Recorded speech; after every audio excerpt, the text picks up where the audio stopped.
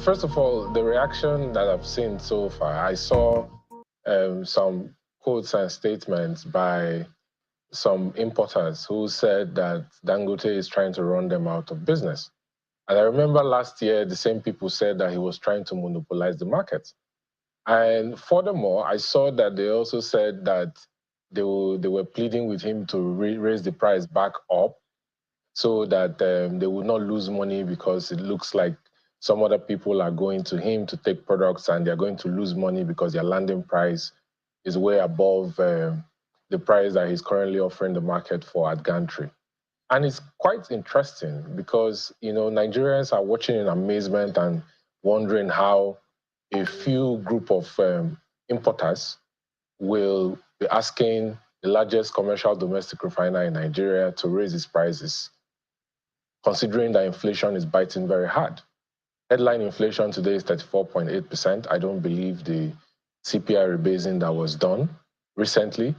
Food inflation is nearly 40% and is even more higher in some parts of Nigeria. So it's quite interesting that they will say that. But given as it may, like the factors to other things.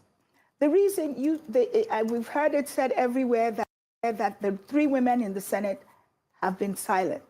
Yes, because silence is golden, especially when one of us is not following the rules. And with certain premises. One, I'm just here on behalf of myself and the other 2 women in the Senate. 2, I'm also here as the Senate chairperson for Women Affairs. The other premise is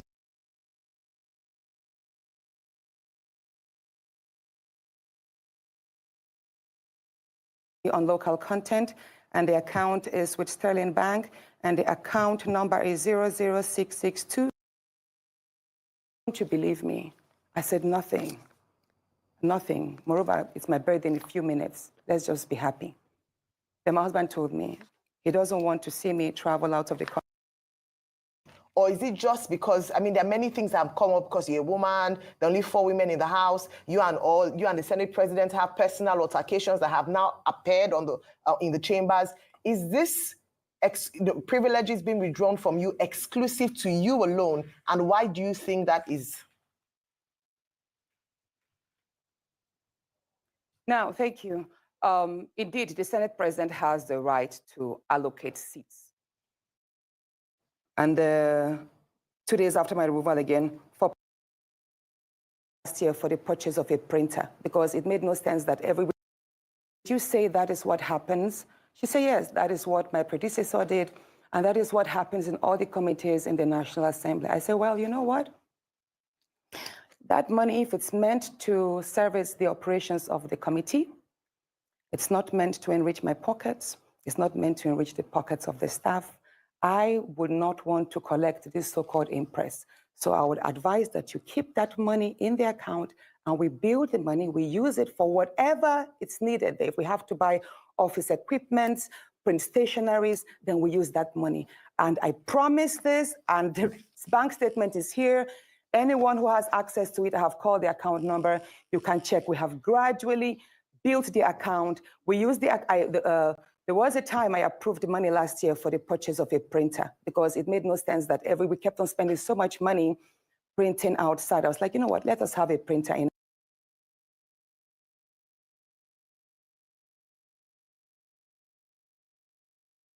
I wanted to move a motion. I wanted to move a motion for this so-called impress.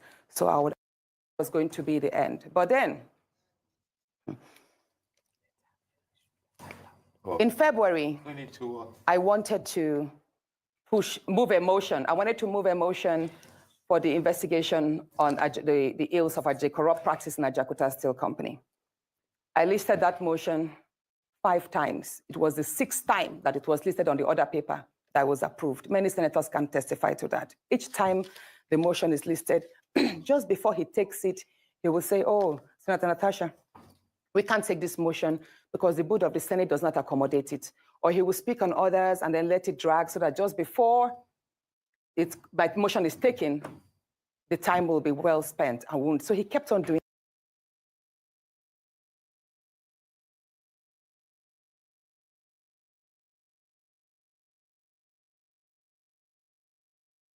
Let me welcome everyone to the live. I appreciate you all for joining me. Greetings to AY, His Excellency, at least Excellency to come, if not yet. He's going to be an Excellency. There is a G-Day. These are some of the heavy hitters, so they are all showing up now. They want to start with Wahala already. Yeah? You see how they are just showing up. Obey is also there. Thank you for joining us, Obey. And half of Turkey is not inside Europe, but I speak the truth. You need to put your camera on. So I thank you for joining me. And I want to also thank all the viewers that have subscribed to my channel. I mean to Niger. Because let me see if I can get this out of the way a bit. What do I do to get this out of the way a bit? So I want to thank the subscribers to the channel and the viewing and all the rest, because this week I got monetized on YouTube. It means I'm not a flop member anymore. Congratulations. This is what they call PT monetizing. They're like floor member monetizing. That's where I am right now with my 531 subscribers. So I really appreciate all the subscriptions and all the rest. So, but it's a way forward, and most of the subscribers came from the channel and all the rest. So I really appreciate that. But that said, let's get back to some serious matters here. So some of the videos I played is regarding Akpoti. I think we will deal with that first, then we go international with the remarkable events. You know, you find out that even the presidents around the world discuss like people like us here. And they have this air of otherworldliness of the way their logic comes together. But clearly, they are just like one of us, and they discuss these issues, have these disagreements. But because it's behind closed doors, this media, they polish it and sanitize it, make it look like it's some kind of holier than thou agreements that they have. And I must say, if I must add anything regarding what I saw, Trump came across as a lot more intelligent than people like to give him credit for. So we'll leave that one for now. So in the meantime, let's go on to this Akpoti issue, because it seems to be heating up and dividing opinions here and there. Some people say she's accused. I think, what's the name of this politician? One other politician of the similar accusations, and he seems to have proven himself innocent somehow. That he's got a passport stamping showing that he wasn't in the country when she was accusing him. I'm not sure in the context of Nigeria, if you stamps in a passport justifies anything, you have to show me that you're overseas when she was accusing you of that stuff before I'll believe you. So that's one of them. But regarding you see, I too, okay, like you, bro. Nice one. I appreciate that. So yeah, so a lot of men, there are different areas I want to highlight about this. Some people just turn against her because they feel like, okay, she's attacking the political party. So there's a political angle to this. Or some people attack her because they don't like the fact that a woman is outspoken like that. I'm not sure those people are quite many. I would like to think they're not that many. Then there are others that actually believe that she's not telling the truth, that Akpabio has a right to do what she's doing. However, there is this other group that just love her because they kept talking about how beautiful she is, and these are the pathetic Nigerian men that always encourages bad habit of Nigerian men, loving light-skinned women and all the rest. I always try to admonish them because you see this over and over again. Women. Yes, you see this over, and I must say it's not only the men; the women do it too. So then they will go to like Dubai. They're like, "Oh, look at the women, so beautiful." Women doing it. Like, what is wrong with you? Stop doing that. You're selling yourself cheap. Stop doing that, and the men too should stop doing that. So, and when they are discussing this woman, many people just keep talking about her looks. All I know about her, yes, she's good looking as a woman from anywhere. She's a mixed race, and but her politics is what I know more about. And I actually support most of the things she stands for, like getting her Jakusta still working, all those sort of things. Those are the areas I really think that people should be looking out for. And she highlighted those things in this confession. Those are the things I wanted to. That's why I highlighted those areas in the video, that she talked about how they were sharing money. What is this sharing money business? If you don't spend it, you share it. If it was me giving that kind of position, I'm not going to spend the money. I want to share it. Why would I spend the money if I don't spend it? I share it. Why would I want to spend it then? That is an incentive for them to share the money. Then you also hear this other aspect where she says it's 5 times she tried to bring up the issue of Ajekuta steel, something so vital to the nation. And Akpabio struck it down or didn't allow it through 5 straight times. The 6th time was when it was allowed. I don't know what you guys make of it. So I will start with AY. So I will try to be as quiet as possible because I've spoken enough now. Then so that I will actually come on later. But I might ask questions. So don't even try to get away with it. This is a have your say, but I should add truths at the end of it, research and evidence based. So, but I know AY is quite solid anyway. Most of you guys here are solid people, so you guys don't get flustered at all. Apart from when we are talking about, we know what AY. So, so what do you think about this? Yeah, on this issue, it's quite sad, right? So I'm not gonna support any of them. But I'm gonna.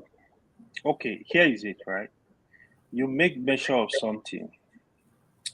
Natasha as a Percy, just like you rightly said, I will give her credit for her intelligence rather than what I don't know what they call beauty. That's off. So I would rather like support her for her intelligence, for her ruggedity, really. But what's going on? Okay, so but if you look at the issues, right, it seems she's quite consistent in accusing men of this kind of things. The one you mentioned now, Reno, I knew when she actually accused Reno was having issue with her friend online. Then she kind of like, Reno was like, oh, the girl was like hitting on him, blah, blah, blah. Then in her defense, she tried to defend her friend. She came up with, oh, when Uhuru Kenyatta visited Abuja, that Reno was hitting on her as well. So Reno brought out an evidence that I was not even in Nigeria when the day you said I tried to have anything to do with you. Reno waited for her. Reno dropped evidence that it's not a stamp on his passport that he was not in Nigeria. She quickly went ahead and deleted her post. She deleted her post. Reno today he put out a message that a lot of media houses in Nigeria, they were reaching out to him to comment on the issue. He now said he's not going to go online, but he put out a post saying that after that incident, people contacted him, including a pastor. He kind of like, because Reno actually wanted to sue her. Then he said they settled the matter out of court. That was how that matter died. If what Reno is saying is true, then there is a question mark, because these are the kind of stuff you don't play with. You people need to know who you are. So that will make a lot of people doubt what she's saying. On the other hand, with the Senate President Akpabio, this is not the first time a woman is accusing him. Two. So there was a woman, I forgot the position she was holding. There was an allegation that Akpabio was sexually harassing her as well. So now you see, you go this way, there are more issues to discuss. What I think is right to do is you can't throw what a Natasha accusation, you can't throw them away. I think, unfortunately, we don't have a Senate that work. If we have a Senate that work, you set up a strong panel of investigation. The IJ can even get involved. But I tell you something for free. This government, the Senate is paddy said it. So trust me, nobody is going to go against the Senate president because they all want favor from him. You see, even her party members are not really standing up for her. So is it true that her seat has been restored to where it was before? Okay. The issue of seat, I needed to comment on that, right? Obviously, it seems there are issues going on. Whatever the issues are, I don't know. But however, we need to know that the Senate president have the power to reallocate your seat. So you have to give him that respect. If the Senate president is giving you a new seat, you gotta move. You don't have options. Yeah, but does she not have a right to the other 10 that she invoked? Yeah, so I'm not a lawyer, but here is my understanding is, so the Senate rule is once you are allocated a new seat, you cannot speak from anywhere. So you have to go to that seat for you to the right I think she was supposed to do was to move to that seat. From there, she invoked other 10. That is my own understanding. Probably people will think differently. So you kind of like, before you complain, you have to basically obey the rules of the house. But from what I observed, they said if somebody raises the other 10, ideally, not necessarily, the Senate head was meant to hear them out. Then he still has the power to decide whichever way he sees fit anyway. So you need to know, these are house rules. This is not Nigeria constitution. So the Senate president, the president of the Senate, actually he has power to overrule even what she say. In my whole understanding, I was a parliamentarian in school. I played a little, did some work in parliament.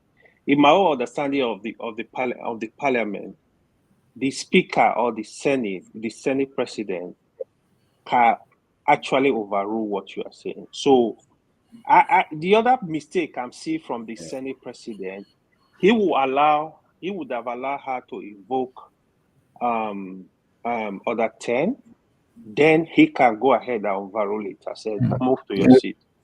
So respectfully, but what he did honorable, instead was shoo her out of the. Yeah, that is where the problem. That is where the problem is. That is where you will know that there were underlying issues before they even appear in that city. So the house was tense. So the Senate president was not patient, herself was not patient. So there were issues. I knew when I saw that video, I knew this is not just started today. There were underlying issue. Whatever it is, if it is the sexual harassment, whatever it is, I can't speak on that. Did you watch the interview Of Natasha? Yeah, I watched the interview on Harassment. I don't know whether I was the only one that heard it, that the night before that day, that she was called by Akpabio and so first by Akpabio, somebody that knows Akpabio, then Akpabio called her regarding the protest that was going to happen in Nigeria, fearing that the protest that he is the most hated politician, that the Dane of Agbo called him to say that he is the most hated politician in Nigeria, that may have something to do with the way Akpoti has been, that nightclub stuff and all those things.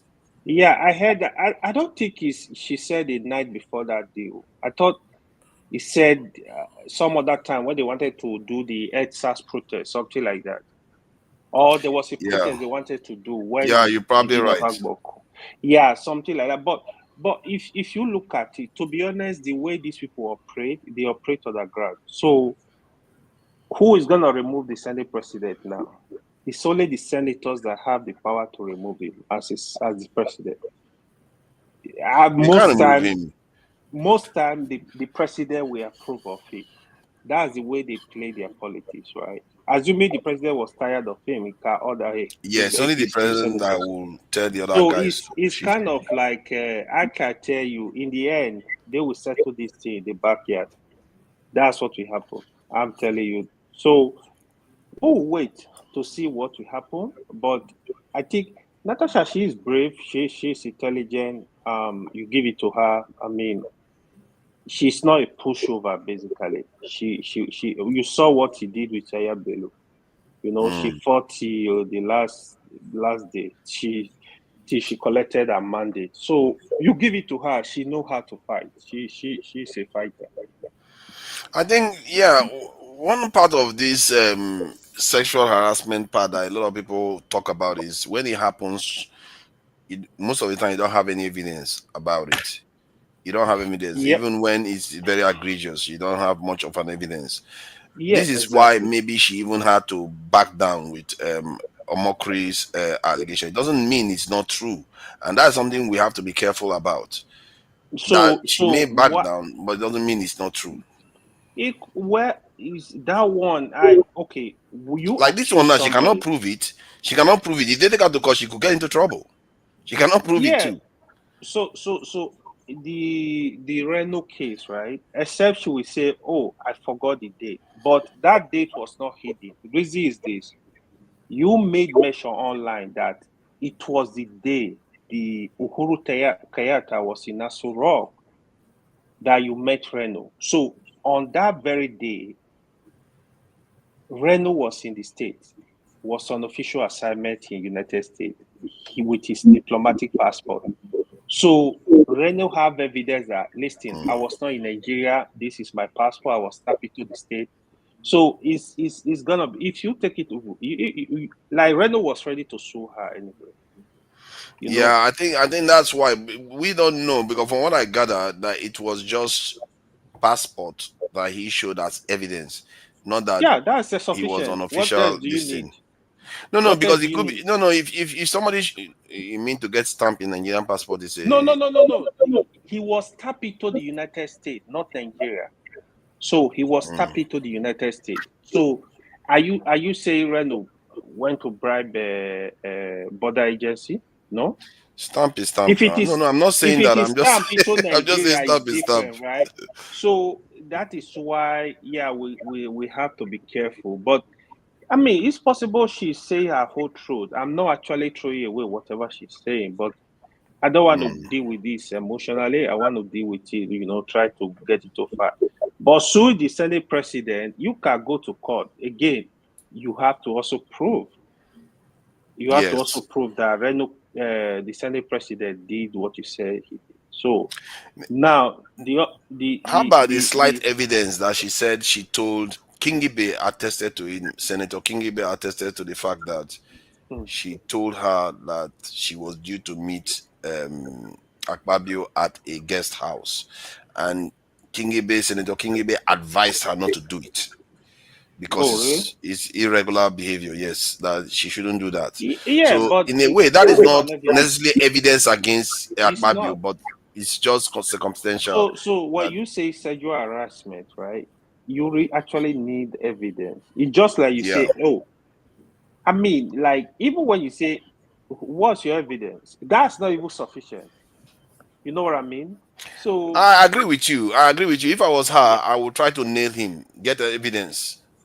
Yeah, when you are with him, you record him doing it. That's the way to finish it off. But today, I think she put out another post that she was referring to the Senate president's wife, that she has evidence, but nobody knows if she has video evidence or whatever. They gotta meet in court. We'll see what happens. If she doesn't have evidence, this is going to be extremely damaging to her. But one thing I'm going to say, right? The Senate president, to be honest, he has not done well, to be honest. As managing the Senate, like, he's unable to do much, man. When you watch people like Saraki, how even though I'm not a fan of Saraki, he was able to coordinate the Senate, was able to manage the people. But this Senate president, he talks anyhow. He has had a lot of issues with people. He behaves like Natasha, just imagine, how do you tell a woman this is not a club, nightclub? That's disrespectful, right? I mean, it's your fellow senator. I mean, you guys have equal rights, but you are just most equal. Not so that we can go to the next person. Part of the culture in the Senate seems to treat senators like individuals that they have their own hierarchies over, not like representatives of people. Like the way Kingibe was addressing Senator Akpoti, like my child and all the rest. Yeah, my child. She's not your child. She's a representative of people that are older than you. No. You need to look at it. She was not talking from the House perspective. I think she was talking from maybe age. Africa, we are used to that, right? She's looking at her. But when you're addressing somebody that is a senator that is under is visual like that, you don't go about talking about, and you notice that Nigerians do that a lot. Small boy, you're just a boy. This is real life. That lady is representing people that are older than her. She's in an office. When somebody holds an office and you're addressing that person as somebody that holds that office, stop calling her a child. She's not one. She's not even a human being anymore. She's somebody is an office holder. She's an office holder that you have to respect the office because she represents the people. So Natasha, she's very brave. The one thing they do in the Senate too, right? Even not only Senate, even the House of Rep, they don't like people that are outspoken. They don't like people that can, that can challenge them, especially the leadership of the Senate, the leadership of the Rep too. They don't like people that can challenge them. They want you to do the paddy thing, like my senator, my president. Yeah, that is how they operate. Thank you. Yeah. And new knowledge doesn't come through when you have that kind of stuff because everybody just thinks in one direction. Jide, welcome. So what do you make of this we didn't talk about the Dangote.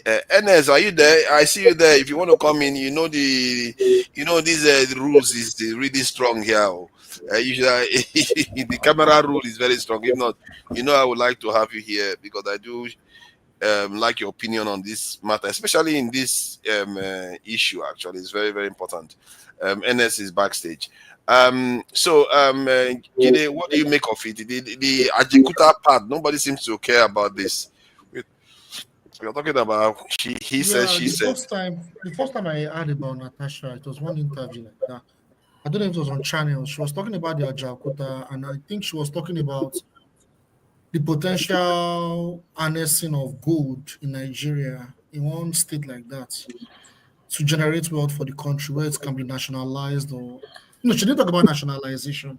I take that back. She was talking about foreign investments, if we could pour foreign investments on gold in Nigeria. We have so many mineral reserves, and that can be harnessed to generate wealth. One interview, and that was I saw her as someone that was... I didn't agree with some of the points she made, but I saw her thinking process, and I'm like, this person is quite intelligent.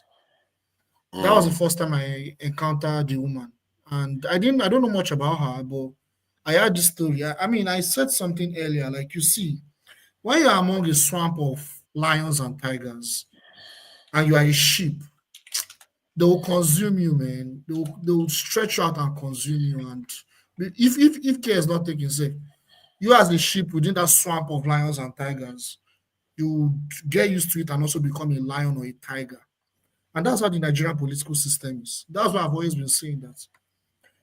All these things, at the end of the day, what is happening to her is just a manifestation of the reality of the Nigerian political class, of the Nigerian political system. It's a manifestation of it, And because of our experience, even though I'm not a feminist, I'm not into this gender equality thing and all, but I will understand why a lot of women that really want to make a change in Nigeria will not want to go into politics, seeing what has happened with the whole situation with the woman. I've said that, I've said it before, that I still feel like overall, if you look at what's going on, I'm still not really convinced it's a story I should be so much concerned about. If I live in, even if I lived in Nigeria, I don't think. In fact, if I was living in Nigeria and this story is what is trending in Nigeria, I'll be very concerned. I'll be more concerned because, like I said, these are part of the distraction strategy of the so-called media and political class. These are personality clashes. Even though I'm on the side of the woman, like I said earlier, but I still feel like if we have strong institutions, like I mentioned earlier, when I think it was part 1 or part 2 when I joined. If we have proper institutions, they can take care of this thing. They can carry out the investigation, and justice will be served. But the truth is, Nigeria do not have the proper institutions. We don't have any. Even the justice system is very poor. It's very weak. It has been hijacked by the oligarchs in Nigeria, by the elites.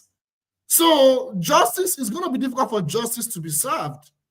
Because like I said, that country itself, the institutions, the system has been hijacked by the oligarchs, So she's a victim of it.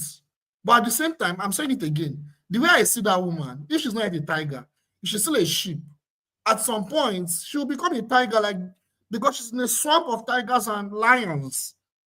That's what that's why I'm concerned about her. I'm concerned about her, but I'm not really concerned so much about the story. You get what I'm saying? That's what I've always said, that the solution, the ultimate solution, is to get all these guys out of that swamp. So, but what do you mean by you are concerned about her? Because of what I'm concerned about her as an individual is she has good intentions. I said it earlier in the show that the political class are oppressors, no doubt about that. But I see her as a good person that has good intentions. But whatever good intentions she has for Nigeria will be sabotaged by the political class. That's why I'm concerned for her.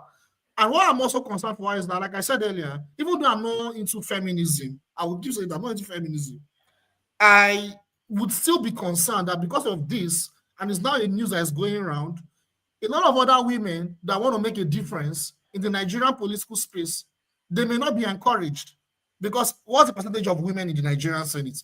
I don't think they're even up to 5%.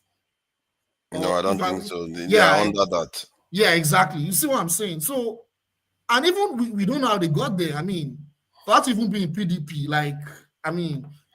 she fought tooth and nail now. She fought tooth and nail. Didn't you see what Bello did to her? They destroyed the road just to stop her voters from going to vote. This is a lady that fought her way to where she is right now. There was a time she was trying to repair a road, and they tried to stop her from doing it, and she went on to fix that road. And with all kinds of accusations against her. She's run for office before and she lost, I think, if I'm not mistaken, and with all kinds of accusation, intimidation that has occurred to her. So you hear all kinds of nasty things people say about her. Yes, people forget that these are individuals, and some of the things they are accusing her of, they forget that it's actually legal. Like they'll say she's promiscuous, or she goes with this man, she goes with that man, or some people will just accuse her of being all kinds of stuff. Like the way the Akpabio himself talked about nightclubs. Some of all those things, I feel like that's besides the point. The woman, in terms of politics, the things she's doing in politics itself is actually positive things. She fixes the road. I've not heard of one accusation against her that she's done wrong in the Senate. All I've seen her trying to do is do the right thing. I really wish she came to Dr. Damages, because she was here before, so that we can be following what she's actually doing. But we don't know. 5 times she asked for Ajekuta still to be looked into. The 6th time before they looked into it. So we'll be watching this space, and I like your point, the way you look at it in terms of the culture of the Senate. But what are we going to do? Do you have anything to add about the money sharing? What do you think about that? Yeah, it's part of this. It's part of what I'm saying. Like, that was why I gave the analogy of lions and tigers, because among lions and tigers and stuff, and you are one way or the other, you'll be implicated by it. You know, so is it something you want to be stopped? This money sharing business? It's going to be difficult for us as an individual to stop it. How about you? What would you like to see? Yeah, I want changes. That's why I said we need institutions. You see kind of wishy-washy says, I want changes. I am asking you, would you like them to stop sharing money? Today is planning to go to the Senate. That is scaring you. He's not answering, no. He's answering like a politician. No. I mean, of course, I would not encourage sharing at all. Like, I would do everything in my power to make sure, like, the money is invested efficiently in the people of Nigeria. And in fact, my major advocate for that, and that's what I've been saying since, my major advocate is less government expenditure spending, you know. And that's part of what I'm saying. They are oppressors. Like, why would the Senate look at their salaries, for crying out loud? It's very expensive. It's very, very expensive. That's why I said that when you're among lions and tigers, if you're a sheep, it's either they turn you apart, they tear you apart, or you become like them. Because you see, that's what I talk about the system. Look how much money they spend, the billions of naira they spend on government expenditure. And Nigerians are suffering. The minimum wage of Nigerians is not even up to 0.5% of what a senator is earning. The minimum wage of Nigerians.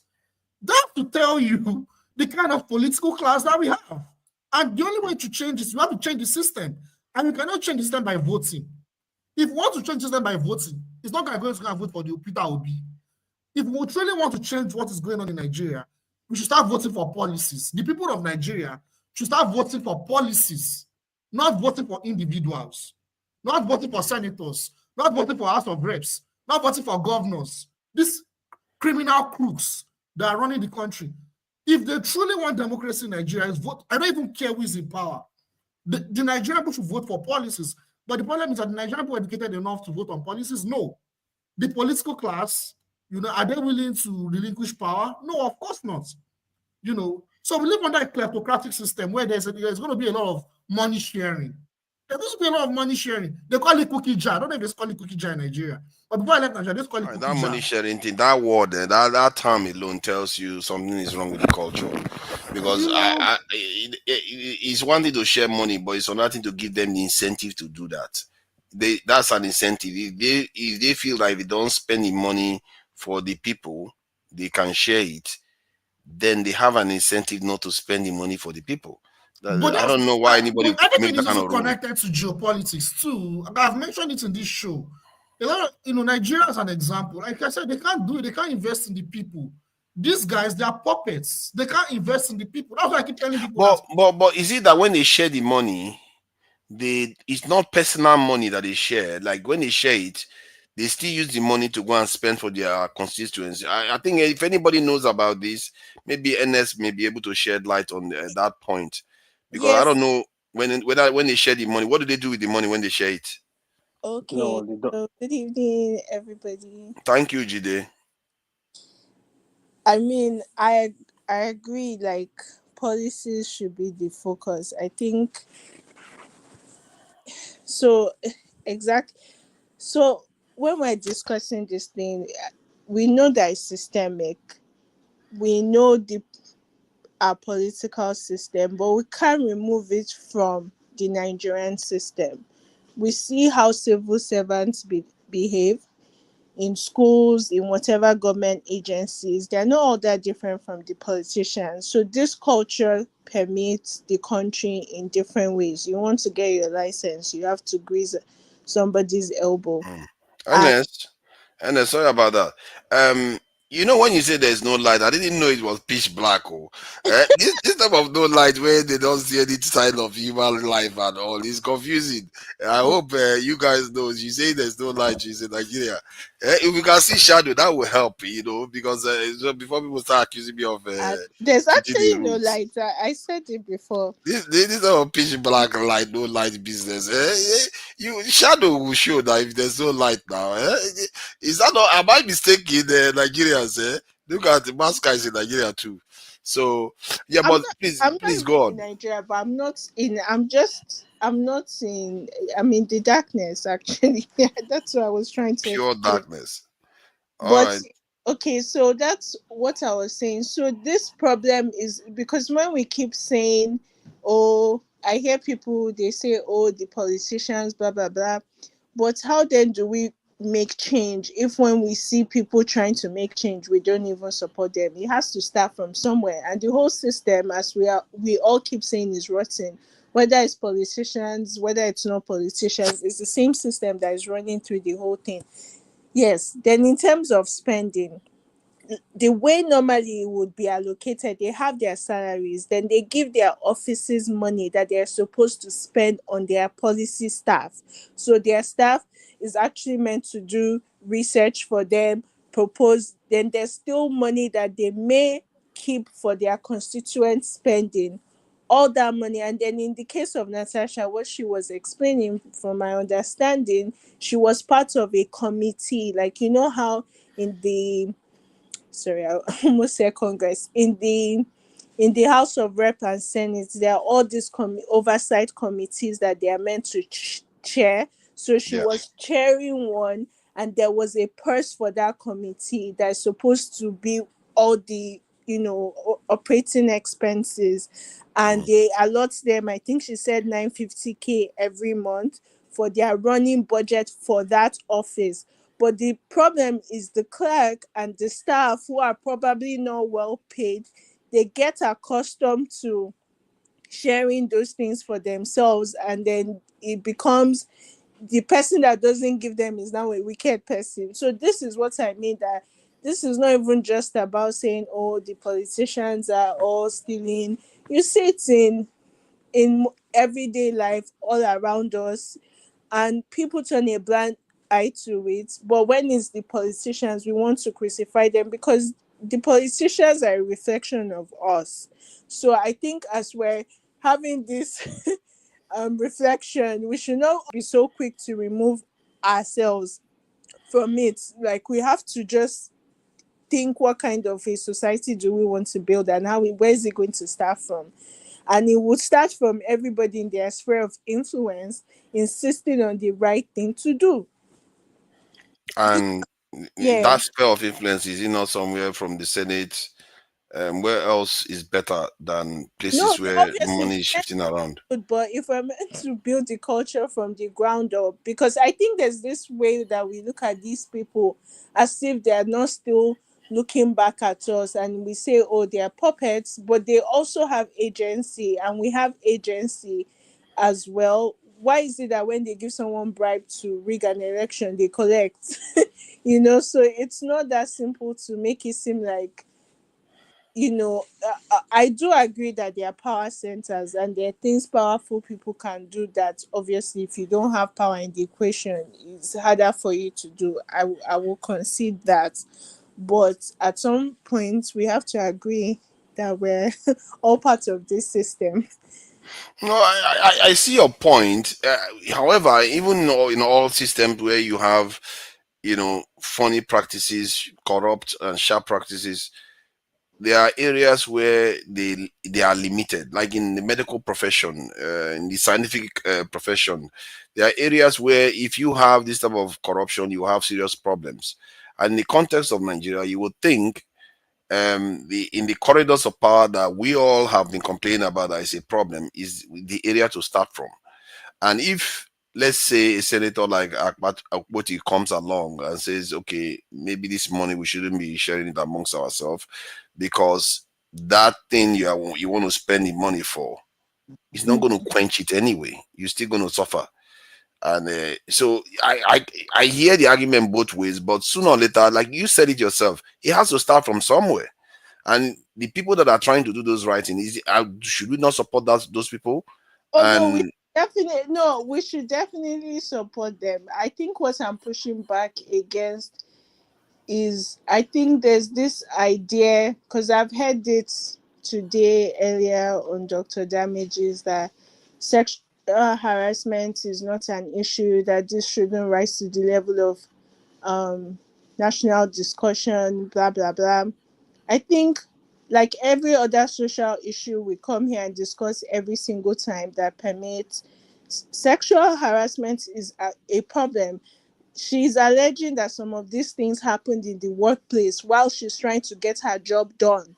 Like, then it becomes a problem. Then someone says you can't prove anything. You can hardly ever prove sexual harassment. That's why even in a country like the US, where criminal burden of proof is beyond a reasonable doubt, that's the typical criminal burden of proof. But for sexual harassment, it's preponderance of evidence. What that means is that, are you more likely to be saying the truth? Because they recognize that in he said, she said, something that is private, like, it's going to be very hard to prove anything beyond a reasonable doubt. So that's why it becomes, oh, how likely is it that this person is saying the truth? Knowing everything that we know about the person, knowing all that they presented, what is their character like? Because that's how you now have to judge this case. And it's true everywhere. It will be true for Nigeria. Like, it's going to be hard to prove, but at the same time, we shouldn't then dismiss it and say, oh, this doesn't rise to the level of national discussion. This is hindering her work. Like you said, you're bringing a bill 5 times, 6 times. You are disrupting my work. Like, so it needs to be handled and tackled. So this is not a private issue anymore. It happened in the workplace. That is the issue. And is it not this same Akpabio that went and passed the bill for Nigeria to start singing Oyibo people's national anthem within a week? That is now struggling to pass, talk about Ajakuta still 5 times. This same Akpabio is the one that did all that and called the same lady. I'm not so sympathetic to him because all I've seen of him is not very positive. But that's just me. About the sexual harassment thing. I think she's right. I need to talk about that thing. I know earlier in the show. Sorry. There's a honored guest from Nigeria. Okay. Sorry, don't worry. You are going to come. I have to respond to something she said. What she said. Okay, was just do that briefly so that we can bring a master in. Yeah, I don't know if she was referring to me, but I hope not. So earlier in the day, I didn't say sexual harassment should not be a discourse.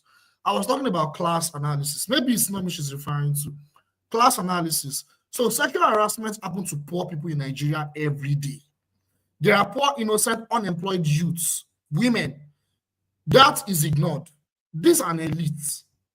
I'll give an example with the NSAS, right? What made NSAS? Before NSAS, for years, poor people of Nigeria have been undergoing police brutality. There are many innocent Nigerians, poor Nigerians, that are in jail, right? But nobody talks about, no one cares. Sexual harassment, sexual harassment. Women are sexually harassed in Nigeria probably every day, right? We know this. But because it is now an elite that is affected, why does it have to be that whenever it affects the elites, that is when we have these conversations? That's why I said that in Nigeria, if we don't want to fix Nigeria, we need to start looking at class analysis. That was what I was saying, but maybe I wasn't what she was referring to. To be fair, elites generally, their issues are generally highlighted at the top. I'm beginning to think, just like office holders, elites they tend to be representative of the people and the culture that flows downstream. So their power or them as entity, individuals as entity, they tend to represent more. But that's whatever reason, the institution will not care for the oppressed people. It's still going to be just the elite. They'll focus on and they'll move on. To be fair, I've heard of cases where, like, a policewoman that was trying sexually harassed by a superior.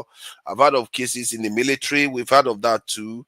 So it's not, to be fair, we've heard of other cases that are not necessarily at the highest rung of the society. So it happens more to them that we don't hear about. That's true. But it's not totally ignored. And because this one, if it's happening, it's affecting those people at the bottom. Because if Ajakuta still comes alive, who doesn't gain from it? So you see what I mean? If they misbehave at the top, the effect cascades down. But if the bricklayer misbehaves, the effect is just he just stops there. So this is why we people respond instinctively to elites when things happen to them. So Maska, thank you for joining us. I really appreciate you. You know, Nigeria is not easy. But I'm really curious to hear what you think about it because you are on the ground. Welcome. Thank you, forefathers. Thank you, AY, for your Ramadan message. Okay. Happy Unfortunately, Ramadan to my fellow Muslims. Happy I have Happy to. I'm Ramadan. actually not Happy happy. Ramadan to Maska, but I will have to Master, subscribe happy AY, Ramadan. and I speak the truth. I don't deserve it. Can you guys Uh, hear me? yes, we can hear you.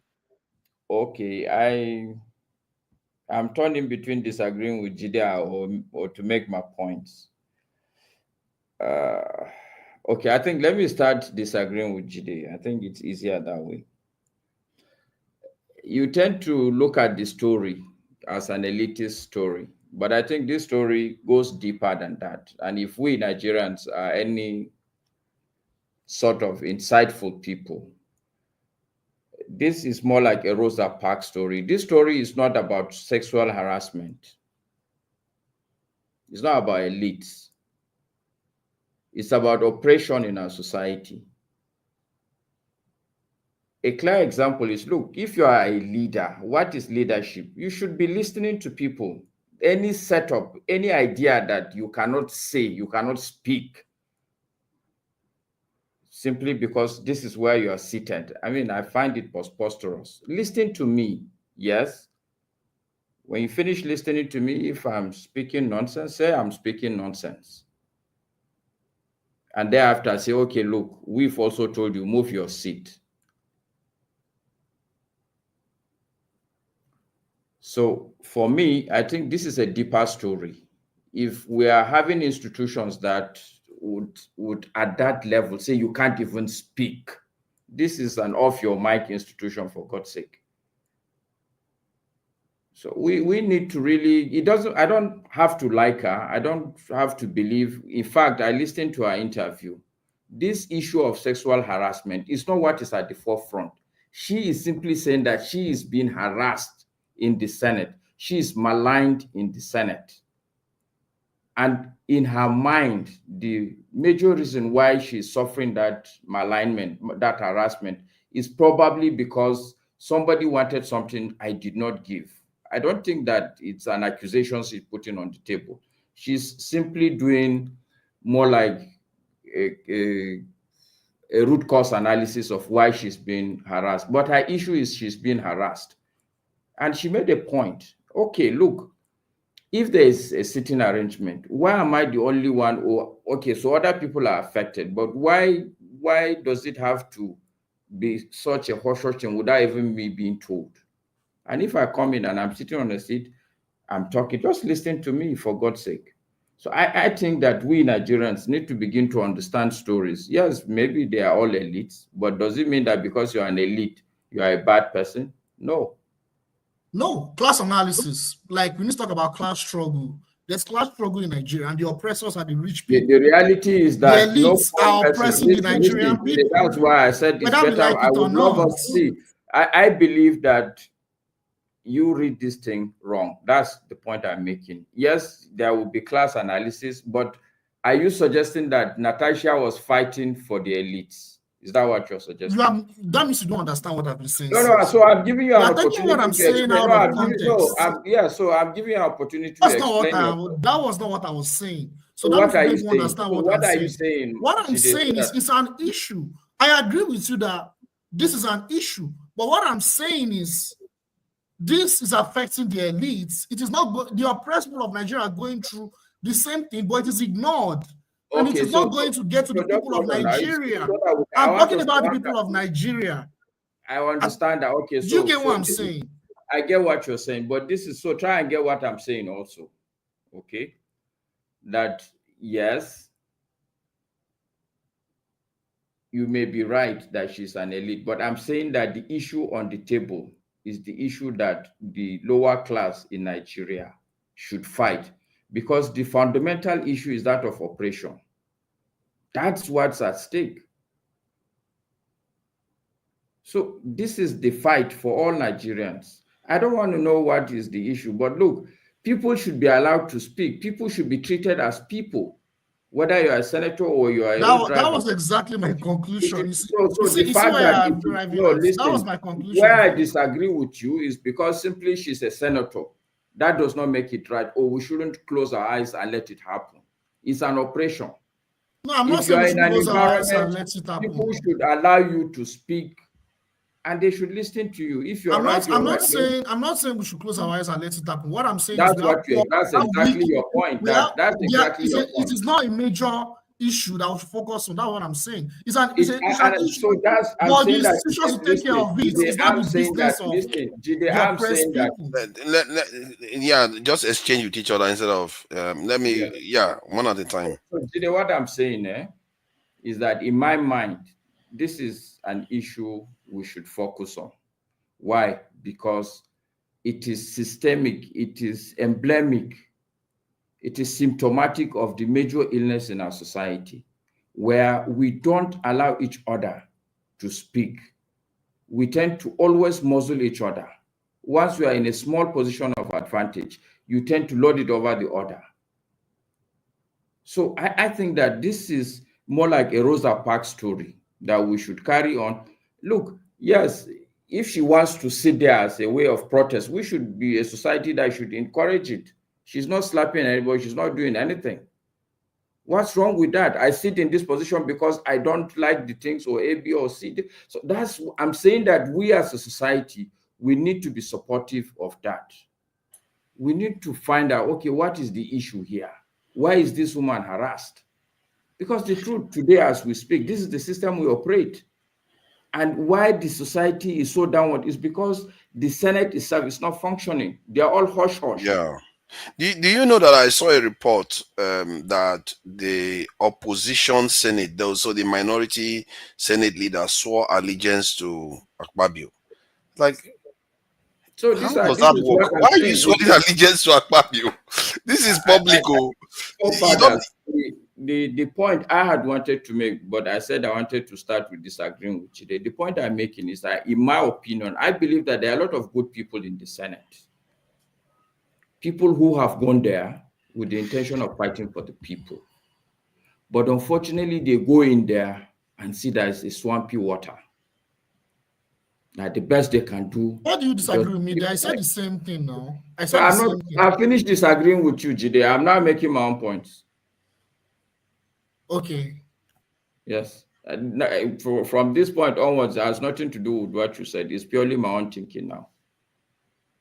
Okay, so I'm saying that, in my opinion, I believe there are a lot of good people who go out there. But look, the way the place is now, they can't even speak. We accuse all these labor people that went there, and we say they don't do anything. But the truth is that, give them the benefit of doubt, that place is worse than Nigeria, if you ask me. So I'm saying that if somebody wants to start speaking out from inside the Senate, all Nigerians should line up behind that person. This is this is just my thinking. Is it that you said something about good people being in the Senate?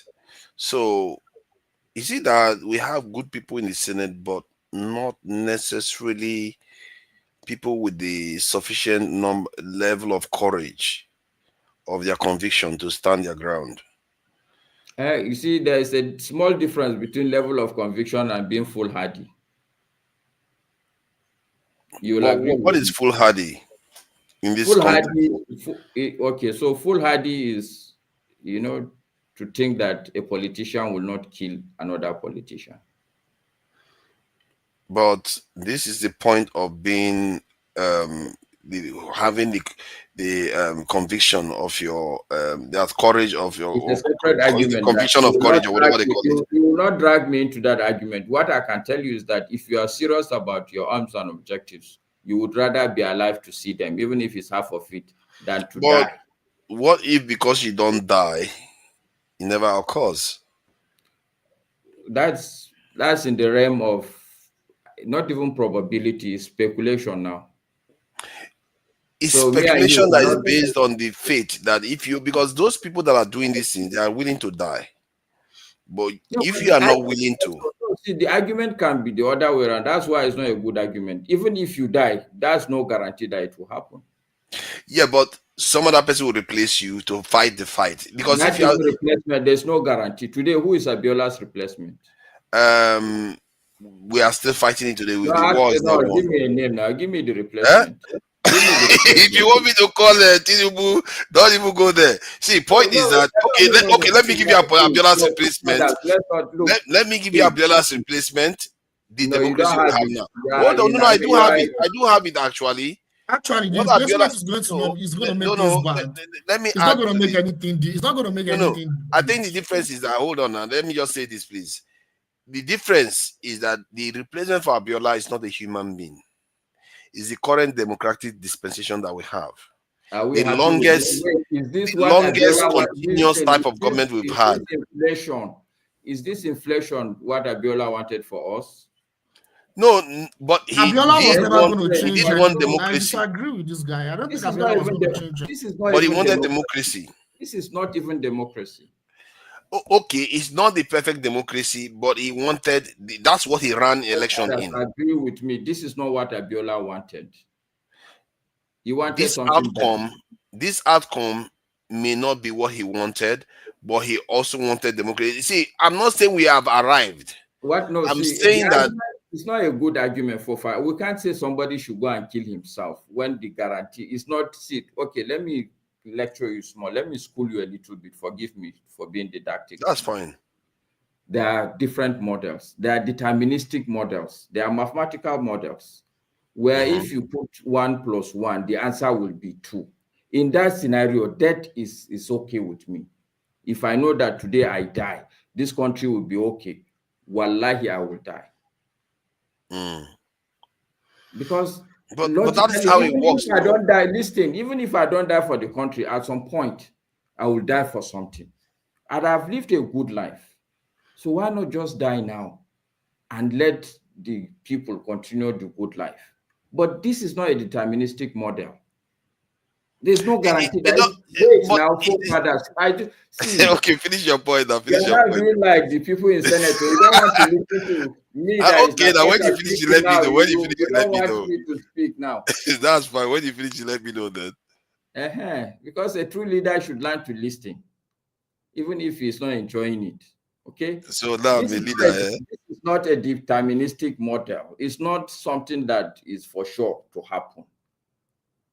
There is also a probabilistic model where there's probability. You can begin to calculate the probability. What you are even suggesting is not a probabilistic model. It's not like there is some numbers you can crunch and get a result at the end of the day and determine whether it's possible or it's not possible. Is it 90%, 80% possible? And then maybe you even calculate your confidence interval. Some of the people around that are statisticians will understand what I'm saying. This is not even a probabilistic model. It's just pure speculation. You're just thinking with no parameters around your thinking, just thinking that, oh, maybe the guy should die. Actually, so I'm saying that, look, if it's not the deterministic model, don't even bring that because it's too much of a sacrifice with no commensurate guarantee at the end of that sacrifice. I don't want to have that argument. That's all I'm saying. I'm saying that there are good people in the Senate. Yeah, but I'm also saying that the reason why I say this is because it is true. I believe that there's a lot of good people in Nigeria. But the reason why the outcome we desire already inside the leadership, including the Senate everywhere, the reason why we have not gotten what we need is because the people that we have, their way of thinking is not about let's do this, and no matter what happens, even if I pay with my own life, because let's face it, let me remind you, hold on now.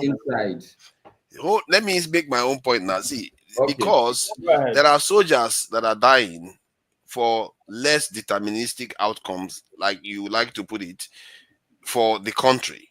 protecting the safety of those good people that are in the Senate. So when I look at it, I ask myself, believe me, I know one of them that died last year when I was going to Nigeria. Somebody that I worked with in Nigeria, he lost his life while helping Nigeria and all the rest. So, and his mother lost her life to Boko Haram bombing in Abuja.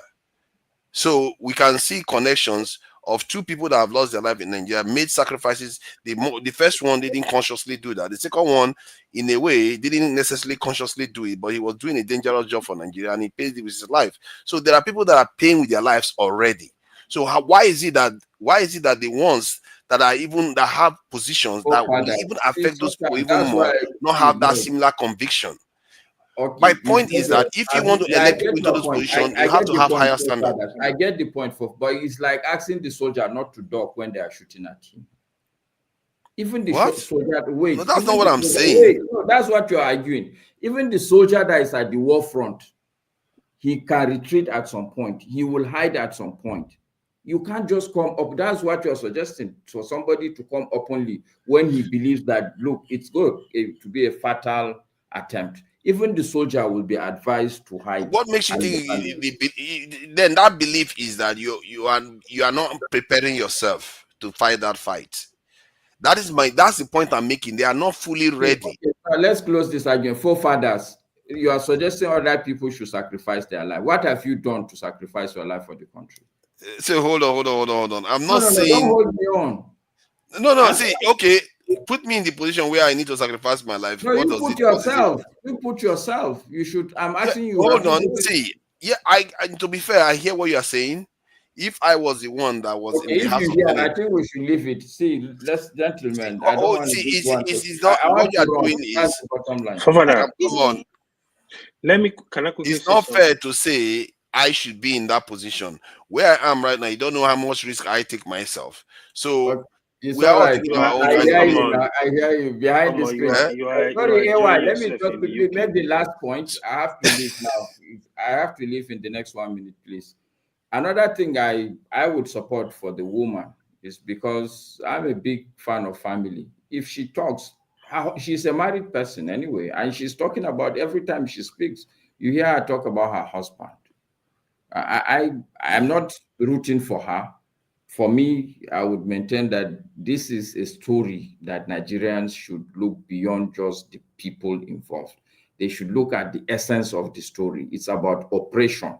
It's about, at the highest level in this country, people not allowing people to speak, people muzzling people trying to use all sorts of apparatus to just make sure that they rubbish you. That's my take on the story. I have to run, gentlemen. I love being among you guys. Yeah. Thank you for joining us. It's partial. Yeah, go ahead. 1 minute. So, what Masker was saying now, he made mention of something I need to highlight. He said the Senate is actually worse than Nigeria. Actually, he was so on point. So let me just give you a breakdown what is going on in the Senate and Rep, right? That place is like a court. So first of all, the genesis of the problem in the Senate, they are not allowed to choose their leader independently. That is not happening. So the president basically pointed, or the party pointed, this is who we want. Is the loyal person. It's issue of loyalty to the president. It's issue of loyalty to the party. That's the beginning of the problem. Then the Senate president is like a mini god in the parliament. What you see going on, Natasha started in less than 2 months. She was given chairman of a committee, local content committee. Ordinarily, a ranking senator is supposed to have that. Of course, that is when the going was good. She was a friend. The husband herself were friends to the Senate president on a personal level. Was a setup. Hold on. It was not a setup. I need to explain. So what is going on is the Senate president see you as a loyalist. When they are debating on issue, they will give you preference to speak on issues because they know you are not going to hold them. You are not going to go against the Senate. That's one. If you are not a loyalist, like an opposition, the reason I'm explaining this is not only the women. If you are an opposition that is not loyal to them, or you are even a party member that is not loyal, trust me, they're gonna just treat you like trash. You can raise up your hand like 10 times, it's only once you will be recognized on matters that are not important. They're looking for people to move motions, they have to be loyal people. So that is what go on. So you basically be sidelined. In terms of committee, nobody will give you a good committee, chairman of any good committee. They will add you to committees where you will not have the effect on what is going on. So that is what they do. It's until we clean up the system where the senators will come together and actually vote in the real democratic process, where they will be able to elect their Senate president. You have the power to elect, you have the power to impeach.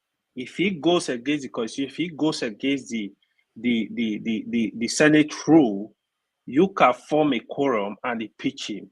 Until this kind of things, I mean, just like what is happening in Nigeria too, the whole system is just a mess. That is when you will see big improvement. People will be able to speak on issue. People, like, the rules is gonna be followed properly. But otherwise, so that's the struggle. It's not only because Natasha is a woman. Other senators, even men, they pass through this kind of even the other lady, the other woman, what's her name? What's it? The one in Abuja. Yeah, you know, Kingibe. she complained for a long time, Kingibe. She complained for a long time. It seems now she's kind of like good book of the president. So when you do that, even like you want constituency project, you go meet the president, you know, it's gonna I need this, my people need this. They can easily approve it for you. Otherwise, you are the bad guy. So it's sad, but that is exactly what is going on. Enes, you wanted to say something about setup? No, I just think I don't know. I'm not there with them. I'm just saying he said it was because she was in the good books, or it could be a setup. We saw how that what would the former was he youth leader, female youth leader of the APC. I think she had a ministry as well. What's her name again? The lady from Delta State? She should be from Akpabio State. So is it Yeah, I remember that woman, but I think I've forgotten her name. Better. Like minister or something. No, not Better Edu. Better Edu, she's from Cross River, not from Akwa Ibom. Oh. But I'm just saying that we don't know. It could be a place for her to misappropriate funds, and then they will have. No, she didn't even misappropriate funds. I know she didn't. I'm saying you seeing it automatically as her being in the good books. I don't necessarily agree. No, they were personal friends. Trust me, the Senate president and the family are personal friends before she became a senator. Yes. That's a fact. Yeah. No, that's true. I feel like what I've noticed about her is that she's quite strategic and she will do what is necessary. And she's a fighter, so. Oh yeah. Natasha, she's a fighter. That's the honest truth. I guess she is. I really who is next? I think it's Kando that is next. Oh, look at that. Yes. Who is that? Is the great forefather that is looking for my trouble. He decided to come and look for my trouble today.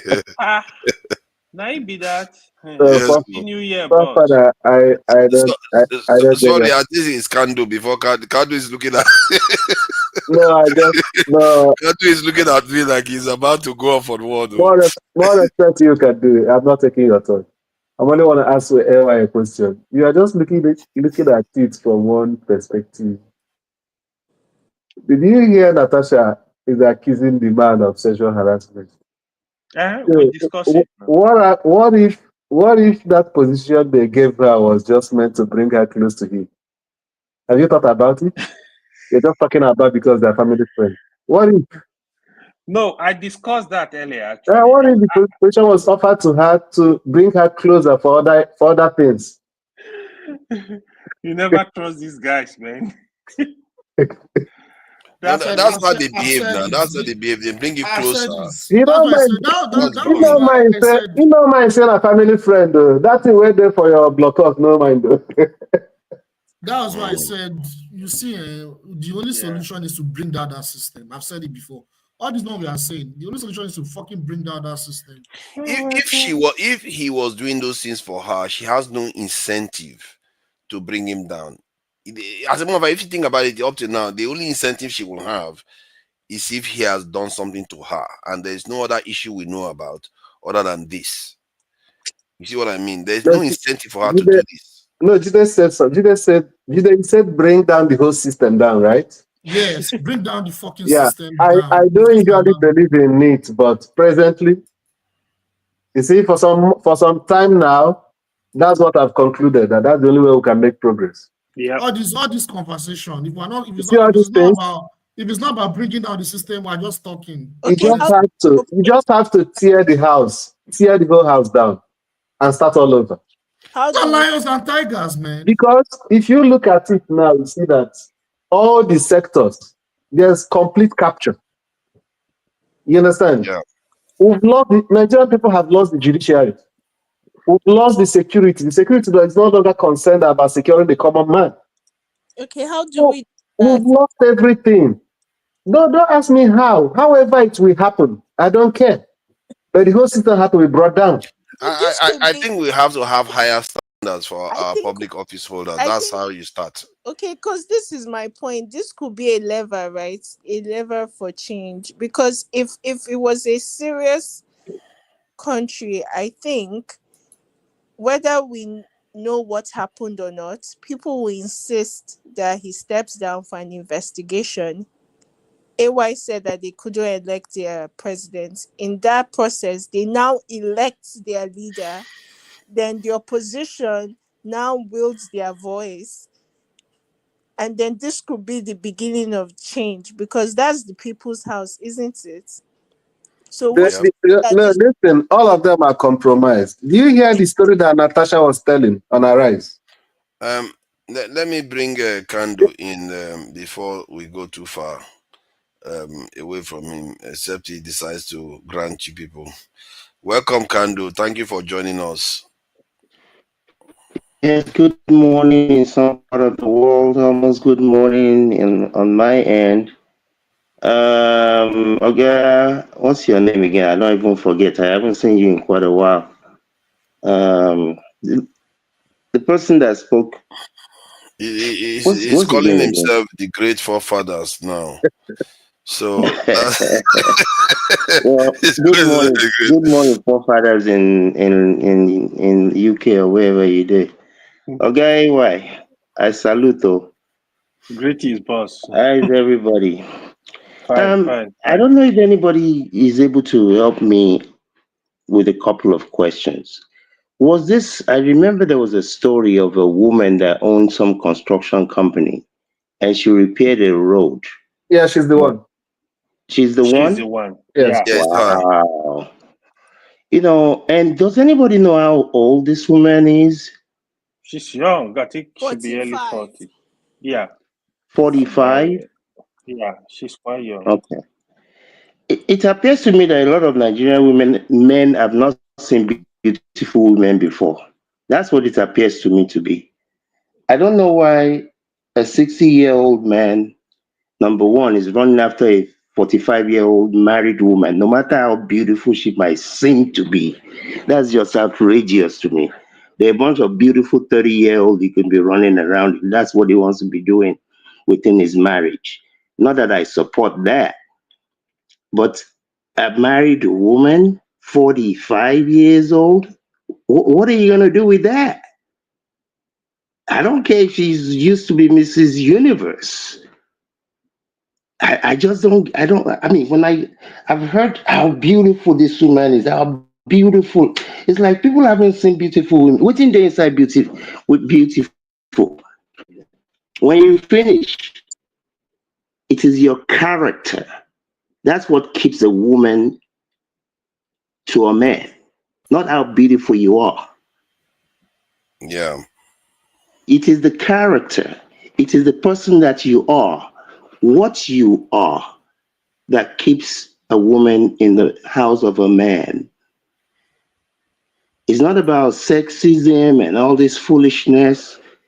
No, there are a lot of beautiful women all over the world. In Hollywood, they get divorced every single day. Within the inside beauty, beauty. I mean, I'm. Every time I hear these things with Nigerian, Kando, you know the part of it that I find a little bit unseemly, especially when our men see a fair-skinned woman that is not, she's mixed race, is why she's even that fair.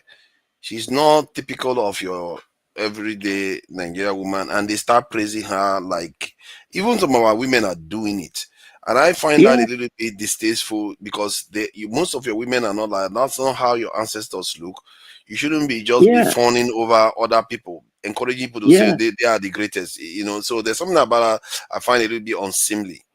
But yeah. please go ahead.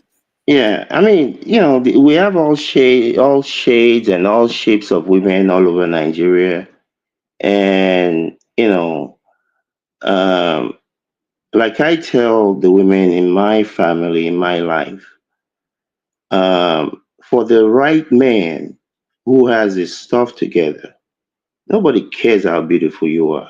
Trust me, I don't. You can be as beautiful as whoever you want to be.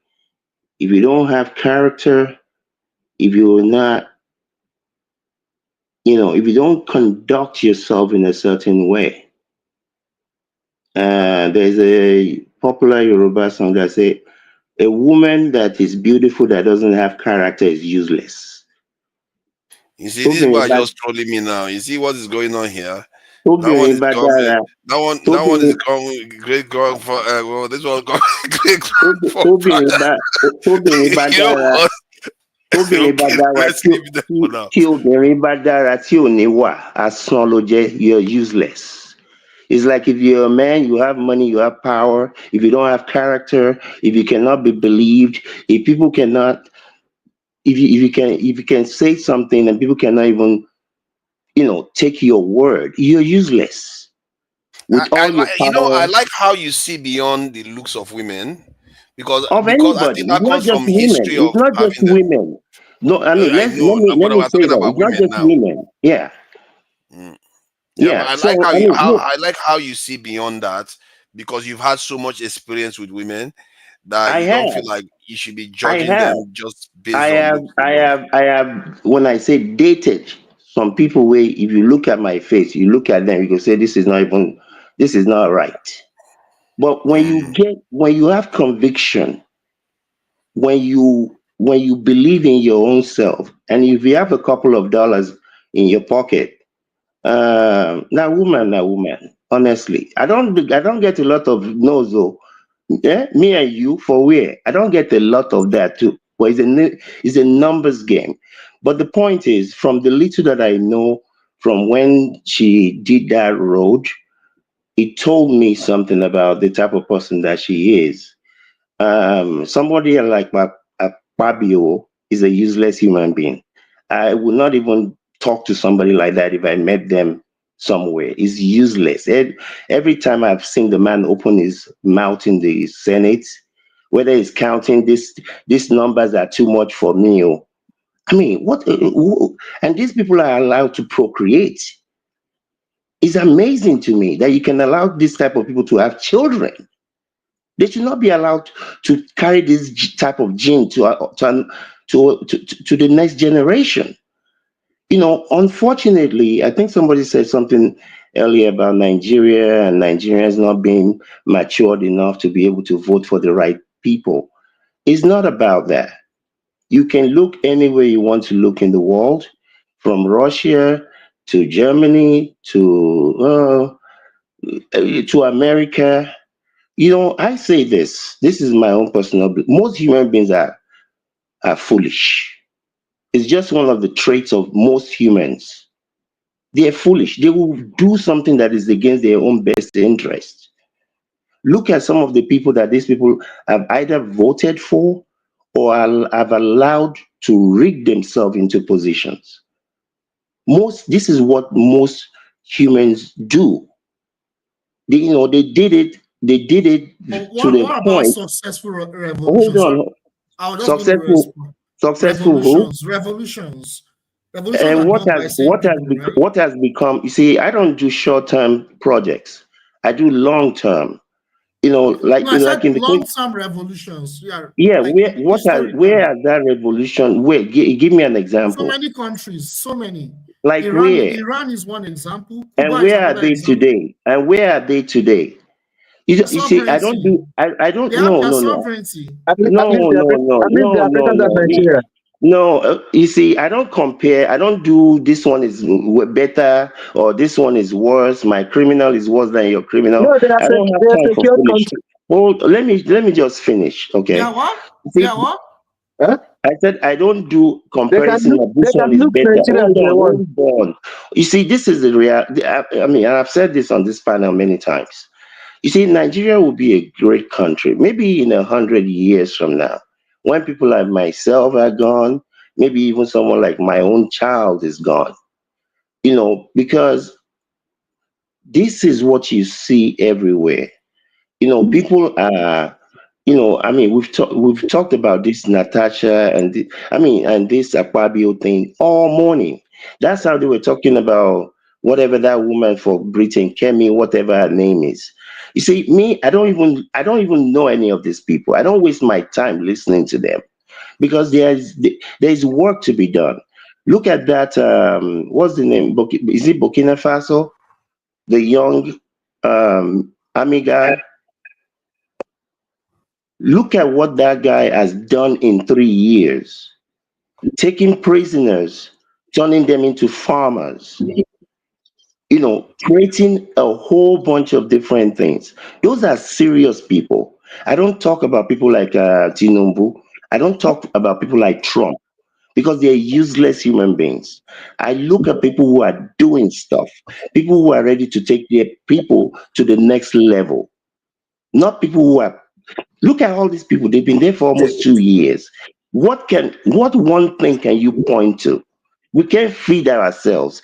A country who is not able to feed itself with the resources that you have, land, water, air, everything, you don't deserve to live. You deserve to perish. So it's not a matter of until Nigeria gets some better people. There are no better people anywhere. The better people are the people that are there now. If they're not going to do the work, then let's perish. Thank you. Sorry, don't be Thank offended. you. Hello, everyone. Is that You have to go Jeremy? Did somebody say they were before things offended? can get better. Wait. Did somebody say they were offended? No. He said you should not be offended. Oh, me offended. I don't have time for foolishness. What I do is I find people. Hold on. What I do is I find people on the ground in Nigeria. Okay, go ahead. Sorry. Jeremy, you are delayed. So It appears you're delayed. good evening. Forefathers, how you doing, man? How you doing today? Fellow I'm doing panelists, how you good, doing today? Jeremy. Welcome. Sorry, I don't mean to interrupt him actually. So sorry about that. But I wanted to say this. You know, in the middle of him saying now that it will take that's his generation, of course, some of our parents' generation, our generation, and maybe our children's generation going before things will get better. You know, he said something about that. And then at the same time, when he was saying that, he also brought an instance of a proactive. Your audio is shaky. Your audio is shaky. You may need to go in and come back. Your audio is shaky, Jeremy. Great forefather. Sorry, the network is fluctuating. Yeah, it's shaky. I don't know whether you need to come back with because your audio Sorry, is the network is fluctuating. Can you guys hear me now? So it's after saying about our generation going, he also brought instance. You need to come back. It's delayed. Is Go and come back in. Jeff, are you in the UK? Yeah, so no, he's not in the UK. He's in How the come his network is fluctuating? He's in the state you are in. He's in No, the state it can't you be are in the state. you are trying to think pass. Are you honestly, suggesting that he's in Nigeria? I think UK people need to talk to Tinubu. Maybe he can give He's in them the some state you are in. fiber He's in link. America. He's right next to He you. can help you guys with internet. We can That help is you that guys. is how CM network is. That is how CM network is over there in the UK all the Even for time. father, sometimes all of them they are struggling. CM is living in the north, so yeah, he's living like in the equivalent of Bible Belt in America, in the UK. So yeah, because the turn, if we are going by turn, after can do, we should have a great forefather, which is Steph. Steph was his original name. But now people are trolling me left and right. We have great grandfather. Welcome, this is great forefathers. Sorry. Okay. Is it my turn now? Yes, it's your turn. This thing about nobody seems to be talking about the things he tried to do, like a Jakuta and the fact that they are sharing money. For me, that's the biggest one. Okay, Until we have can I evidence of the accusation. Exactly. That's the area I'm going. That can I talk about because Joe? somebody was talking about Yeah, somebody. NS, let great forefather say his piece first, then you can come in, or you can interject later on.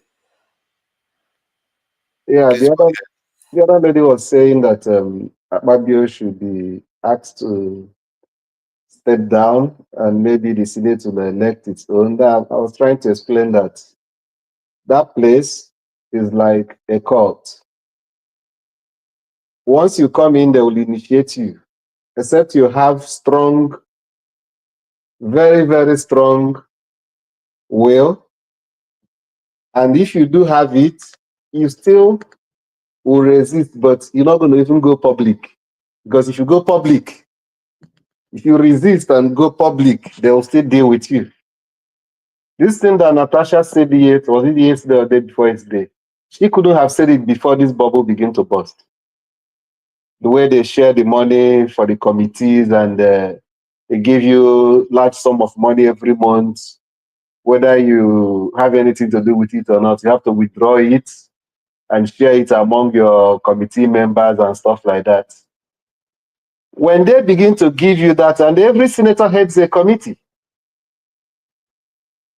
when they begin to give you such amount of money, is it not compromising you they're doing?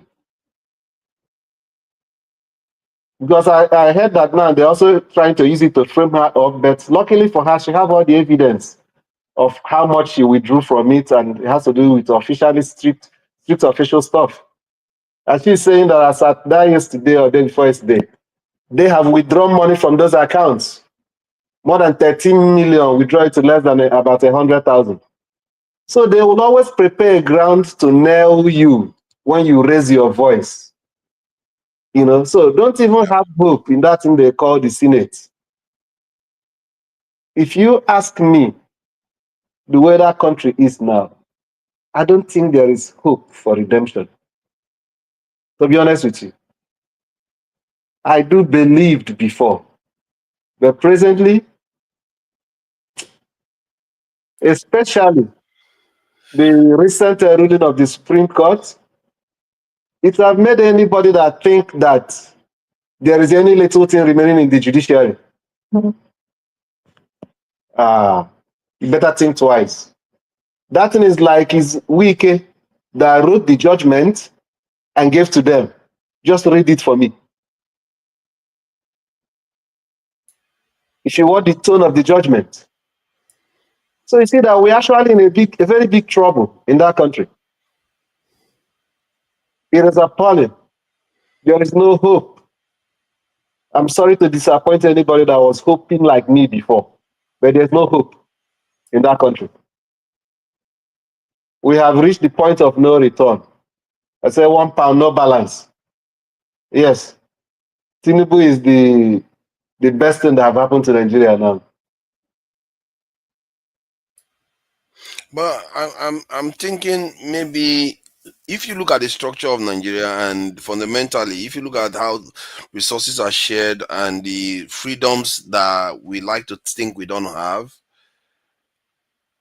there's a way you could argue that Nigeria, in terms of the legalities, the structure, the way we like to everything to be representative, is actually structured relatively okay. If you compare it to the UK, the UK is very one-sided, very, very one-sided country where the South controls everything in the UK. And yet they use it to conquer the world. So, and even in America, we know there's a lot of corruption going on, and some parts of America don't have as much power as the others, and all kind of nonsense goes on there too. Don't reduce this thing to parts. I'm not talking of part of country or no part of country. I'm talking of Nigeria as a unit. Yeah, but that's what I'm saying now. But for you to say the unit is failing, the point I'm trying to make, if a group of people have captured the state apparatus to serve their own purpose, and you are not part of the agenda, both from the security to judiciary. But why would you believe that? Even when Akpoti, from what she said, even indicates a level of weakness that they've displayed, I don't consider them as powerful as people like to think. Think about it. Akpoti was talking about how Akpabio was worried that he was going to be attacked. The people who attack him, the people that are protesting for bad governance, they will attack him, that he's the most hated guy. So they are quite more vulnerable than we like to believe, but we just don't see it. We don't hear it even when they're telling us. Okay, that's Akpoti's report. What did Akpabio say? What was his public statement in that period? He is saying that he's going to shoot anybody that tries to come after him. No. The one he made in public by himself.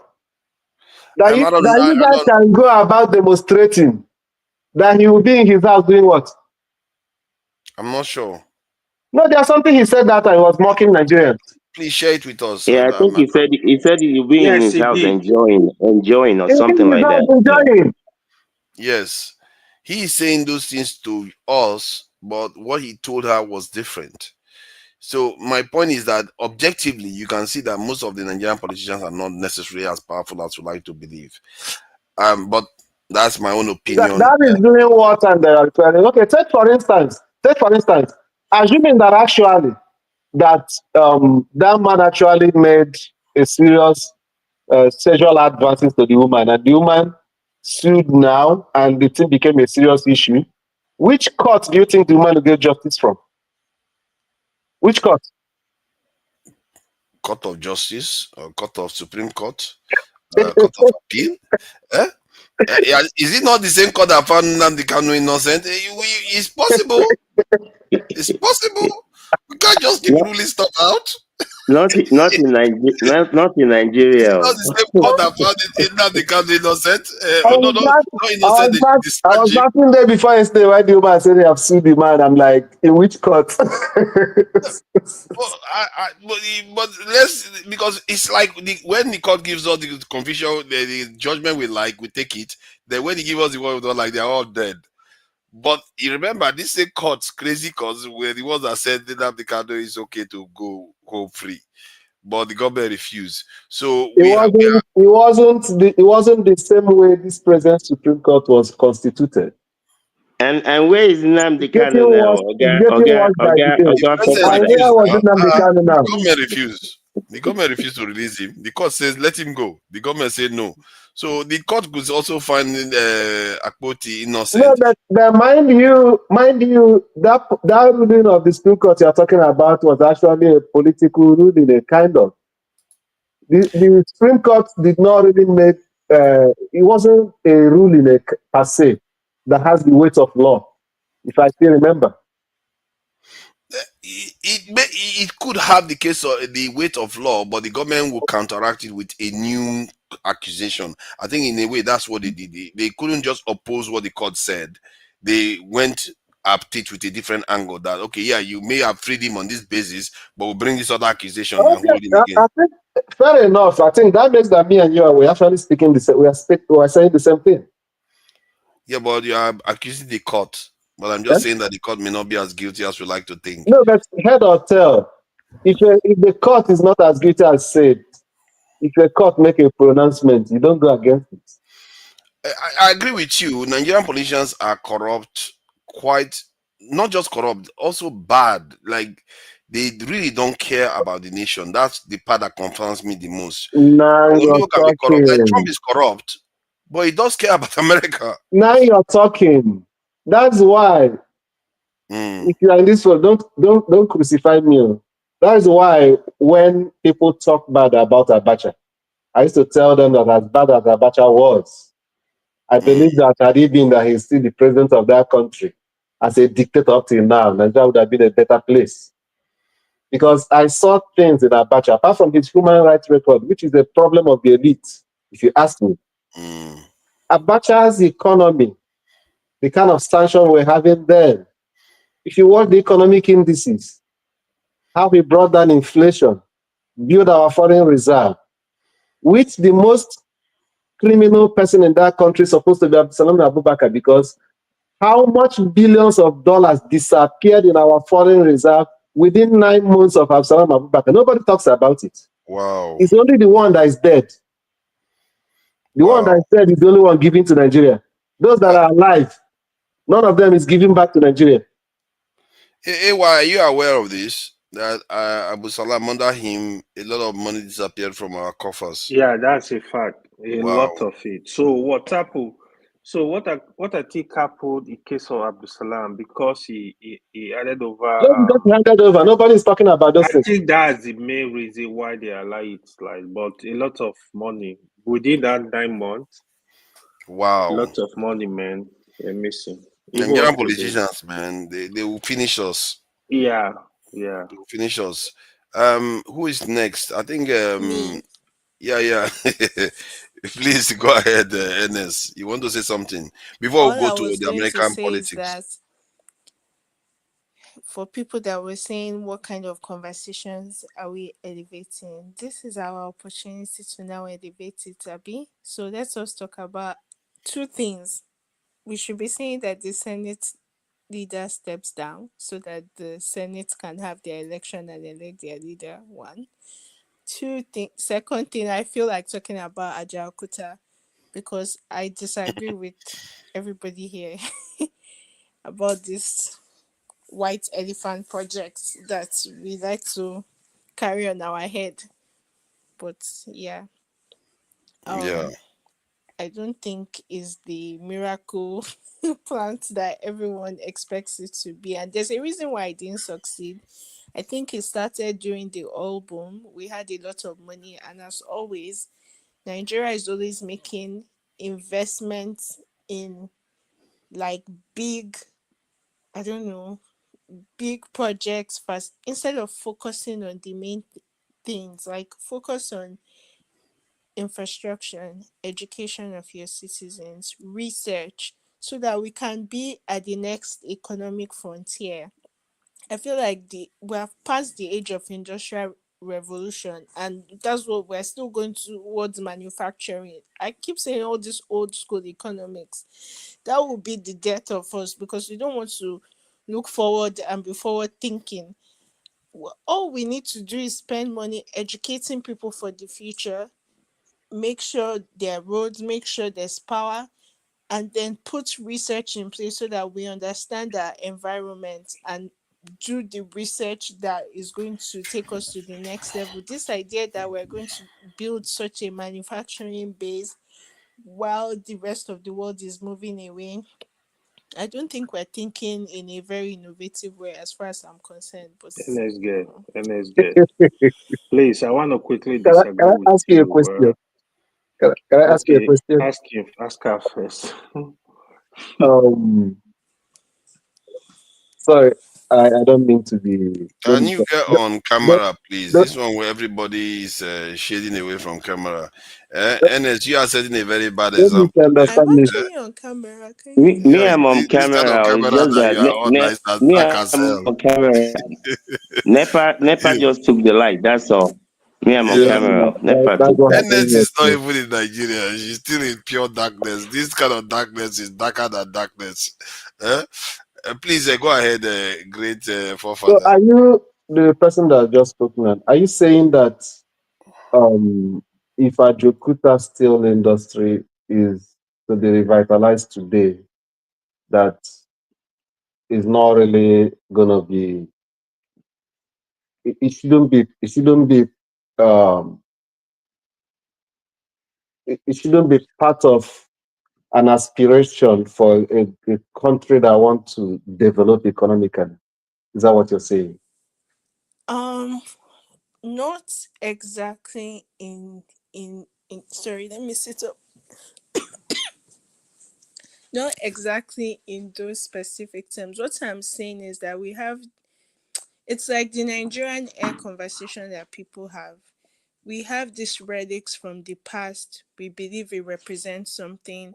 And instead of being forward thinking, we start trying to dig up all these old things that may not be the best. There are so many reasons why that project failed in the first place. The logistics are bad. It was not located near a port. It's going to be hard to, we don't have the industrial manufacturing market that will buy the steel in What? inside Hey. Nigeria. Let me just Allow her. finish up Allow. say what I'm saying. Like, who are they supplying? Who's the market? Is there an export market? Is there an import market? How close are they to the ports that will export it out? There are just so many things we can do with that money that's more productive than to be chasing this old project. That's the point I'm making. Maybe then when it was good and they were spending 1 point something billion dollars, it grew to then in the 80s. Yes, maybe at that time for where we are, I would have done something. I'm skeptical of that. But right now, to invest all that money to bring it to back to shape, where we know there are more critical things we can be spending money on, I disagree with such economic thinking. I don't think you're speaking from a place of authority on that issue. The only thing that I may uh, give to you that where you make, in my own opinion, is when you talk, if you say about the technology behind the project, might have been outdated by now. You understand? It's going to cost a lot to update it, update the technologies. But if it's about the economic effect of that project, man, go and do your research. No, tell me. It You can changes argue with me. everything. At least It I changes if you understand want to be. economic impact You, of So, creation. it changes Let's everything. discuss it. An What economy, are you saying that is economy that is as going to big be as the Nigeria. economic impact of this I'm project? coming.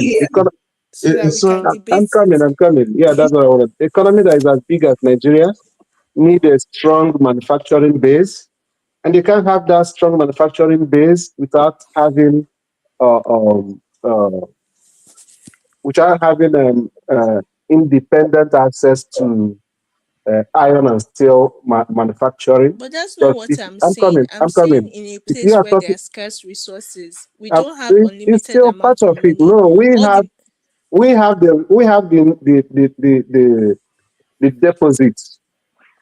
It's just a way of no, instead that's of not you. what I'm saying. To bring back that project to completion, it's not ready to go. I'm not talking about raw materials to process. That's when it's Let me completed. ask you, the money that your politicians are stealing every year, do you think if they keep that money for like 5 years, it's going Wait, to be that's not enough the to point finish for it? me. I'm being No, practical here. you're missing what she's saying. You're missing what she's saying. What she's saying is instead just like those refineries that they kept pumping billions and billions back how many years ago when Obasanjo was there. I wrote an open letter to the president when they said they had 60 billion in reserves, that you could go ahead and build 4 new refineries for 2 to 3 billion. So why continue to pour more money into this how many year old Ajaokuta? Go and build a new one that No, is but more efficient. that's not what she's saying. That's That's why what I asked that's her. what she's saying. No, That's no, no, That's something no. part like of That's what why when I I'm asked her. saying. No, That's no, part of that's what not I'm what she's saying. I'm saying. saying That's that why I asked her. Are you saying that the technology is outdated or that we don't need iron and steel? industry. Okay. He said And that I you don't said need that's that not kind of. quite what I'm saying. What I'm saying is that we have a way of idealizing things, projects from the past, from frontiers that people have moved past, and that in a place where there's scarce resources, there's not enough money to go around. Instead of obsessing about past projects that have been proven to not be efficient, either by location, by the logistics, and many other things, that it's not like I've done my complete, I wasn't prepared for this conversation that we can discuss here. Why not spend your limited resources, invest in education and research so that we can know the next frontier? Like our mates are moving to AI. Maybe they're not our mates. They are moving to AI, moving to different other kinds of economies, No, and we're that still countries are moving to AI does not wait. include. Okay, My question. point is not Let's that not we make have this thing to like an move to a argument. no wait Question, if question. Do you think Nigeria needs an iron and Now, steel industry or not? you have it's not a yes or no. I'm asking for No, it's a yes context. or no. if Do you we are need it How or No, we two don't no, of need no. it? them are Then not you're on missing camera? my What kind of point. wahala is this one? No, Two the of you are question not I'm on camera. asking you is for Kandu to understand whether he and you are on the same point or not. Do you think Nigeria needs an iron and steel industry or not? The Question. Yes, point I am absolutely, making. absolutely. can I You Okay, hold can on. walk and chew gum at the Great same time. forefathers, can you Yeah, come on exactly, camera, Kandu. I'm please? trying to explain to you that you and her are not on the same point. Great forefathers, can you come on camera, please? Because two people are not on Well, camera. We are experiencing misses. sorry. So let me forefathers, can I say quickly something throw on this to this? you, please. Let Father, AY No, no, finish no. Sorry, asking listen. them. I was Yeah. coming on him because my let me network was say bad. this, right? It's okay. Let AY just Sorry, finish, then you can my go. network was bad. So To can be I just say honest, what I need? I don't know what is going on with my network. I I think even have to start all you over don't again. really understand much Yeah, I about the know. Sorry. importance of IO steel industry. IO steel industry is actually a very crucial part in any country economy, any country at all. Mhm. The importance of IO steel cannot even Sorry, be can I say? overemphasized. The location of our IO steel company is on point. That is one. You can talk about the mismanagement, but we need more of iron and steel for us to develop in terms of infrastructure. Now, Nigeria have been building trains for the past during Buhari administration. You need that for transportation, for energy, in the construction of bridges. There is tons of stuff you use iron and steel for. It's very, very important. I And the understand market you. is there. Look at the whole of Africa.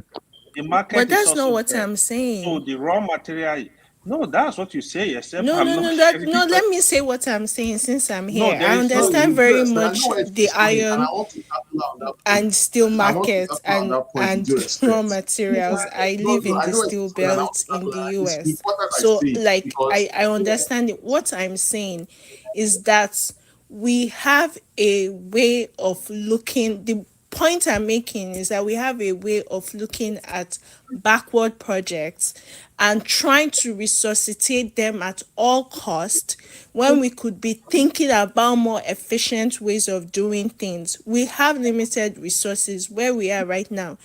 Do we have the manufacturing to take off those iron ores we when they have are what it processed? Do takes. we I'm have sorry it to right now? interrupt Is you. it going No, to? no, no, no, no. I'm Yes, asking Sorry, questions. I'm not saying I We know. have what it takes. Hold yes, on. Hold on. yes.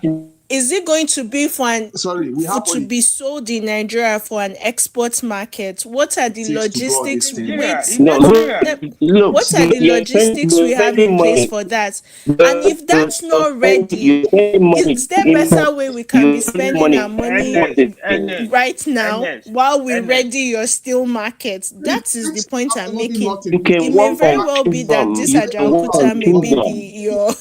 your lifeline. I'm Uh, not saying it's not, but NS, that hold can on. be the first place See, we start. And NS, hold it on, has hold on.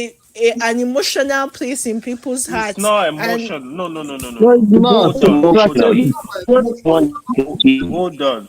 You want us to move up to highly hold on, guys. necessitated that these industries work. Jefferson, please hold on. It's very, very important. Sorry, you I have to want say us because to my network move is on going to mad. AI. It is very, very important that these industries, these sectors work to revive our economy. Very you cannot important. see, look, the refineries, it's not rocket science. Calm down. It's not rocket science that the refineries cannot be fixed. It's not even rocket science that the steel industry can be fixed or other major industries. This is not rocket science. We have the engineers, we have the expertise. The problem is that the government, every time they always play. Yo, Jefferson, you need to fix your audio, Jefferson, you need to fix your internet. I didn't say it can be fixed. I think there's something wrong with the sound for able to me. sustain these industries and let production. And he seriously wants to say something, and his audio is playing up. For instance, Jefferson, sort your internet out. Sort your internet out, then your audio will be sorted out. Ernest, then you can have your full say. I know you want us to move on to AI. Is AI gonna build bridges for you? Is AI No, gonna... AY, that's not what I'm saying. That's why it's almost like you're reducing my point to a very minimalist. That's not my. We may not be at AI level, but we should stop chasing the past. That's the point I'm making. Hold on, iron and steel industry is not the. It's It's not the past. It's not in the past. It's the present. It's even the future. In the future. So let me just share this briefly. Let me manufacturing companies we have. Hold on, let me share this. Let me share this. Ernest, so that I don't know your background. Let me just help resolve this because sometimes logic will not work until somebody sees the fact. Everything you see here is based on steel. Yeah. Welcome to Chongqing, China. It is one of the most. I know what. Oh my gosh! For example, I did not say I don't know what steel can do. I know what beams are. In this city, it's completely normal. That's not the point I'm making. You people are missing the point. It's one of the most important industries in this country. We need it. This city has one of the deepest subways in the world. You can't talk about industrialization without iron and steel. But that's the point I'm making. Who says I'm chasing industrialization? Do you see what I'm saying now? Like, when you say the past, what do you mean the past? See what I'm trying to say. AI and quantum computing and all the rest. It's but like you still have the fundamentals. Wait, hold on. She's talking about the cost effectiveness of having steel manufacturing plants. You know, like I joke about the past. We don't have the industry.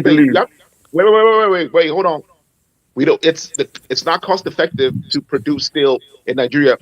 Rather import. Why? Why is it not cost effective to produce steel in Nigeria? Why? What are you people talking about? Cost efficiency. You're buying these things.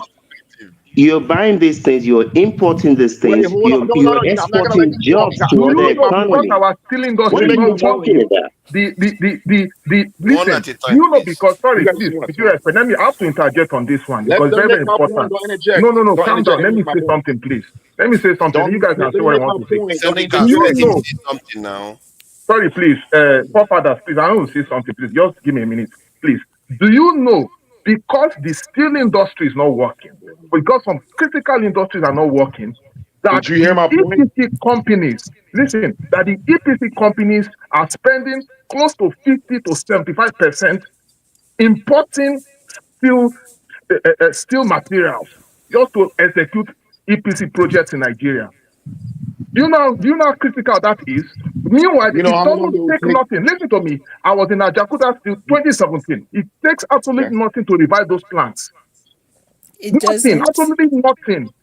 It's just willfulness and support. And if they have followed what they are supposed to do, those plants will be producing. At a point, they even produce AK-47. And for instance, look at all the effort that is taking to fix up to produce cars is important material that you can easily get from Ajakuta steel. They assemble. They don't manufacture. I think the point I'm making. No, you're not getting it. They calm down. I know they assembled.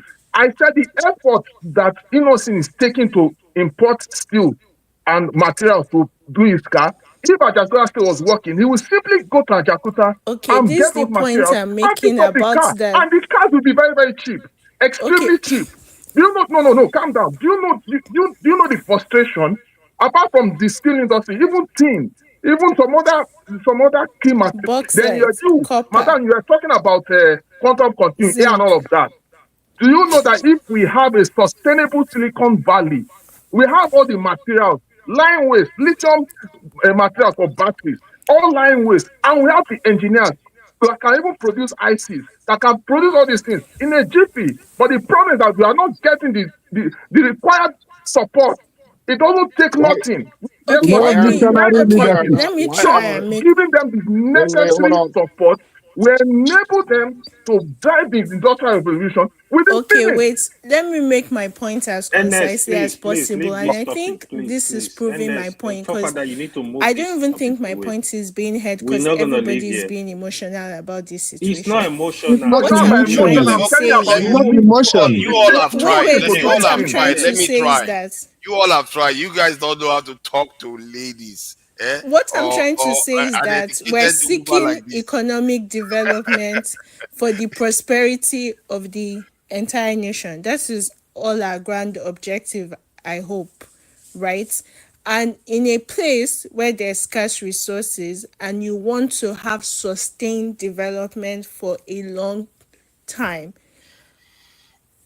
what is the right way to do it? Because one thing I see about hold on, let me not lose my train of thought. One thing I see about a lot of black leaders, even prehistoric times, what they're always doing is building these monuments of wealth.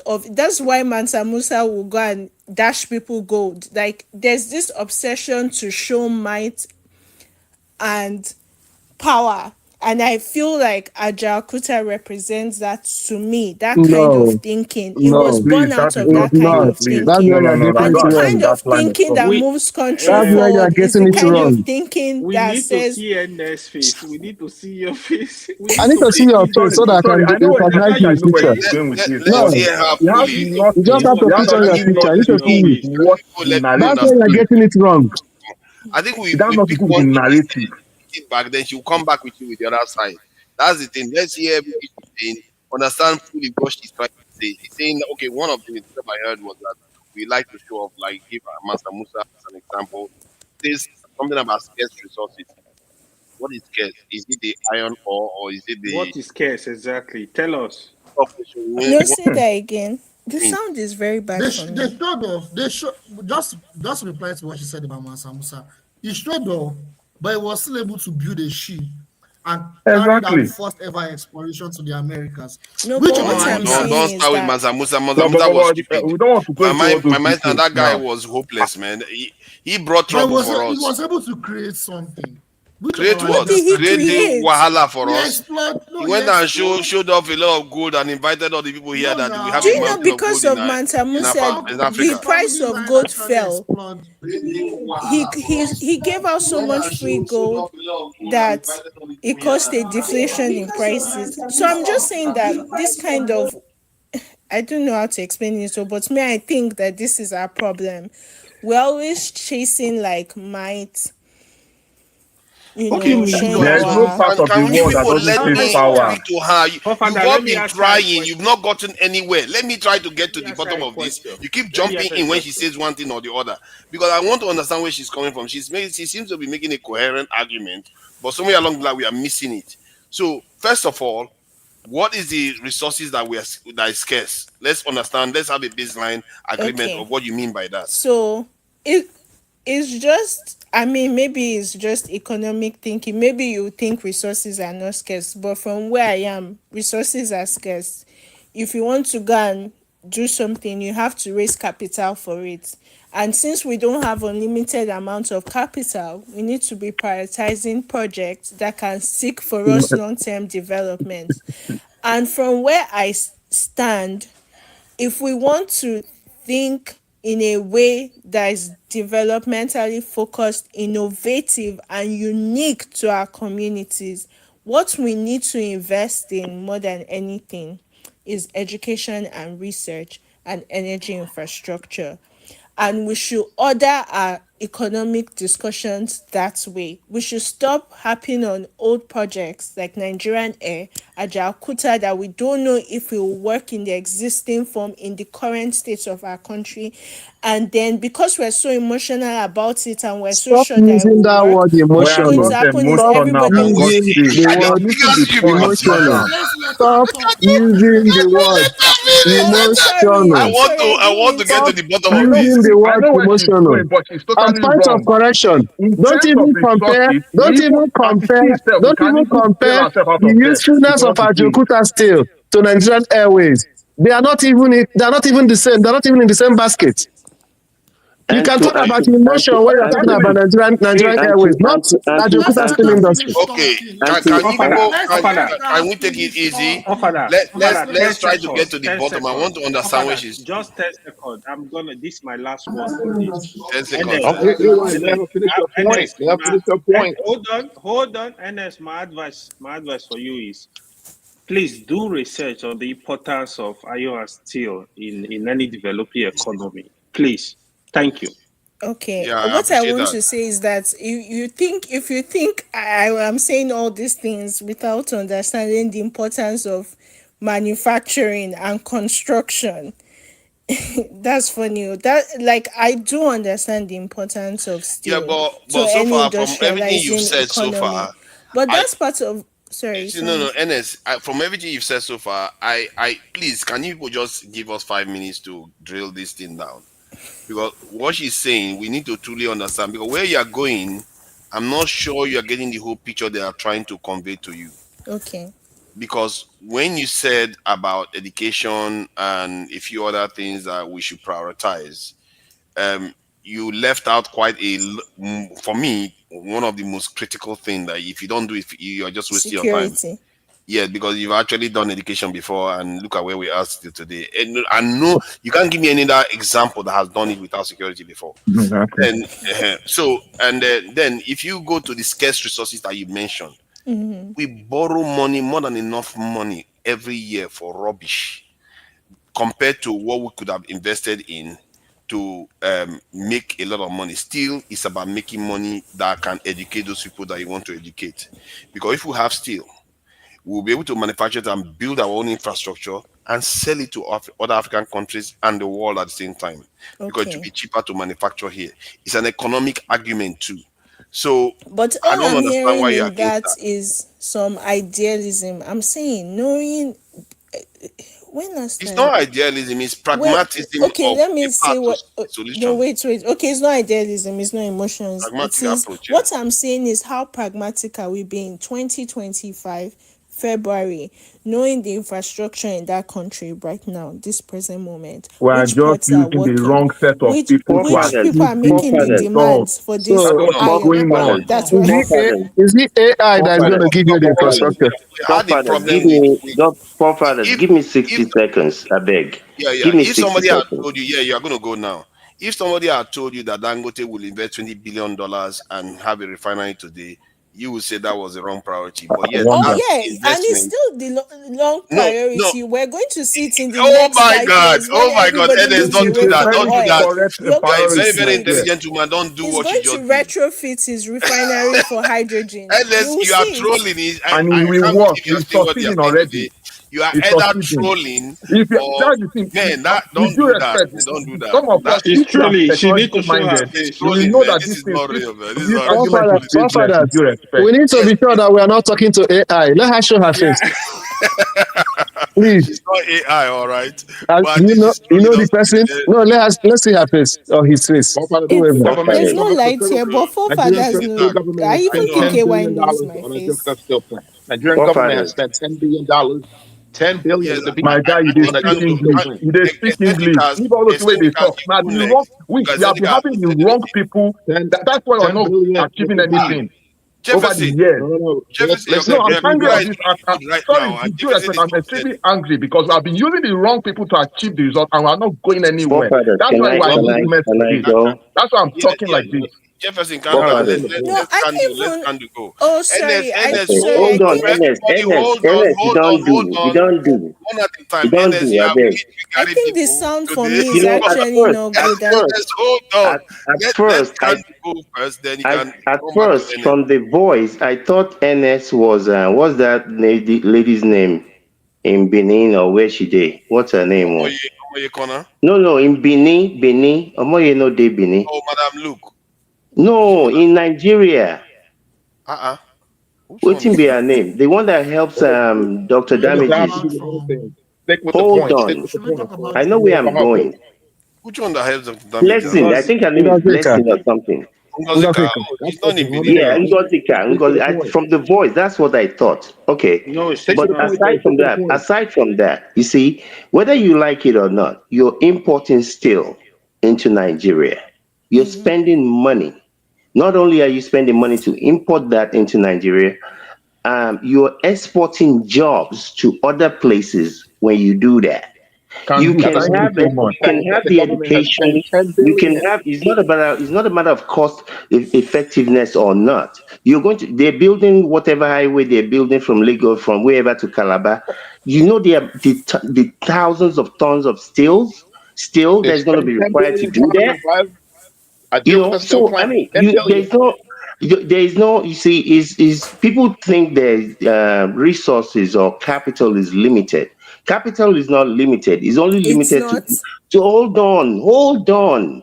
It's only limited to people who don't have knowledge about capital. How did Dangote raise 19 billion to build a refinery that a whole country of Nigeria could not build in 30 years? Where if you have a project, if you know where to find money, there is more money in the world than you know what to do with. It's only those who don't know what they are doing or how to attain capital that has this limited mind. There is more capital available How do you everywhere, and there will be how do you more. explain There will be more next year than there is today. how do you explain the fact that the government I'm has just spent saying $10 that, billion on I the raise steel plant capital. project? $10 billion and nothing has happened. Like, how do you explain that? Can you explain that? $10 billion spent on the steel plant and it's not functional. Like, can you explain why? Like, I think that's it's due to a combination of sabotage and corruption That's practices. just what it is. Yeah, That's what it that's what is. it is. The refinery was almost, I think, 93 to 96% completed when it was halted because of the fall of the Babangida regime and the Soviet Union fall too. Because when the Soviet Union fell, they were the ones building it, everything by Foka. So that's what we got. But they have been trying to bring it back online, which is something they should have done. But the Nigerian government, as always, in the early 2000s till now, they've not been able to make any significant headway till more recently. In the last 7 years or so, there has been movement, and I think it's because of the geopolitical weather. That's why there has been movement. America is not as strong as it used to be, knocking everything down. So our other nations are beginning to scramble for their own welfare too. So you can see that Dangote is able to come to online. Train lines are being built. Forefathers, please don't do this. You are more intelligent, more knowledgeable than this. That guy, Tory or whatever his name is. Why? You see, this is why I hate when Nigerians talk like this. I don't believe in anybody holding anybody down. Thank you. Young guy, hold on, that young guy over there, Tory, is moving mountains, regardless of France, regardless of Britain. How can you be telling me that it's somebody else that's holding you down? Can I respond to that? It doesn't matter what Can your I response respond? is. I It don't care what matters. your It response absolutely is. matters It's because irrelevant. you cannot separate your oppressors. You cannot say your oppressor is a I good guy. don't. Maybe you have cannot. oppressors. I don't have Well, oppressors, whether you like and it if or I not. do, I walk over Whether you their like head. it or not. Okay. I walk over their head. Nobody oppresses me. I think Kandu, I understand what you are saying, but where you are coming from is within the context of individual freedoms. Nobody is Honestly, oppressing me like, individually, but as a I don't group, carry anything I'm flogging. that is what is happening, Who whether you like it or not. has oppressed that young guy? in 3 years or how many years?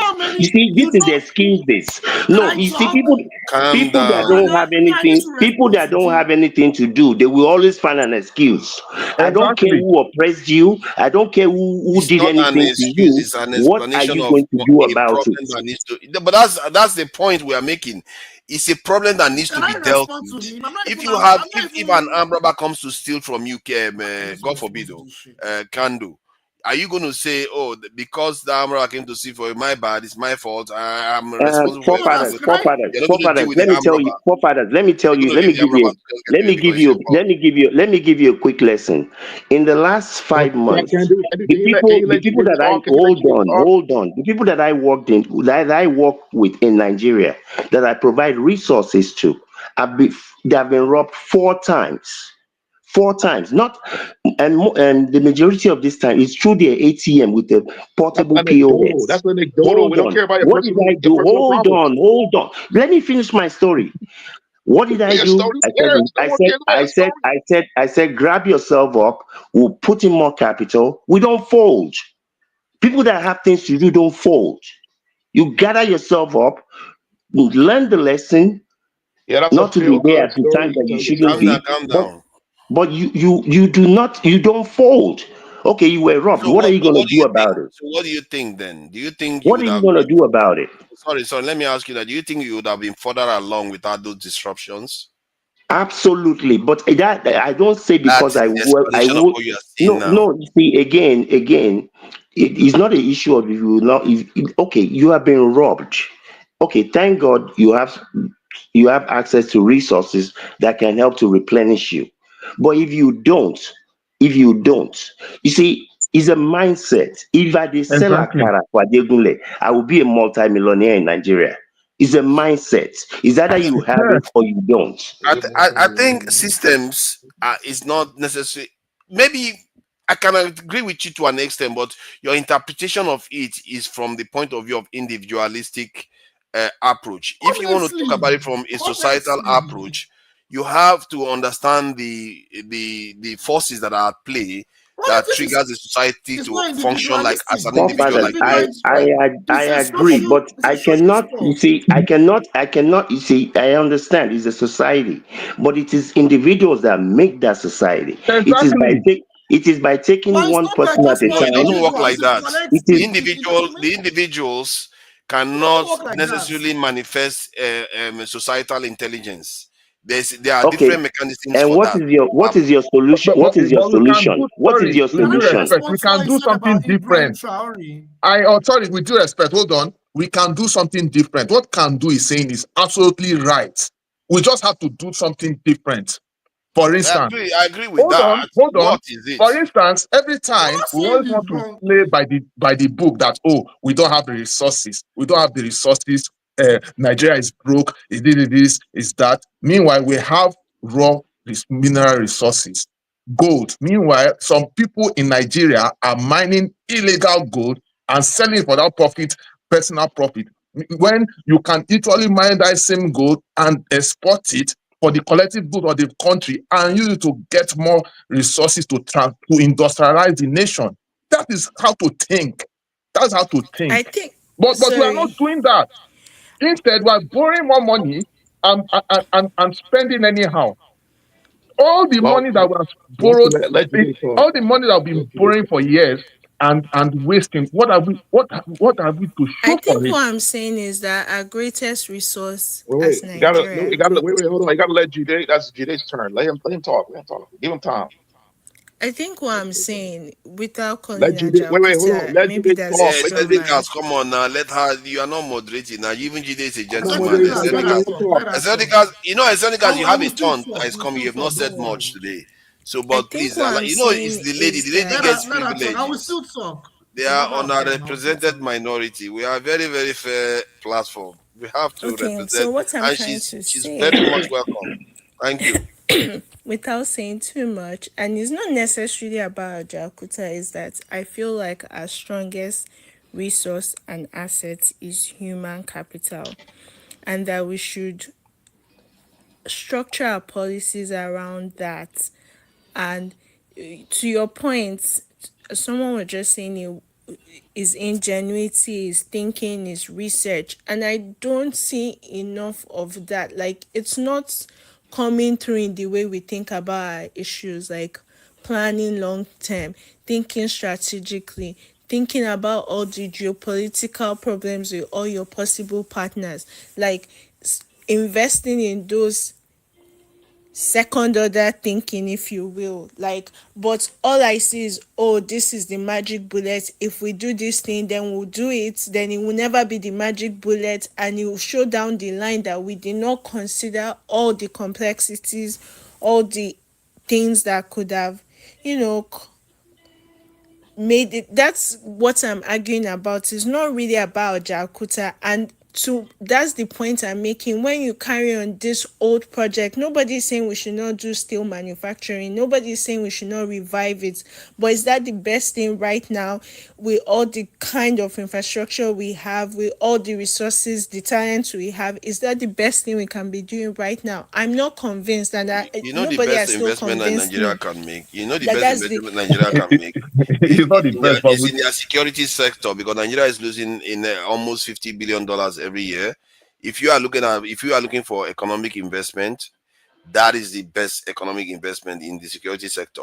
However, the next one for me is Ajakuta Steel, because next thing without is steel energy. manufacturing, Why are we not investing in energy we and have pouring our energy, money into our electricity. Okay, Jalkuta you steel? know Let's Why talk what? about You why know don't another what? we You have know topic. what? Let's talk 24 about I hours might another even topic. uninterruptible consider power supply? electricity Let's as talk about no. another I topic will now. I can consider electricity as also quite vital. Maybe even the next one. But the reason why I go for Ajakuta Steel, because you don't have to have electricity all over the country to run Ajakuta Steel. So exactly. how would you run your manufacturing? How are As you going Oh, to run please, if you are, Go manufacturing and ask how without Dangote is energy? doing it. Dangote is able to do it. That should tell you something. So That's because he has a captive power project in there, and then he we do has. it too. yes, My point is that we need that base to start building. Guess what? exactly. But I you have. know that Oh, Dangote is doing that because he's supplying fuel, and fuel is the primary energy source right now in Nigeria. Like, people powering their generator. So there's an economic reason why that makes sense right now. Please tell me, when you get your Jalkuta ready, and people do, is it that we are going to buy fuel from Dangote to run our manufacturing? How is it Oh, going to please, this is work? a myopic thinking We with are, due You don't respect, and understand. You don't very, very understand. myopic. You guys should Bukola stop this. Biopic is quite, hold on. You Very guys should wrong not have way this of thinking argument with this lady. and It's looking not at worth it. it. Are you sure Let's talk NS yeah, is about I not begin something to not think else. that trolling Let's us? talk about. the reason why Let's she talk came about back something today, else. she's just in the background laughing. She's not going to get. That's my worry. This She's not argument She is going will to not get never it. get working. it. She's not Let's going talk to about get She will it. something She's never else. too get it. She lost. will I never Ofana, begin to think understand that she's where just this thing is trolling us coming from. today, actually. I begin to And think then, she's and this is trolling my us. problem. This is the Ofana, same move to way. another Sorry, with due topic. I respect, this is think the NS same is way we are trolling thinking us. about Yeah, I electric begin to cars in think she's Nigeria. I trolling think us she's now. It's trolling. the same kind of stupid thinking with due respect, because Take we it feel that easy. electric Hey, cars take can it never easy. work in Hey, take Don't Nigeria. it use that easy. kind It's of the Take same language it now. kind Come of easy. on, come on. thinking. When we have Jefferson, calm down. engineers, Jefferson, calm down. Jefferson, calm sorry, down. I don't Come on. mean Ofana, to use that let's word, move but Yeah, this away yeah. kind of from this thing topic. pisses Oh. me I off. like this your camera. Your camera is very sharp now and clear. I mean, So I don't, NS on I'm your not mic, please. offended. I just think I'm misunderstood. I I think think No, so. I no, there's think you this so. are not Let's notion move on. that misunderstood. what I'm You are saying the is, I one. think You are that the we one that can't. misunderstand the opportunities. No, no, no, no, So, okay. no. sorry, with due respect, can I say something? Mm-hmm. I'll be quick. For instance, now in the developing societies, they have done electric cars, Mm-hmm. right? Fine. And if you look in the industrial revolution, to do anything that has to do with engines and all of that is a very complex technology, and we'll be Mm-hmm. having issues because our steel industry have been underdeveloped. But to do electric cars now is not so much of a hassle. And fine, okay, we are trying to adopt it and see how we can upscale it here in Nigeria. But but unfortunately, with all the scientists, the technologists, engineers, and co in Nigeria, they feel it's never going to work because they feel we don't have the infrastructure. And I'm like, what are you talking about? It takes absolutely nothing. It takes willfulness and ingenuity to do an adaptive technology that's able to work for us, and it will help Mm-hmm. our situation. We just have to be adaptive at this point. We cannot wait until everything is complete. No, that's. I And think we're that's number saying one. the And same thing in meanwhile, some these ways, developed even though. societies you are seeing today, they didn't start 10 years ago. They start close to 200 years. It took them time. No. But at the I same think time, it's I not. think remove I Ajaokuta have a from question this for conversation, Jefferson. and you see Yes, that go we're Jefferson, ahead and ask saying the the same question. thing. you're Because having what I'm good. Oh arguing shit, for this is girl. for us to be adaptive and to get to the and to be pragmatic about where we are versus these particular projects that we see as our saviors. That is all I've been saying. Like, and I happen to view Ajaokuta as one of them, having studied the project for some time. I happen to think it's okay to Sorry, have disagree. you I gone to happen to Ajakuta of think recent? Ajaokuta is one of Let's go such prolong this thing. projects Let's go talk that about something we else. Let's don't talk need about something right else. now. That's Oh, not Father, move this if it topic. were No, me, Jide, I'll you be wanted to ask me a focusing my question, though. energy on powering the country. Yeah, I But wanted we can to. disagree. Jide, please ask me the NS, you question. Let me won. hear, please. NS, you won. No problem. Let's move. Jide, ask me the Okay, question. Sorry, I yeah, want to hear the question. Jefferson. I was going to ask. Jefferson, I was going to ask you that which resources were the Europeans using during the Industrial Revolution to power their battery cars? We don't From want to where? go there, of course. Can you say that again? I didn't hear you. We don't want to go there in the sense that, of course, Where? most of the No. resources came from Africa. Okay. Sorry, can you say that It's again? which is truth. So we No, cannot argue about that. let me talk to NS. Let me ask NS girl. So I was asking that the resources that the Europeans used to power their industrial revolution, to power their engines, to drive their economy during the industrial revolution era, where did it come from? It came from different parts of the world, and let's go back to economics 101. From which Right, part of what the they world? will tell you. From By the which way, I'm part an of the world? economist actually, but anyway. Okay, good. That's good. What they will tell an you economist, is What did you that say? What did you just say? What did I hear you say? She's an an economist. I told you that economist this should lady is develop just trolling you. along the She's lines just of his trolling you natural people. She's just endowment. trolling you. I don't You are an disagree with that. economist. Mm-hmm. No, you're not. Which school did you attend, please? I beg, please, let's not go there. I beg, please. With your respect, let's not I go think there. she's just Let's trolling not people go into all now. that, please. Please. Because this cannot be real. This No, cannot it be can't be real. real. She's not speaking like an economist. It's an AI specialist. Don't mind her. Let's talk about something else for fathers She's now. trying to annoy Okay. people. Let's allow Eccentric guys to come in because he hasn't said much. Yeah, Eccentric other has than, to talk, yes. other than stop interrupting people. You that's what he does. Eccentric guys, what do you think about this? So I get her point, right? It's just I got her point. Her point is a Jupiter steel plant shouldn't be the priority right now, because we need all the infrastructures in place in order to have a Jupiter steel plant, right? Nigeria has a power problem, right? Electrical power problem. They need to fix that first in order for you to run a sustainable industry like the electric steel plant. I mean, a Jupiter steel plant, right? If a steel plant is a feasible project, how come the private individuals, private investors are not actually going into it in Nigeria? How come they're not investing in it, right? That's the question you need to ask yourself. Also, Nigeria spent $10 billion trying to fix the Jupiter steel plant. It's a money pit, right? There must be a reason why it's a money pit. We can wish it away as corruption. Corruption is just, it's just an abstract term. There are reasons, there are concrete reasons why that project is not working in particular, right? Steel plant is necessary. It's important for a lot of industries, right? Most industries need steel, right, to function. But that shouldn't be the priority right now. You know what I mean? It shouldn't be a priority. We should invest in other industries. And like she's saying, there are, other industries that are the futuristic industries, like she mentioned AI, things like that, these futuristic industries. I get it. You know what I'm saying? Why Like would you want to mention this in AI is only as effective as what you can physically make Exactly. Yeah, happen. there's AI no is big deal about it. but remember, We can utilize AI in not real, isolation. it's not physical. AI is just one part what of it. changes the world is the physical aspect. You have to What implement can you do with AI? Exactly. You can have all the best answers in the world, but isn't that what we do here? We have the best answers in the world, but we don't have any way of implementing it. Let me quickly ask Ernest. This You great, talk about research. Do you know the volume? Do you know the volume of research you can carry out at the steel with the steel iron and steel industry? Do I know the what? What happened to the 10? What happened to the $10 billion again? You can carry out in the steel industry? Do you know? Sorry, say that again. The volume of what happened to the? Can you answer the question? Research. You were talking of R&D, right? Research. Oh, okay. Do you know what you can carry out in the steel industry? Like, what do you mean by that? As in research as in how?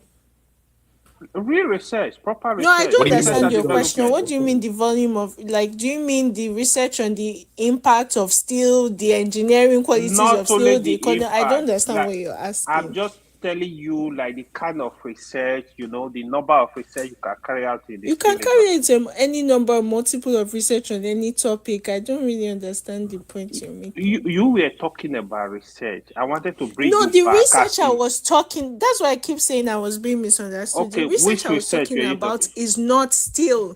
The research I was saying is that any forward-thinking economy should be investing in their human capital, education, right?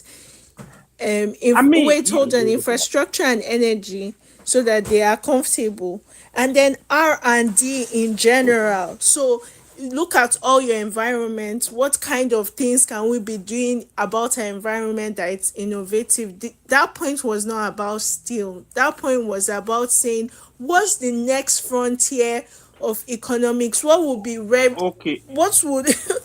what would be old-fashioned that in 10 years it will be irrelevant? Like, how long-term planning was more of what I was saying. That's why I keep saying that my point is not about Jakarta. It may very well be the best project. I don't believe it to be.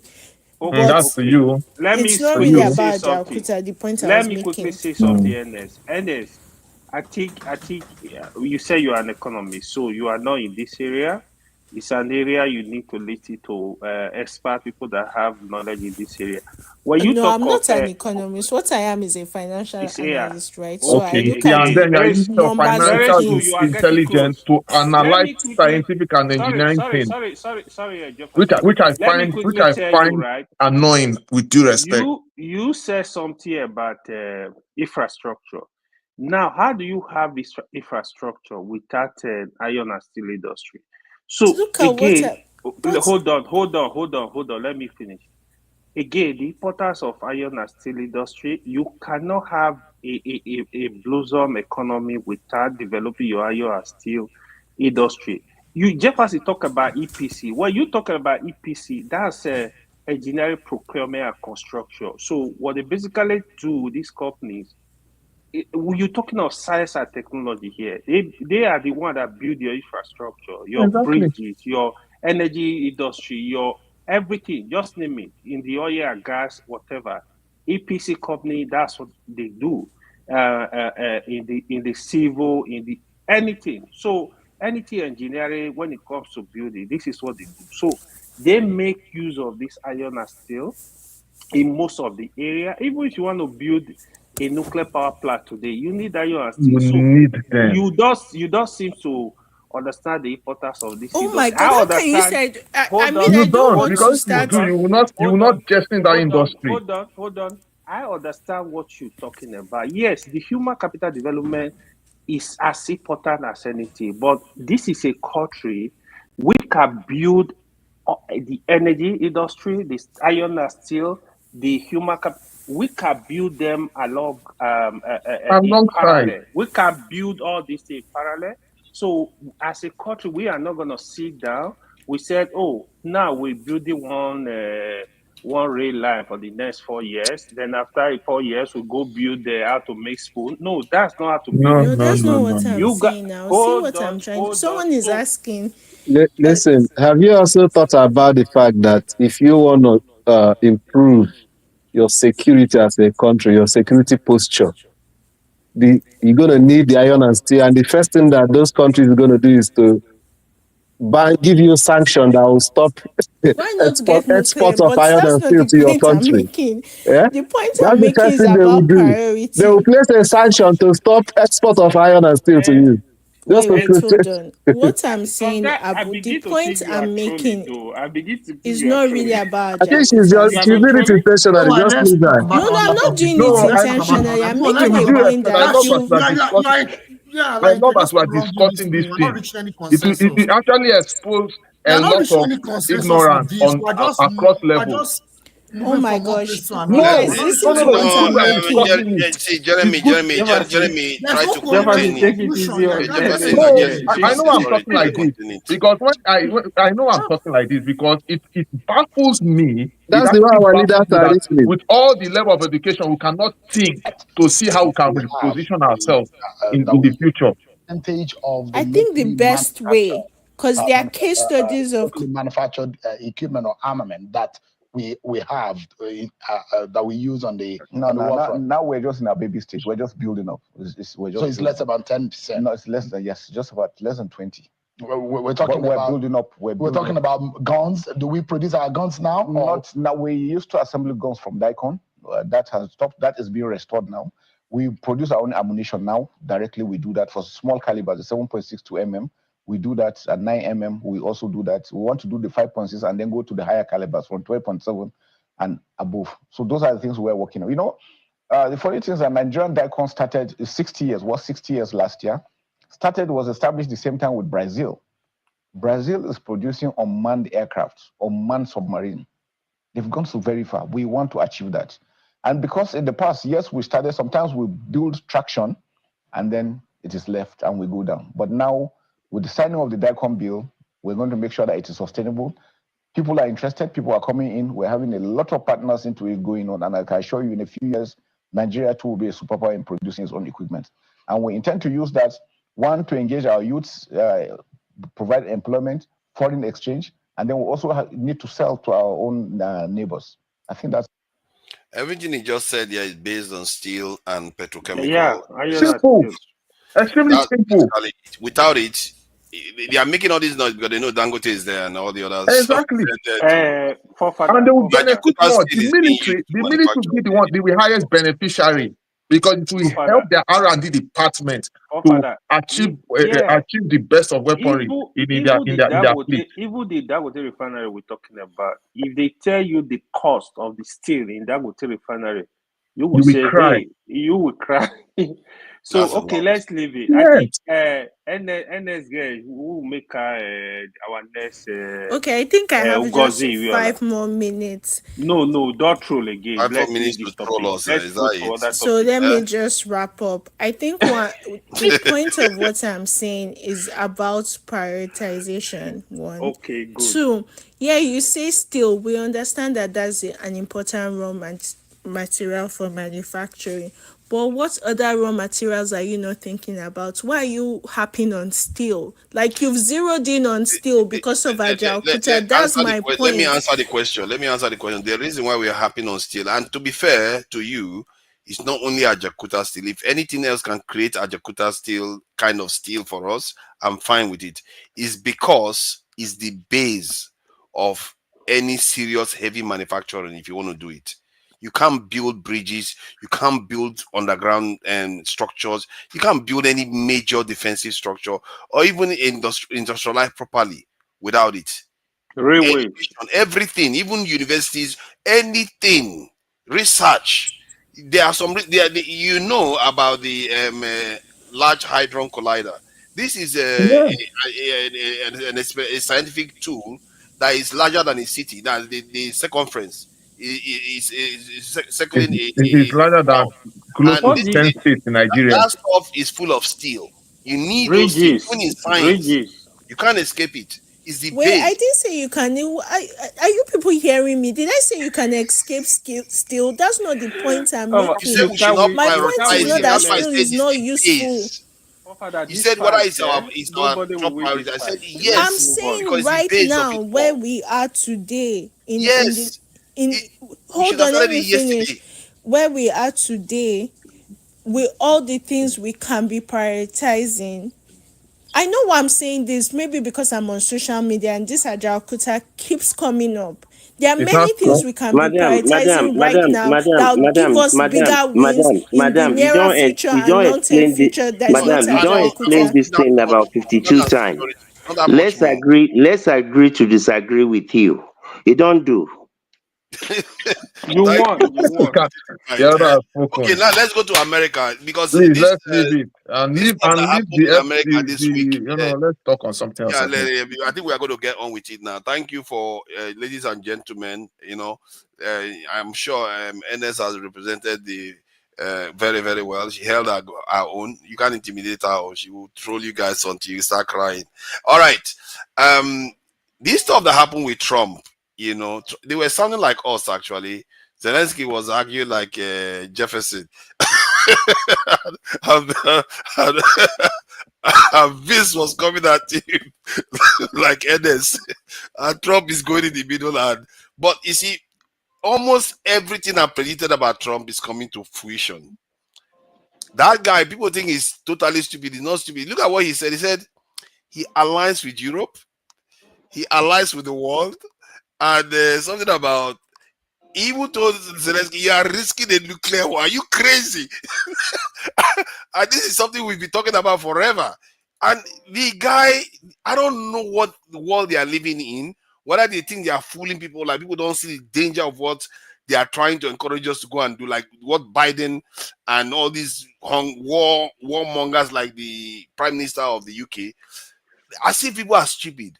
And Trump is one of the few people, and the wing of Trump they are one of the few people that are willing to call this out. They are not afraid. Because these people that are doing these things, they are very, very powerful. You saw that after Trump did what he did, the entire Europe backed Zelensky. Even when, in what world did they think they were going to beat Russia? In which world?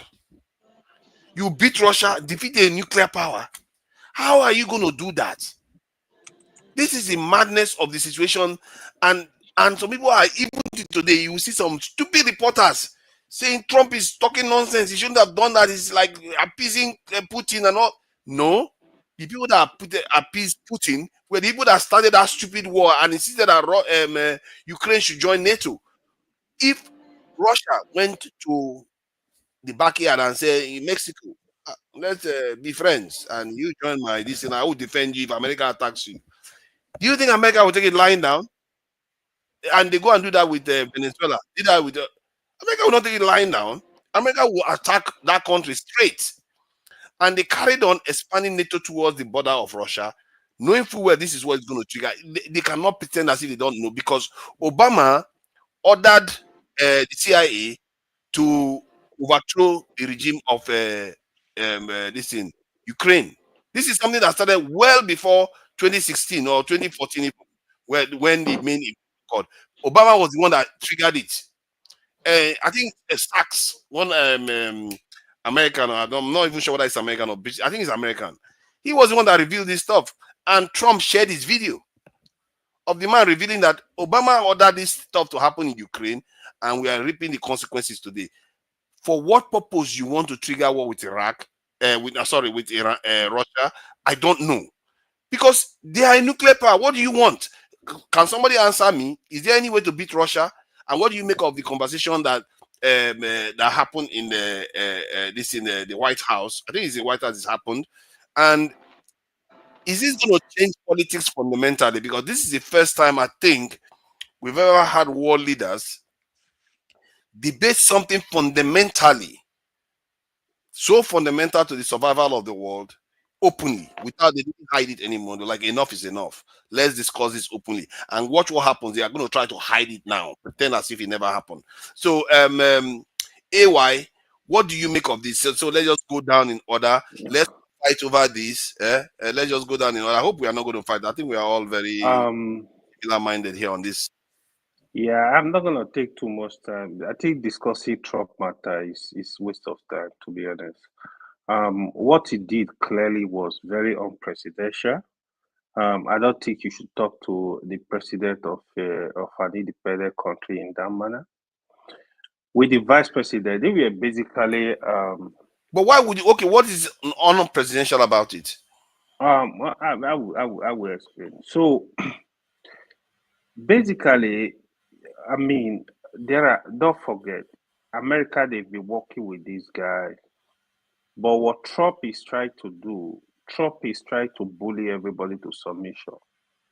Not only Zelensky, he has been very disrespectful, even to his neighbor, to Canada, to Mexico, to Palestine. You say you want to build Trump Tower. These are stuff that are very dangerous and very disrespectful. It seems people are just looking at this guy just joking around. Ukraine is a country. First of all, you need to understand, respect the independence of Ukraine. Ukraine, they have to determine by themselves the way forward. Yes, America can come in as a major sponsor of the war. We know the genesis of the war. I'm not a fan of that war. I have been saying it on this platform. I feel it was unnecessary. Yeah, I but really blame. hold on, before Hold you on. go on, the Zelensky himself doesn't want to reach peace. According to Trump, the guy is full of hatred. He doesn't want to reach peace. Okay, hold on. Okay, let me move into this very fast. Last week, Trump said, I will quote him, that Zelensky started the war. Like, how can you say that? Putin actually moved into Ukraine. Zelensky is not in Russia. It's Putin, it's Russia that are in Ukraine fighting. Okay, No, if that's that is not. the What are you case, saying? no, No. hold on. Let me ask him now. If that is the case, if Russia, It was Russia that invaded hold on now, Ukraine. hold on. Let me ask you now. If Russia now decides that they were going to go to Mexico and say, let's sign a defense pact with you. If America attacks you, we will defend you against America. How do you think America will respond? No. Is that not a declaration of war? Hold on. I'm in support of Russia on that, right? So I really blame Biden for this war. Not only Biden, I think it's America. That's what they want. Because then why are you saying Zelensky didn't attack Russia? You are getting it wrong. Zelensky didn't attack Russia. That's equivalent of an attack. If you bring a gorilla to my door and say, if I touch you, the gorilla will attack me, and I know that gorilla is going to come after me, I will respond. I'm not going to wait for the gorilla to attack me. Why are you not blaming America for that? Why are you blaming Ukraine? You know what happened. You are pretending you don't know what happened. Because Zelensky is an individual, he should have turned it down, and he's the one in White House now. They are telling him to end the war. He had the chance to do it, and he doesn't want to. You need to understand what is going on there, right? So you need to really understand it. America, they are the biggest beneficiary of that war. I understand. In my own estimation of the war, right? When that war was coming, I was following up with Biden. You listen to Biden. They're gonna attack Ukraine. He was very sure. Even 2 weeks to that war. Then I'm watching. Like, is this gonna happen? Are we joking, or is gonna happen? Now, here is America calculation. They go to the war. We're gonna sanction them. We bring Russia economy to its knee. If they don't go to the war, Ukraine are gonna join NATO. We're gonna use our camera and be watching their border. This was the plan. When they finally invaded Ukraine, do you know the sanction? A lot of sanction against Russia. The first month, if you follow up what happened, Russia currency crumbled. Russia economy was it was going down very fast. I don't know where you got that one from. It's a fact. It wasn't a fact. So, it never did. No. The first month, that was what happened. Now, hold on. Of course, Putin have plan B. First month is not enough. If you take the that was when Putin started selling his oil directly in Russia currency. Then, before you know, things were moving up. The Russia economy was doing better. The currency was. It was the first few months, actually. That was what about. I don't know, but maybe I don't but that can come from the shock of the SWIFT, the sanction that they put on. But it's normal now. It's a normal thing. But hold on now. That's what I'm trying to explain to you. Because America, they never expected Russia are going to recover so fast. Okay. So you need to understand the politics. So it was a win-win for America. I'm not supporting Ukraine making attempt to join NATO, because you are the Russia border. What were you expecting? You think they're gonna give you some perfume to spray? No, they're not gonna spray you perfume. It's bullet. So right now, I also want the war to stop, but you should Trump would have that discussion in a better way, in a more civilized manner, off the camera. But you were there. No, he started it. He started it because Trump said something about him not, because they asked Trump why is he not criticizing Putin more. Trump was like, you don't go around just criticizing somebody and expect to be able to make peace with them that easily. It's not going to happen like that. That this one sitting here too has a lot of hatred for this Putin, and the Putin too may not have. He shouldn't have said that. That's where the problem is. He shouldn't have said that. That was undiplomatic. But no, he had. You see, leaders have a right. Why is it that they have the right to say anything they like about Putin? That nobody has the right to say anything about them. No, you can't. No, what I'm saying is, as a leader of a country like the US, you can't go and accuse a president that he has hatred for another president of a superpower. You don't say that. That's the other thing. But he also said the same thing about Russia. Hold on. And he reacted. He responded. And J.D. Vance. I thought it was my turn, though. The person that really triggered that discussion, yesterday, it was J.D. Vance, vice president. Yeah, he was just talking like tout. Oh, I don't even know what gave him. No. It was the way Zelensky, that is a junior partner, decided to start. No, but forefathers, vice presidents normally shouldn't even talk in that place. You're just there to observe. Permission. Trump gave him permission because where did he give him permission? See, hold on. I think it's because why are you defending this idiot? Because he thinks the presidency is a Dr. Damages show where hold on. Hang up on people and just start going crazy on them. Turkey. We don't have any to benefit. We need to put truth on the table here. Let's have our discussion. What do you mean? What I'm trying to look at.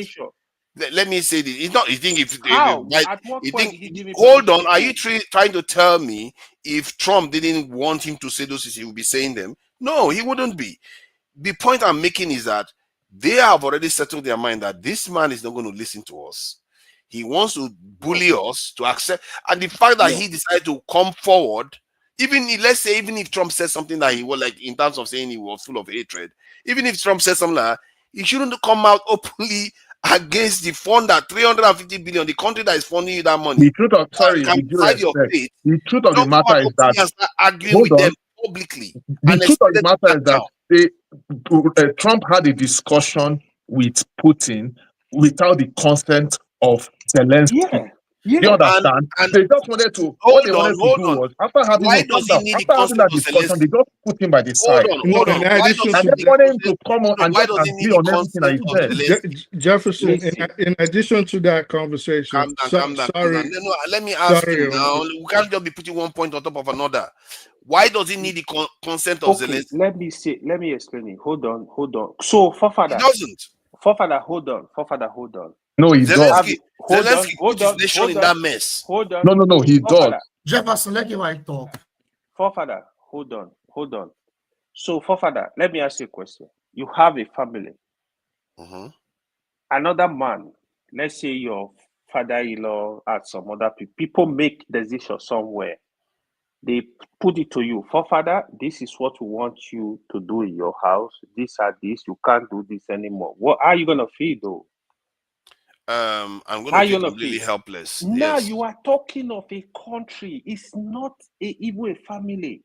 You cannot have Ukraine and Russia discussion without the presence of Ukraine. They have to be involved. Hold on. I hear what you're saying. Hold on. Calm down. Hold on. That is absolute madness. If not at all, first of all, have a discussion with Zelensky first and his team. What do you guys want? They did have a discussion with Zelensky. Marco Rubio, from what they were revealing, this is why Trump got mad. Marco Rubio, the Secretary of State, did have an agreement. All Zelensky was supposed to do there, that day, was just to sign away the rights of Ukraine, sign away the mineral rights and sign away the lands, Crimea, Donetsk, and all those areas. When he got there, he refused to adhere to what they agreed in the back. So he came to litigate his position in front of the world media. Basically, he wanted some Exactly. sort That's of what I saw. He was sympathy. trying to But he was almost intimidate them. in essence, two things can be right. So while what Trump did was undiplomatic, what really riled them off was what Zelensky did. But do you now castigate your fellow leader in front of the world? No, you don't do that. That is unprecedented. You are not on Yes, Dr. Damage's show. You don't just gang exactly. up on Why someone, not? start asking them, It why is are you not not in a right suit? for Look at, why would a American journalist, an ordinary civilian, look at a wartime leader and start questioning him about his mode of dressing? The man did exactly. not You have no come there. bloody right to The ask that man, kind of question. the man did not come there naked. Even if he wore leaves like they try to portray Africans as savage, if that was his national mode of dressing, say like a Swahili, that is mode of dressing. If he came in a kilt as a Scottish man, would you now tell him, why are you dressed like this? Exactly. So these are the kind of things. And then you have JD Vance. He asked JD Vance a very simple question. Have you been to Ukraine? JD Vance, just like a typical, like a panelist on Dr. Damages. I've seen stories. I've never been there, Yeah, but I see the story. Hold on. I think what you are doing here is that you are. You see, Is it he just shows. able to tell? Is he able to AY, let tell me say something. Let MBS me say why are something. you secured on Abia? I Let me say resent something. your comparison to our Dr. Damages show. You need to take I that don't back, mind sir. it. I Don't mind it. resent Don't that. mind it. See. See. I think what I am observing here is that, to an extent, your knowledge. I don't know. I don't know how your perception of power is different from mine. The way you are looking at it is that there has to be all these protocols. These protocols, yeah, you used to see it before, but There has to be protocols. We don't live in. See, hold on. What I'm seeing out in the open now is what is happening behind the scenes, and I'm sharing you. A lot of Americans are thankful that they saw this openly. Trump literally sat there and explained why, and you can see how eloquent he was about it. I've been saying this. Trump doesn't talk openly about that kind of stuff the way he spoke to Zelensky. what was He literally eloquent? talked about, you are risking a nuclear war here, and not this is no joke business. Let me A guy can't be risking everybody's life with his own let me say What do demands you for call everything. let me wait. Let's even forget it. No, the way he talks about one, the reason why he wanted to do it, he didn't have to think too far. Let's even forget it. If for somebody that gaffs a lot, he didn't gaff there. Yeah, right. So if leaders over history, over time, think about any time period, if they had always argued and debated their positions, their potentially war positions in the public sphere, we would have had more wars than we can account for in history. You don't do that. I don't know what you mean about your perception of power. I can stay here and toot my own horn and talk about how close I've been to people in power. But the bottom line is, even on an adversarial basis, even in just business, you don't start arguing with your contemporary in front of the world, especially in front of people that you could categorically say these are your minions. Who was that journalist? Yes, you don't. So if you what you do sometimes, or maybe so in other words, you're arguing against transparency. No, I'm arguing against being rash. I'm arguing against not being undiplomatic. I'm arguing against brashness. I'm arguing against not using common sense. When you are arguing, there's a reason why parents, for example, do not argue in front of their And their kids. children. There's Thank a you. reason why There's a reason friends, for it. brothers will not argue in front of outsiders. You have to have some kind of decorum. You have to have some kind of respect that you give the other person. You don't just Or if you learn to argue in front of children, you see what people attach meaning to anything is the outcome. If you argue in front of children and you make up, they understand that argument is part of discussion with people. But if you pretend as if arguments doesn't exist and they go on in life to experience it, they will fail at the first opportunity of any argument. But that said, regarding this issue with this thing, the way their conduct, I personally think, given the gravity of danger these people have been exposing us to for years, and I've been saying this, like, what war do you think you are going to defeat Russia? What kind of delusion is this? Oh, Father, forget that thing. Hold on, because this Man, affected me. Oh, I'm not joking around. Cost stop of being living crisis. afraid. You always talk about Hold on, security. Fear. hold on. Cost of living crisis is affecting me here in the UK. Cost of this is going up. Egg price is going up everywhere. People are buying. People can't buy stuff because of this stupid war that didn't need to happen. nobody's saying a doubling down on it. A war doesn't. Nobody's saying.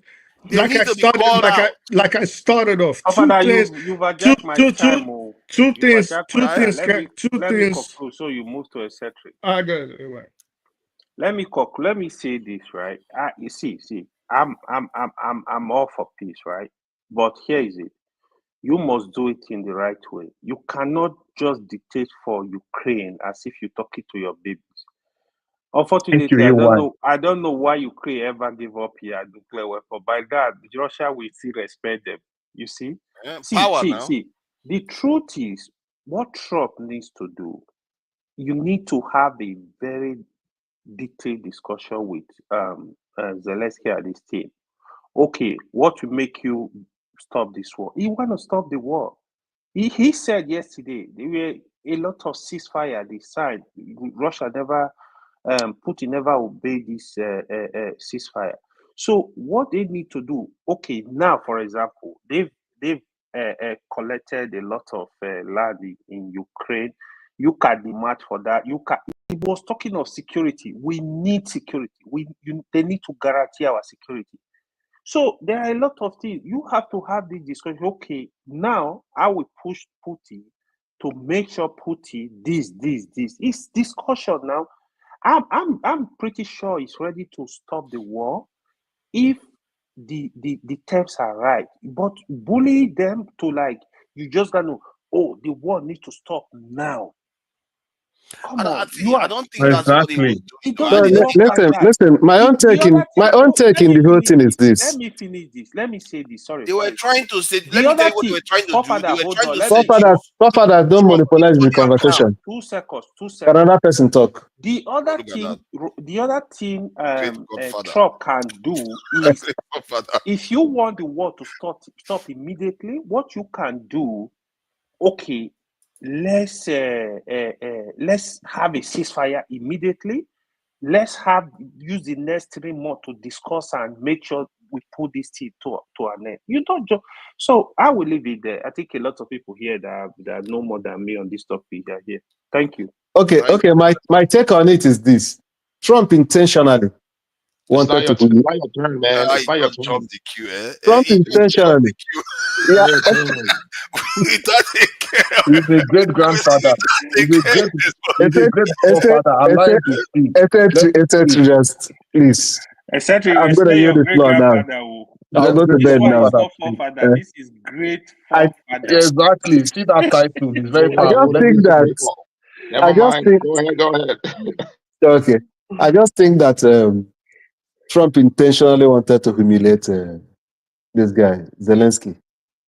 Because if you watch the conversation, you see that there is this animosity, grudge he has against Zelensky.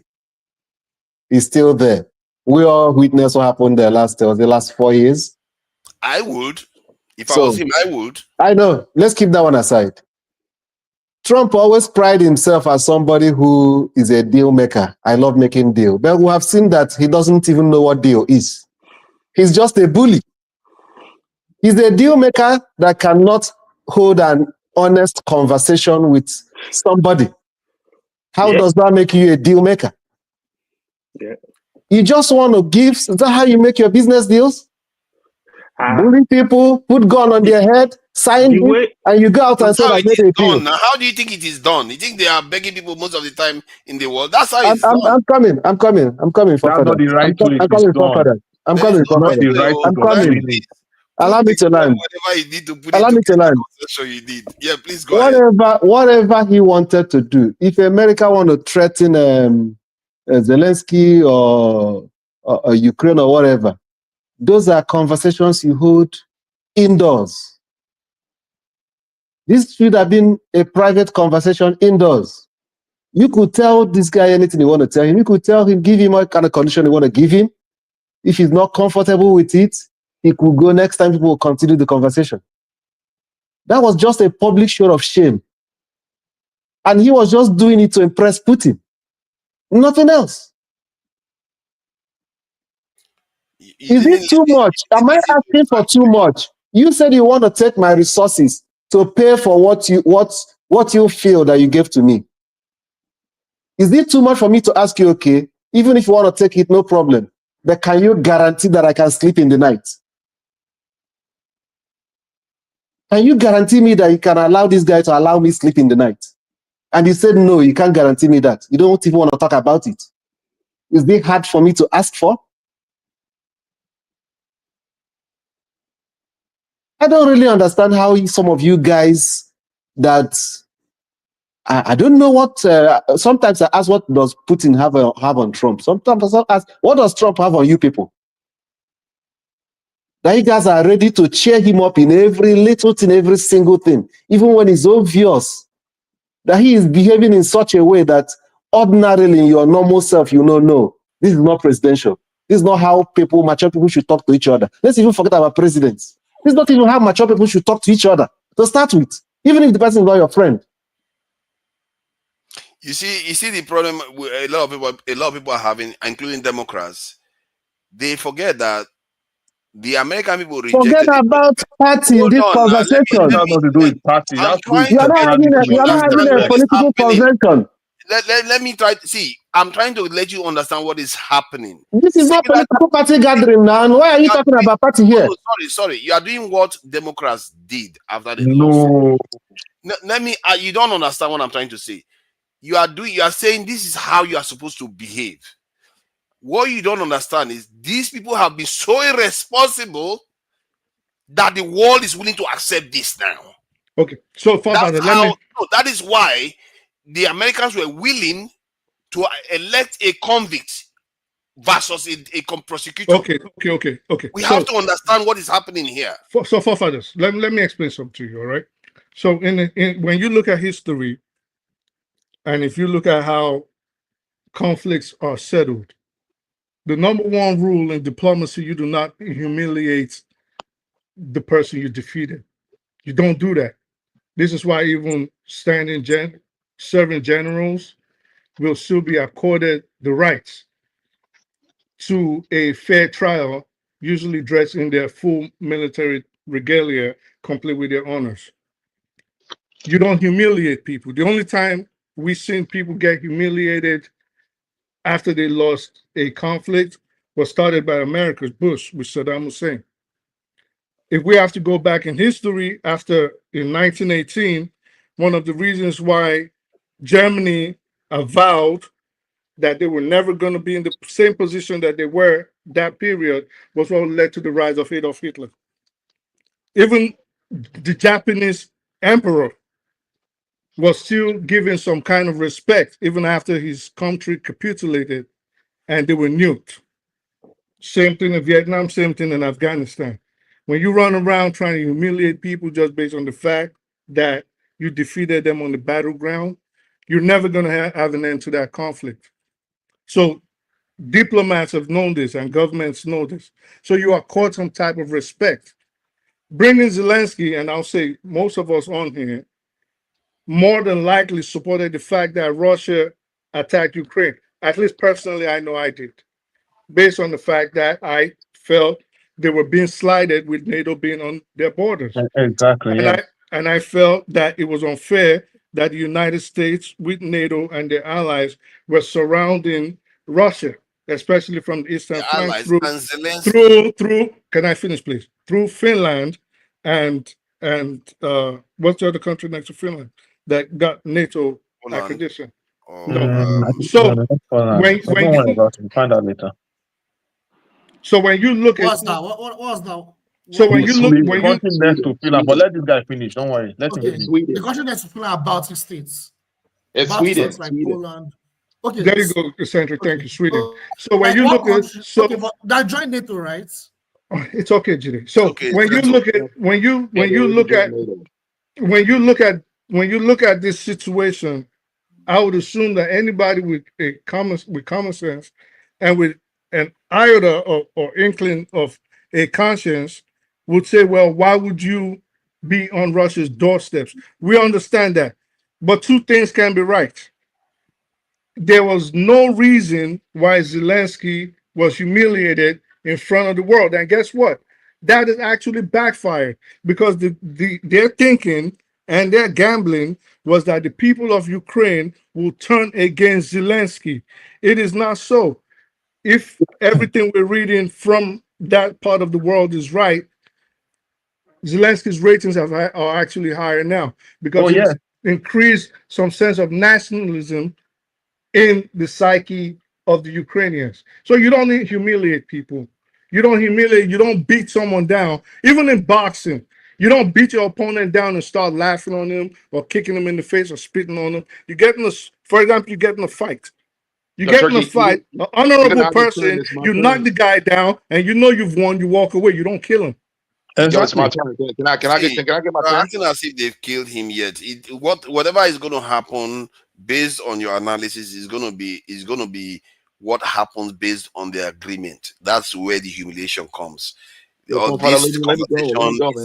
is a Let blip the technical talk now. Let me go. the It's my turn. context. Yeah, and Yeah, it's my Sadikas, go turn. ahead. Yeah, so this whole thing, this whole shenanigans started with Steele dossier. If you guys don't know about Steele dossier, you know what I mean? This war is a racket. Okay.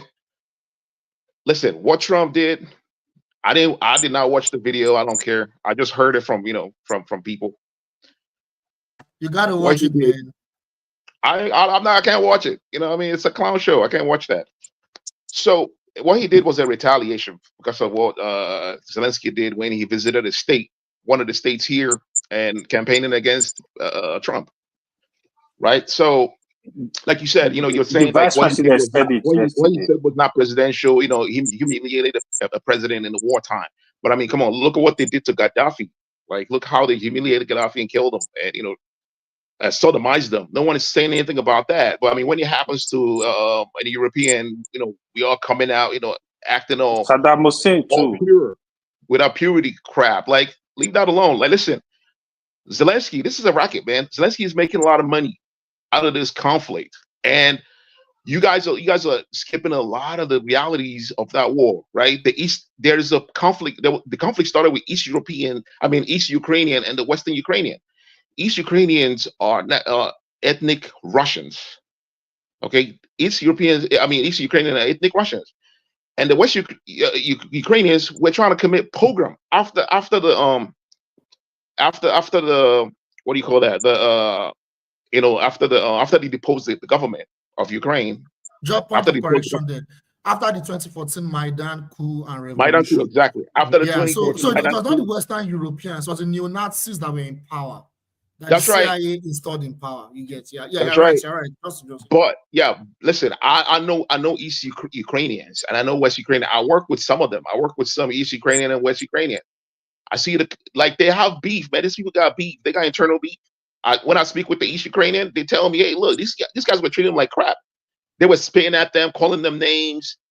You know, like they you know what I'm saying? Like they were arresting people just for teaching, you know, because Russia is the formal language in Ukraine. You know, Ukraine is almost like the broken Russia, right? Like if you say something like is it dobre? And then Ukraine says it a little different. Dobre, like hello. Oh, thank you. Right. Ukraine says it's a little different. Operate with a little bit of accent. It's the same language, right? But Russia is the formal language. But what Ukrainians did, right? Because most Ukrainians that started the Maidan coup, you know what I mean, started Maidan coup, and started a pogrom in, I guess, East Ukrainians were Nazis, not even neo-Nazis. These guys were literal Nazis. They were football The reason fanatics. why they call them neo-Nazis is because, you can't compare them with Hitler. You can compare them, but like, it's not the Hitler Nazis. No, they are Nazis. They're not even neo-Nazis. They're wearing insignia, Nazi insignia. It's different from neo-Nazis.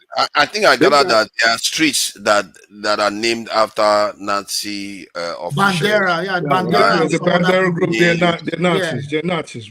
They're Nazis. Western Ukraine, they were the ones that worked with Hitler, from what I got. Yeah, they worked with Hitler, and then they murdered millions of Jews. Like that's a historical fact, right? They and this was their way of In fact, Hitler used Ukraine as a bulwark into Russia, just like what they're trying right. to do. That's facts. That's facts. And the thing is, when the Soviet Union defeated Germans, they reconciled. Like it was Lenin. Lenin was like, "Hey, let's forgive these guys. They are brothers." And someone mentioned about the nuclear weapon. AOI. He said, "Oh man, I wish they had that nuclear weapon." Like, come on, man. Why would you even say something like that? A literal Nazis having a nuclear weapon. Like, what do you think they would do with it? So the nuclear weapon that was in Ukraine belonged to the Soviet Union. When the Soviet Union dissolved, America took over the nuclear weapon and took it away from them. Because America know who these people are. That is a false narrative. Hold on. Let me finish my point. He's absolutely correct. He's absolutely correct. Fall back. I can explain further. Go on. He's absolutely correct. Finish my point. He's so correct. Yeah. Anyways, so they were committing pogrom, against East Ukrainians who were ethnically Russians. And remember, when the conflict started, actually, in the early 2000s, they were targeting Romanian Ukrainians. You need to understand, Ukraine is an oblast, right? It's made of countries. There are Romanian Ukrainians, and then there are Greek Ukrainians. The Greek Ukrainians are the ones that occupy the Western Ukraine, that think that they are the main Ukrainians, right? And then the East Ukrainians are Russians, right? So they look at them like Nigeria. It's kind of like Nigeria in a way. It's kind of like Nigeria, pretty much. Yeah, it's kind of like Nigeria. So, see, here's the thing. United States of America has a Monroe Doctrine. This Monroe Doctrine states that no foreign power can do anything around this sphere. It's not Monroe Doctrine. It's called the Wolfowitz Doctrine. Monroe Doctrine is in Latin America. That's what I'm saying. Latin America. That's what I'm saying. Latin America, they have a Monroe Doctrine in Latin America, right? No country, because if you remember, when United States put in a weapon in Turkey, Russia, reacted by, trying to put nuclear weapon in Cuba, and it almost led to a nuclear war, right? And what happened? They made peace, and everyone moved on. But you got to understand, like the people like Joe Biden. Biden. Listen, there's in my circle, we call him Genocide Joe, right? And there are names that we call Joe Biden because if you look in his history, the guy was aligning with segregationists. You know what I mean? He didn't like Mandela. Like Mandela was a terrorist. He was in the Senate when Mandela was. I think people were warned about Biden, that this guy was the one that passed the crime bill and all the rest. I think the reason why as he was supposed to, not only him. There were black leaders. There were black leaders that helped to pass the crime bill.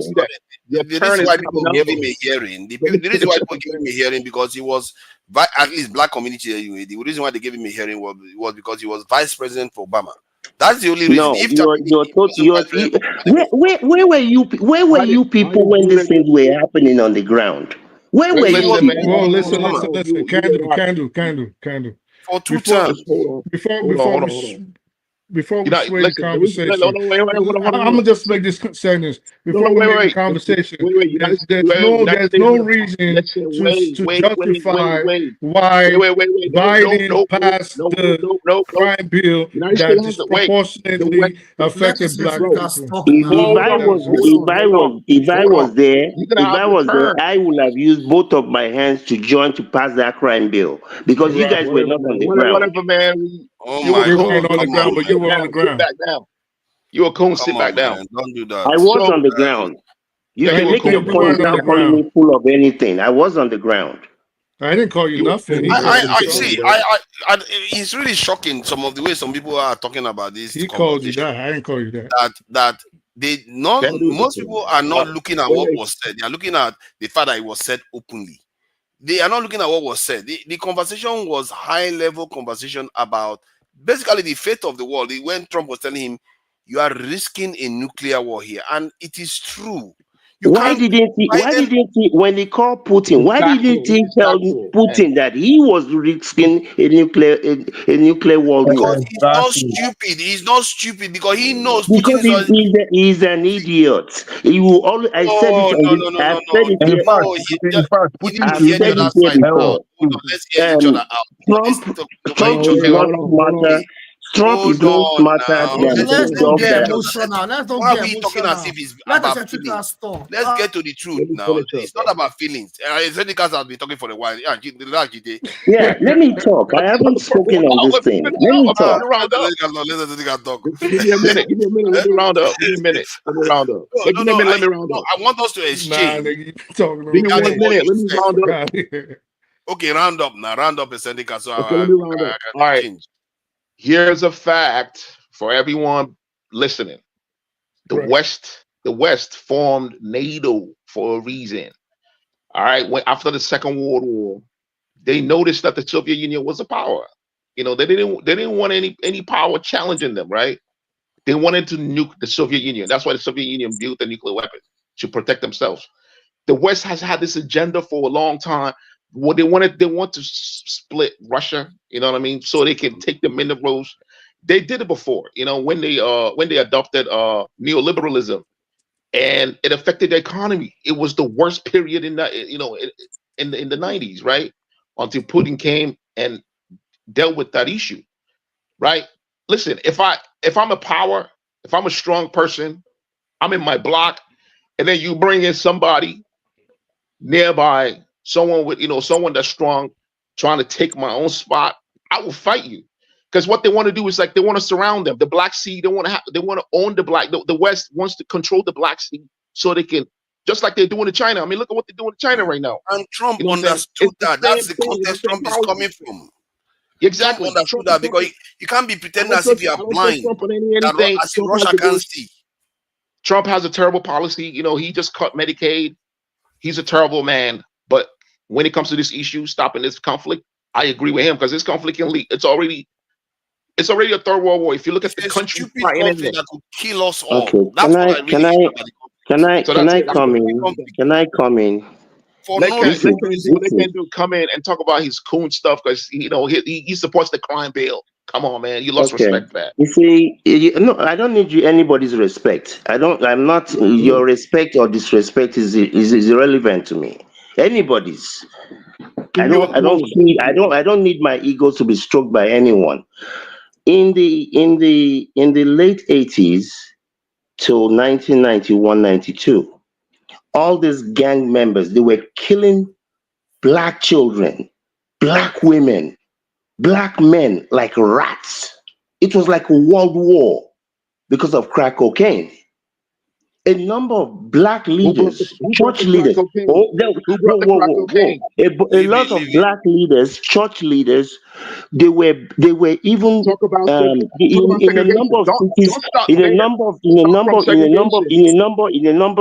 of Black cities in this country, they were burning CDs of NWA and the likes because of the type of gun stuff they were talking about in their albums.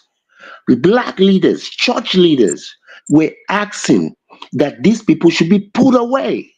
And that's why I said, if I was there, if I was part of Congress, I would have signed with both hands to throw these people away, put these people away, and throw away the keys. So anybody telling me that Biden and other people were part of that, so because of that they hate Black people. If you're a Black person that is killing Black children and Black women, I hate you. I double hate you. That is correct, but remember, I double hate. You see, this is the thing. People allow people to exchange with you now so that you can try to I haven't even started, but go ahead. That's fine if you have not started. So regarding these people that are killing black people that are doing these things, just 20 years before that, it wasn't happening. There was a context that led to that happening. Somebody changed something within the society of the black people for that to happen.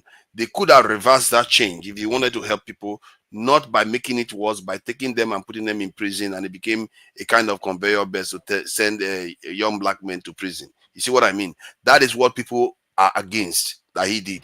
We are not saying that He didn't do that. He didn't do that. He was not the president of America. He was a senator. And let me tell you something. Let me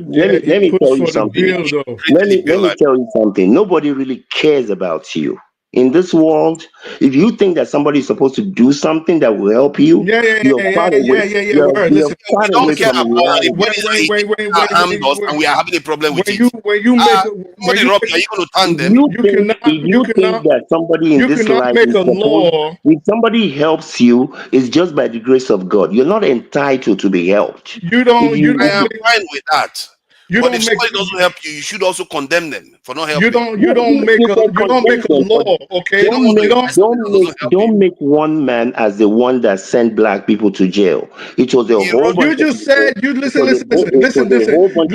Don't moonwalk now. Don't backtrack and turn into Michael Jackson. You already said if it was you, you would have done it with both hands. So that was what we heard. We heard you say if it was you, you would have locked up more black men. Nobody is trying to get any resources from Russia. If you understand who this guy Putin is, if you understand this guy Putin, and if you understand that clown that is the president of America, with that boy Vance or whatever his name is, that boy should have been put. If I was Zelensky, I would have told him he needs to keep quiet because presidents are talking. We'll get reversed. Presidents are talking. We don't need any boy putting his mouth into it. We don't need boy when presidents are talking. And like I've said many times, this clown show is not going to end well. All right. All the people who thinks that like I've said before, Trump is a con man, is a con artist. We know him very well. We know his real estate deals. We know his real estate deals. We know his real estate deals. You see, we know his real estate deals from way back in 1987 is when we have known how he does real estate deal. He brought Zelensky over to come and sign over 500 billion. 500 billion. The US Congress that was allocating the money, both Republicans and Democrats, they didn't say they were giving this money to be given back to the American people. It wasn't said then when they were giving this money. But Connie Man, this is what Connie Man does. And like he said after that fight in the White House, he said this is good for TV. He thinks everything is personal. It's like The Apprentice. This is not how you run a country. That is why this foolishness is not going to end well. Okay. But I'll be here with my popcorn and watching. All right. So Forefather, please, let's just backtrack. But to he didn't say anything negative about Putin. That absurd statement. Hold up, Jide, please. That absurd statement that he made about because he's coming here trying to act like he's the bastion of the knowledge of democracy, okay, or of equality or of fair judgment. And I'm not going to use the words the Century Cast used for him because those were pretty choice words. And I'm not going to go, but it makes no sense for him, even after you explain to him and you're stuck somewhere in a village in Luton or Cambridge, somewhere in England, but you still at least know enough to let him know that what Biden did was not right for the black people. How can you say now if it was you would have used both hands to sign the bill? Then in the next vein, you want to say, well, he didn't sign it. He wasn't president. America is not a kingdom. Of course, we know he wasn't president. But he pushed for a bill that destroyed a generation or two or three You of know, black people, and black people the are, interesting thing please, is, please, the please, interesting thing is, please, if please, you're there's no not one interest. of those Let me people finish. killing people, So, you wouldn't have been so if, arrested. so if, what did you just say?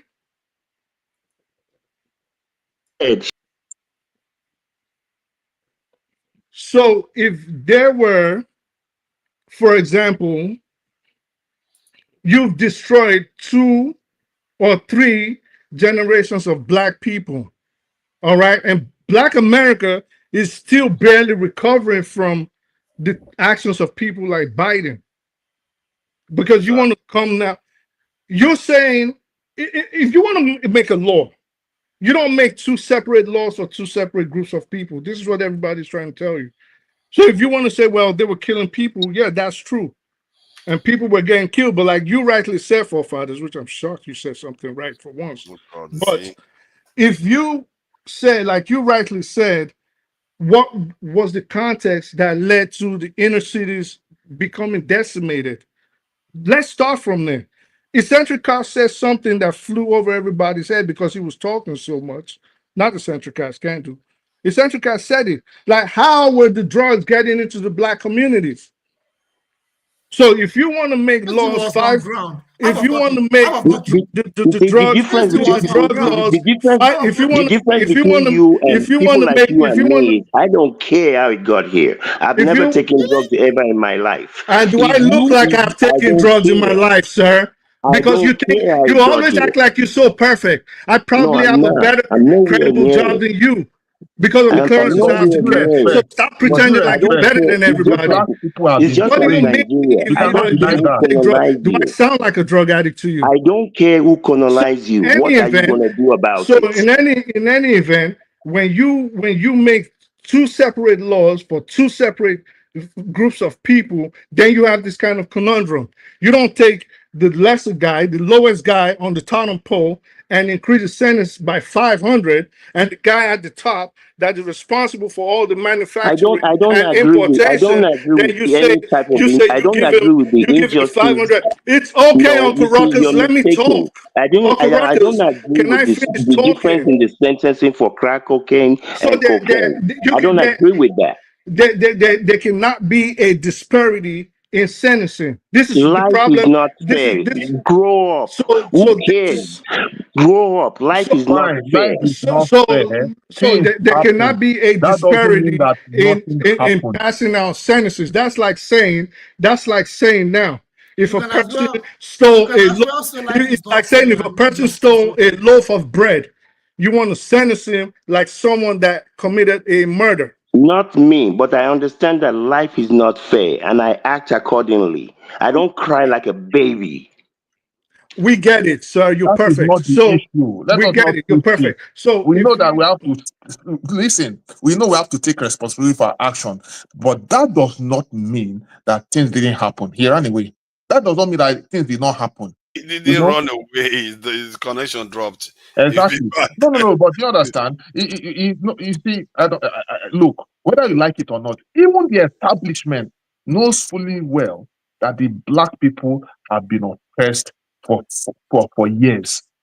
And that's the reason why we have the Black History Month in the first place. So anybody that is saying that, oh, nothing is happening, I think the person is living in cuckoo land. when he mentioned I think you are.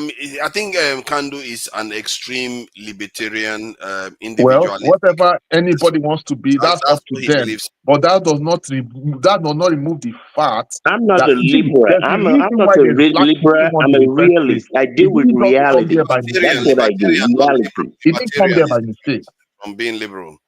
Somebody that believes in self this in determination. You determine your fate. no, it's just being unreasonable, okay? You No, don't I'm not say on. you don't Look. Let me finish. Let me finish. Let me This is my finish. real. Can Wait, I hold. Hey, finish? Can I slow down. finish? You Slow keep down. trying You to don't need to be overtalk me. yelling at Let me everybody here. finish. Slow down. Let me Slow finish. down. You need to slow down. No, I'm not slowing down. I'm going to go Let's 150 bring miles. No. He keeps There's no need. talking You need over to me. slow Like, down. come in. Like, what the You fuck is said this? you called me. You said Candle is just being like something. No, I said And I'm he's trying to being on. tell I you, did I'm not not being mention. like anything. I said I you are be being. myself. I said you are being on. Let's calm down. Okay, so maybe you guys should calm down, let other people speak. Jide hasn't said anything for a long time, and he's been arguing for eccentric cars for ages. So This is why. Let me finish something. Let me just end with something. This is why Black Americans have a problem with people like him. Okay, because they come over here, then they think they're better than everybody else without taking into account how the society is. And then when you see Black Americans, for example, they get mad and they pointing the finger at one African, and they point the finger at two African, and they point the finger at all African. It's because of his kind of rhetoric. You don't come do here. rhetoric. What I is don't do rhetoric. I don't care if Americans you're, I hold don't his care if own you're opinion too. Hausa. I don't Because care you if always you're have people like Hausa, that you're in every Igbo, group. or you're Yoruba. I don't believe care in where you come self-determination. from. The Where you percentage that come have from these is views irrelevant to among me. Africans. The percentage that You're have always these views thinking they're among better than Africans. everybody. I know they are unaware now of the true history. Man, how many of them No, know I that? know. Oh, no, whoa. You're They should go and mistaken. I learn. know The the Africans should go and learn. history very, very well. No, I The know only you thing, know, no, but the you don't know difference is like or complain. I take account of what happened, how I got here, and I tell the people that look up to me, that I have influence in their lives. Okay, this is what has happened. It's a bad thing that this has happened, but we're not going to take because of that, fold up and die. So what are we Okay, going to fine. do I about agree it? with you on that one too. What are we going But to that do doesn't about mean it? that it didn't happen. Did you hear what I Hmm? said? You take account Yes, of what happened, exactly. then you figure out a way to move forward, or just go and die. Is Now your you option. moonwalking like Unfortunately, Michael no one is Jackson. going to Okay, die in this point. what you said was, if you were Biden, you would sign that crime bill with both of your hands. That Yes, was what sir. you Because said. Okay, so what are you trying to tell us now? what I'm trying That to was what tell you you said. is So that back then, basically, what you're saying is, if it was up to you, you would destroy and decimate the Black community. no, Even that is not further. what I. Yeah, No, that is Let me not. finish. Let me finish. Okay. So what you're telling us is that if it was up to you, you would decimate and destroy the Black community even worse than people like Biden and the rest of them did. That's what you're That is not telling us. what I said. What I If you said were was, signing with both hands, what does hold that mean? on, hold on. Let me respond to you. What I Okay, said then was, I say it was on the can do. ground. I was on the ground in Maryland in 1988. I saw what was going on in Chicago, in New York, in Watts, in Compton. I saw what was going on in this country. Black leaders, church black leaders were begging the government, you got to stop these people. It's the one thing if they were killing themselves, just the guys, but children going to school, old women, teachers getting slaughtered like chicken, Yeah, but given is that how the only things were. solution? Was that the No, only solution? at that moment, what other solution did you have? You could At have that found a moment, way what? Hold on, deal with the before you between speak. all of them from This was One of the 19. This solutions was is to not flood the 1988, black community with drugs. 89. Wait. There are solutions. You don't flood the community with drugs, and you no wait. You I'm not undo talking all about. You undo all the Exactly. effects of segregation. Listen, wait. All the negative effects of segregation has to be undone. Okay, so All the what are you? wait, Okay, wait, all the schools, what are you? all Wait, the hold on. all the schools in the black community are depleted. Listen, you go to Okay, school so based on where you live. okay, so Listen, okay. school Look, finances look, is look, based look. on school finances Just here like is based Nigeria, on the just real like estate Nigeria tax. now. Hold on, just like School Nigeria finances now. based on I real cannot. estate tax. Hold Black on, community hold on. live in a depleted Okay, neighborhoods hold where the on, real estate tax is hold not enough on. to build a good school. So Okay, just you like deplete your Nigeria school, now. I cannot you solve the prevent them from problem of getting Nigeria. proper Hold on. jobs.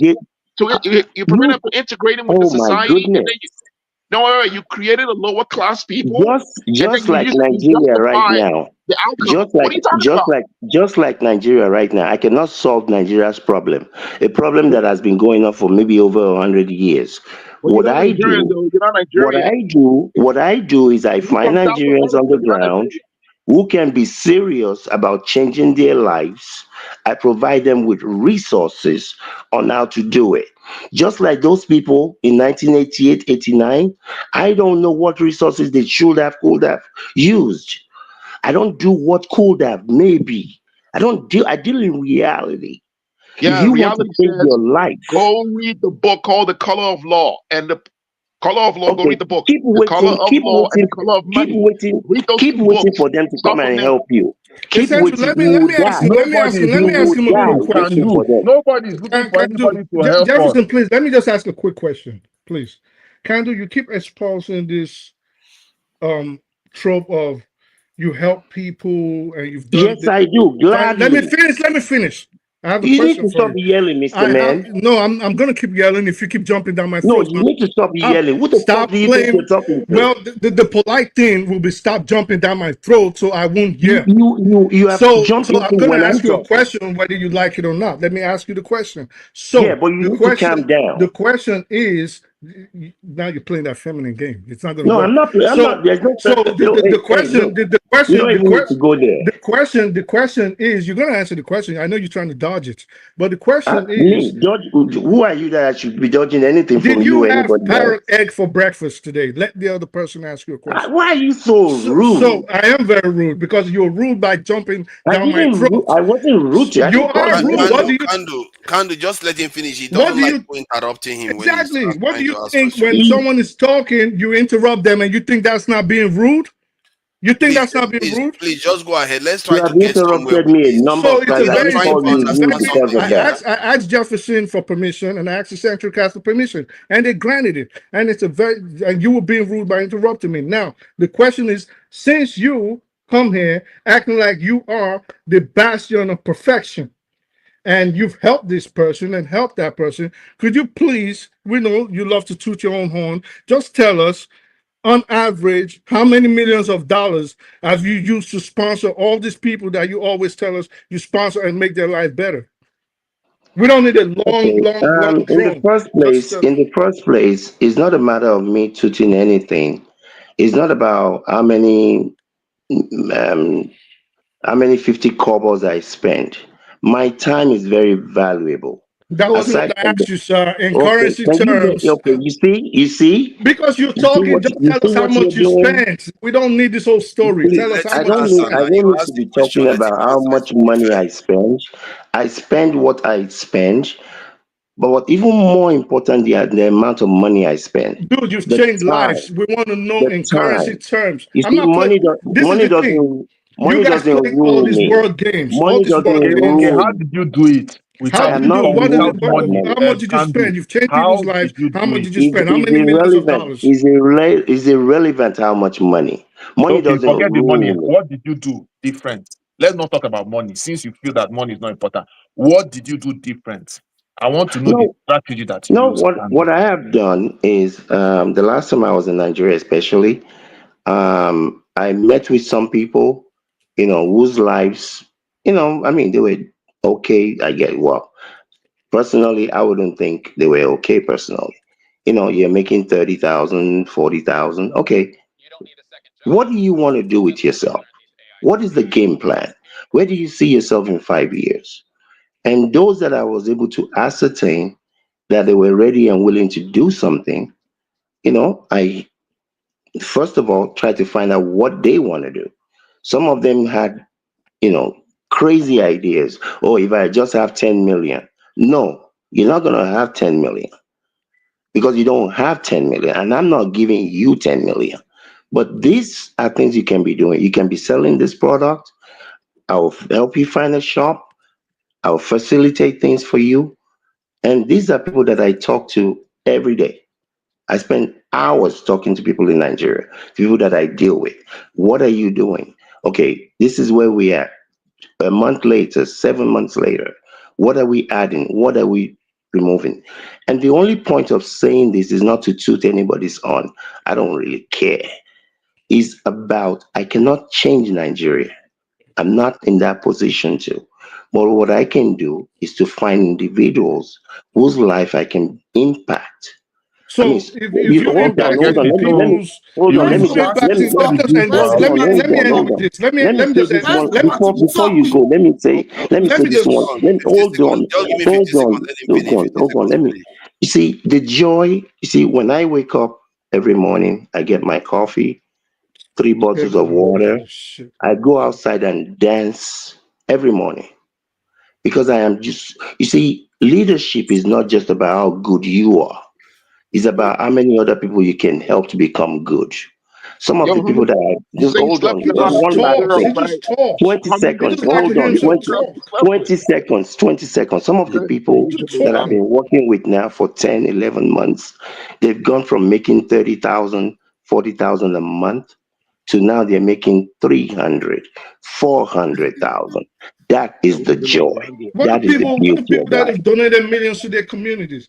You think there's no people like? Come on, man! Like you I just come said in they're here. You making. just be I didn't talking, say they man. make You just money. talk. You talk too I much. said Chucky, they're calm down. making. Chucky, Just calm talk, It's down. man. about Come on, No, bro. no, it's no, about You Chucky, ain't even calm taking down. them. saying nothing. You Let's talking. change. It's Let's go back about to the taking topic. them to a point where they can do for themselves, not Yes. about giving them money. Okay. Can do. What you just said, I think I love what you just said. You may not Jemasi, have don't the prolong this thing. Let's go back to the topic. DJ, please calm down now. We're Please let talking. me Let's finish go the back to the thing. topic now. DJ, calm down. Let me talk to this guy now. DJ Can is you tired allow of me? everybody talking. Please. Okay, please go ahead. Go ahead. Kandu, I think I like the approach that you use because we know this money might not come by. But for the fact that you took your time to inspire other Nigerians to be strategic by using little opportunity to build, that is a very good one. Because if you influence one person, that other person can influence other people, and change can actually be exponential. Because most times it's not even about having the millions and the billions. And what good is it if we cannot be directed properly? So, which is another story we will have to talk another day. So, I think I really appreciate your approach, even though there's still other things still need to discussion. But let me leave that one first. But thanks for sharing. Thank you. Thank you, thank you. I think we've gone past our allocated slot actually, but let's go back to the main topic.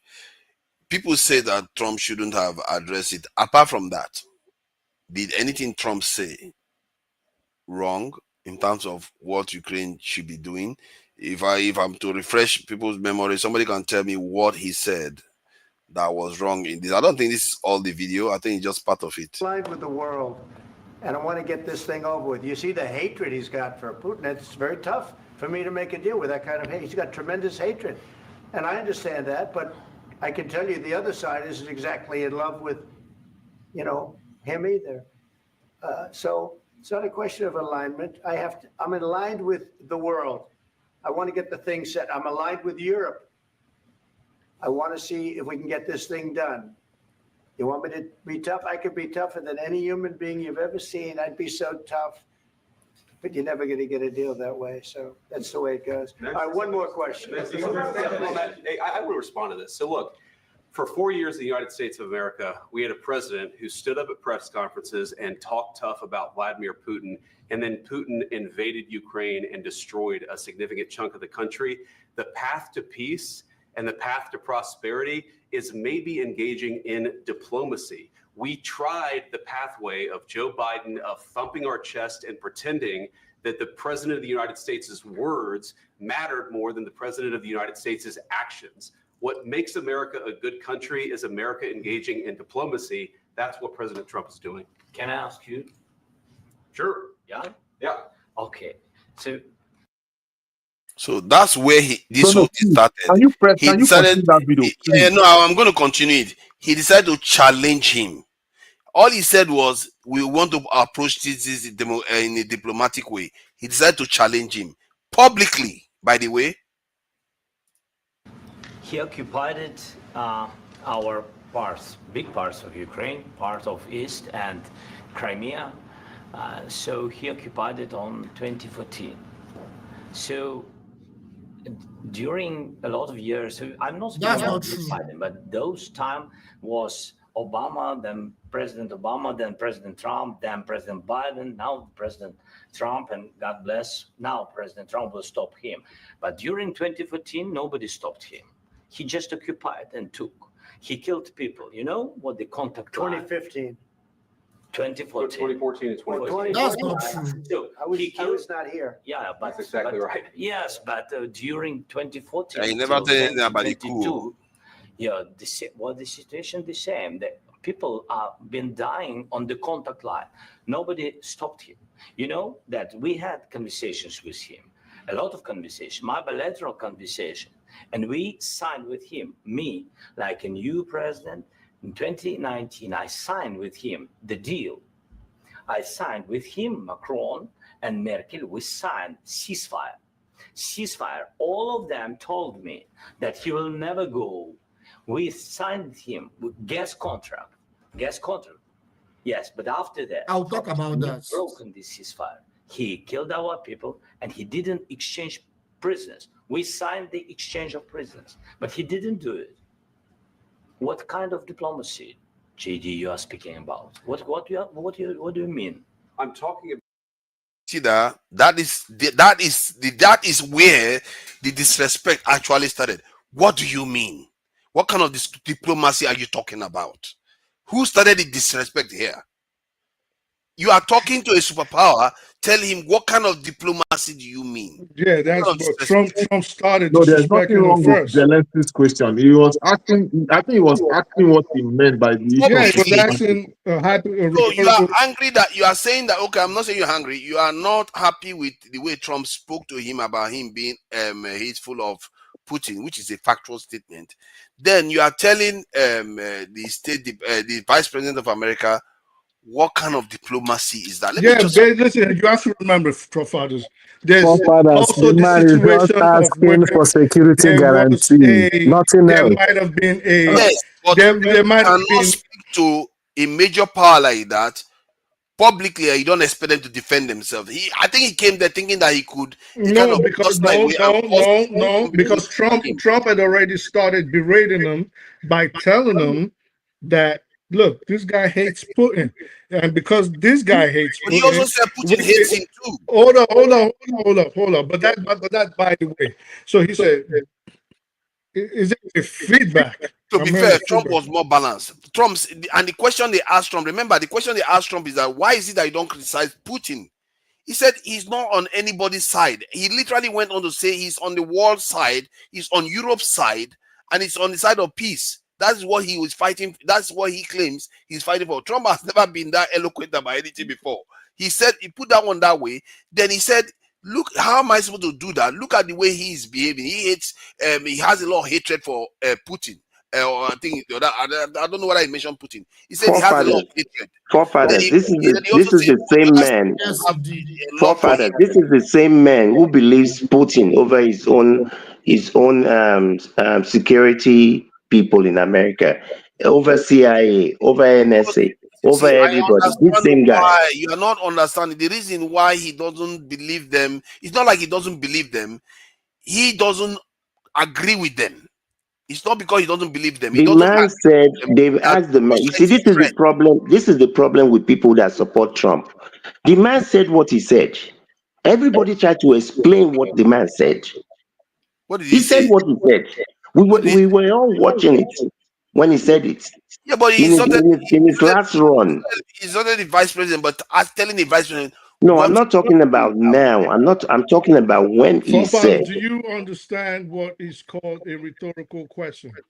Because I understand that, but you don't wait, that's my point. You don't do that to a vice president. I just told you that who the heck is the vice president when another country's president is talking? Who the heck is the vice president? Who the heck is he? Okay, now let's hear, because now you can see that, because that is public. If the vice president had taken it, you be like, how dare this small country president come and question me in the White House like this? Who's JD Vance? Why can't he not? No. Hold He's the vice president of America. Could be a president of the United States. Who cares? If presidents are talking, boy needs to keep quiet when presidents are talking. Boy needs to keep quiet. But Trump enabled him to do it. You don't invite someone and then you berate him. You're acting like you didn't hear how Trump came at Zelensky first. He accused them. How do you tell the world, or tell him, berate him, denigrate him, and degrade him? But in front of the world, and you say this guy. He didn't berate him. And say.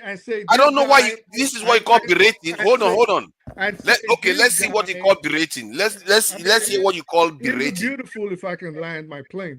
It'd be lovely. Okay, use 15 seconds to land it so I can play. Nah, go ahead, play. If you're not jumping in, can't you jump This is let the world, note this down. This is berating of somebody when an individual was asked, "Why are you taking one side?" And this video didn't show it, to be fair, because he also said you can't be looking to negotiate with somebody and you keep calling them bad people all the time. If you do that, you're not going to get anywhere. That's who what was he. Who was he? He wasn't calling America bad people. Why would Zelensky call America bad people? That doesn't even make no sense. No.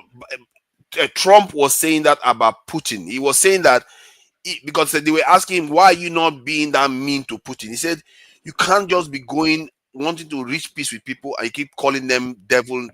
Forefathers, you see, this is where you and people like you miss the point. You see this guy, this orange-haired guy, he respects tyrants. He won't go after tyrants. Of course he does. I'm not disputing that part with you. But I'm also saying that the policy, the America's foreign policy, he's against it. That's what you are not understanding. That's where I disagree. It's not because he doesn't. It's not because he doesn't believe. That's where I disagree. That's where I disagree with Fathers. He does not. He's not against America's foreign policy. No, you don't understand. He's against the type that they are using against Russia. He doesn't believe in that one. No, it is the same foreign policy. When it gets to my turn, I'll talk. Okay, you get your chance now if you say it's the same. No, you get your chance if you say it's the same. It is the same. It is not like that's why the former president was friends with Zelensky, and this one wants to bite his head off. Okay, the same foreign policy. That's what you saw there. Okay, let's play this again. Let's hear the insult. The United States of America, and for the good of the world. I'm aligned with the world. And I want to get this thing over with. You see the hatred he's got for Putin. It's very tough for me to make a deal with that kind of hate. He's got tremendous hatred. And I understand that, but I can tell you that I understand that. Notice that is not an insult. No, understand what? What is that? What is the that is understood? He understands the hatred. Of what? Of course, why won't you after the contract, after Russia decimated the country? That both sides, because they asked him, why are you not being mean to the other side? There are no both sides. One country invaded another. Whatever your reason is, there are that's the same way when they talked about Nazis. You don't love Trump, like it's okay, let the other person speak, please. It's all right. All right. Okay. So what I want to ask you, Forefather, when was the last time you seen two world leaders openly berate each other like this and talk down on each other, yell on each other, talk crazy to each other, to the extent one of them gets kicked out of the White House or wherever presidential policy? When was the last time you seen something like this?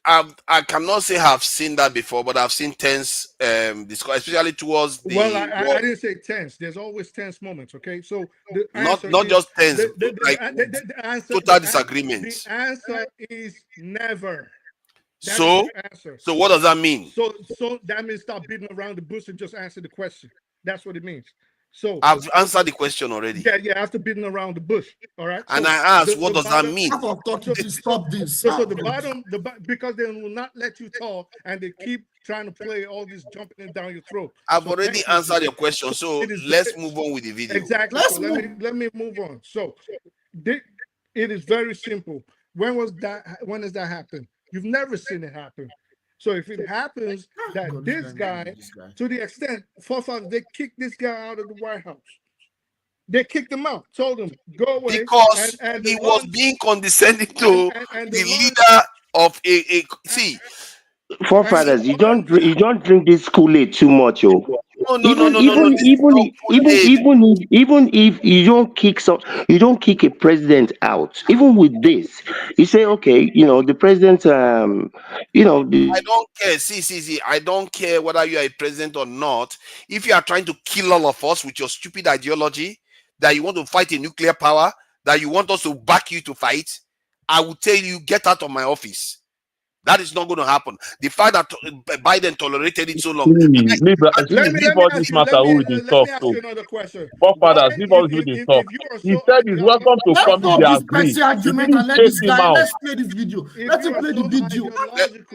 Let him play the video now. Let's play the video. Let's get more of it. Okay, let's watch the video so that we can calm down. I speed it through. Hold on. Let's just watch the video. Because you guys keep jumping. No, let's just watch the video first. Let's just watch the video first. No more question.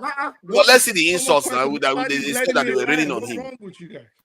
And this news channel is quite biased against this thing. Let's just play it anyway. The other side isn't exactly in love with, him either.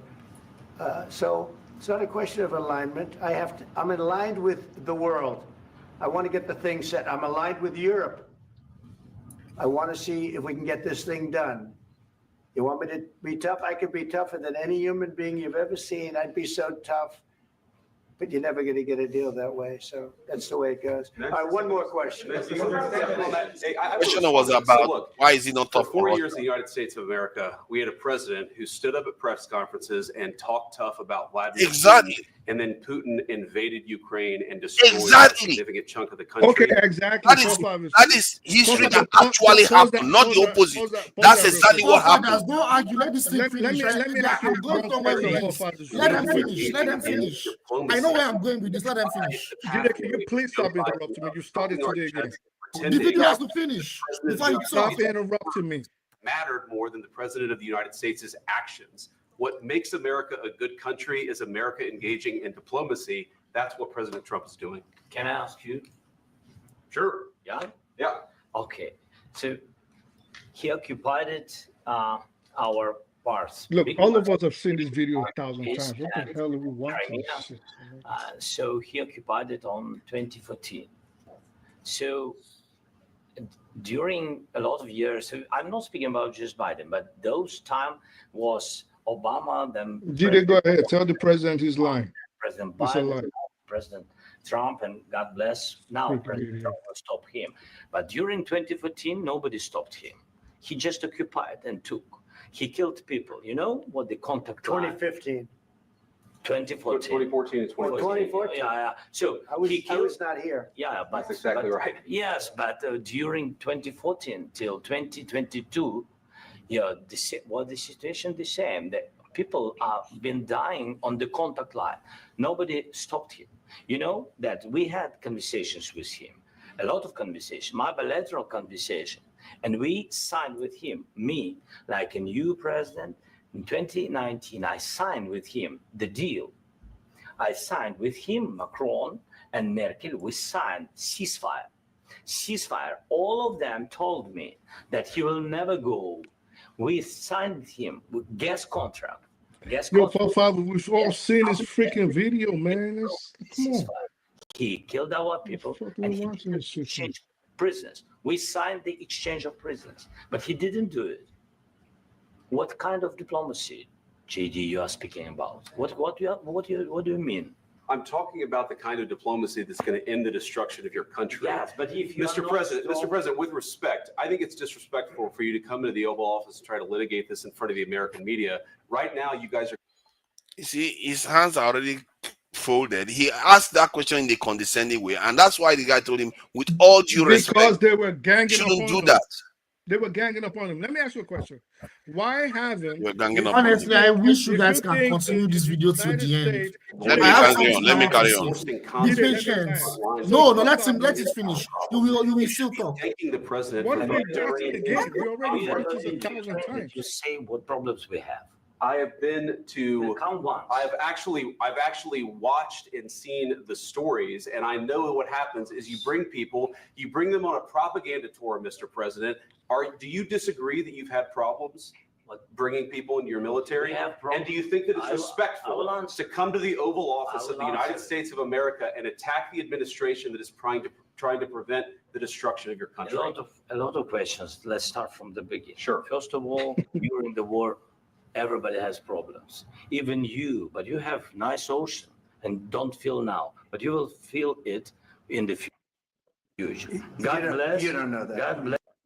Wow, you have nice ocean. He went He's very right with Let that. me He's very, ask you very a right with question. that Let me statement. ask you a He question. escalated it. He's the one escalating the comments. He Let me was ask very you a right with question. that They are statement. telling America that kind of thing. If you Yes, support, he was right with that statement. if you He was very, very if you right support the because he treatment, is facing the war. They are not facing that it. Zelensky is getting from the people in the White House, okay, it's all right. It's all right to think like them.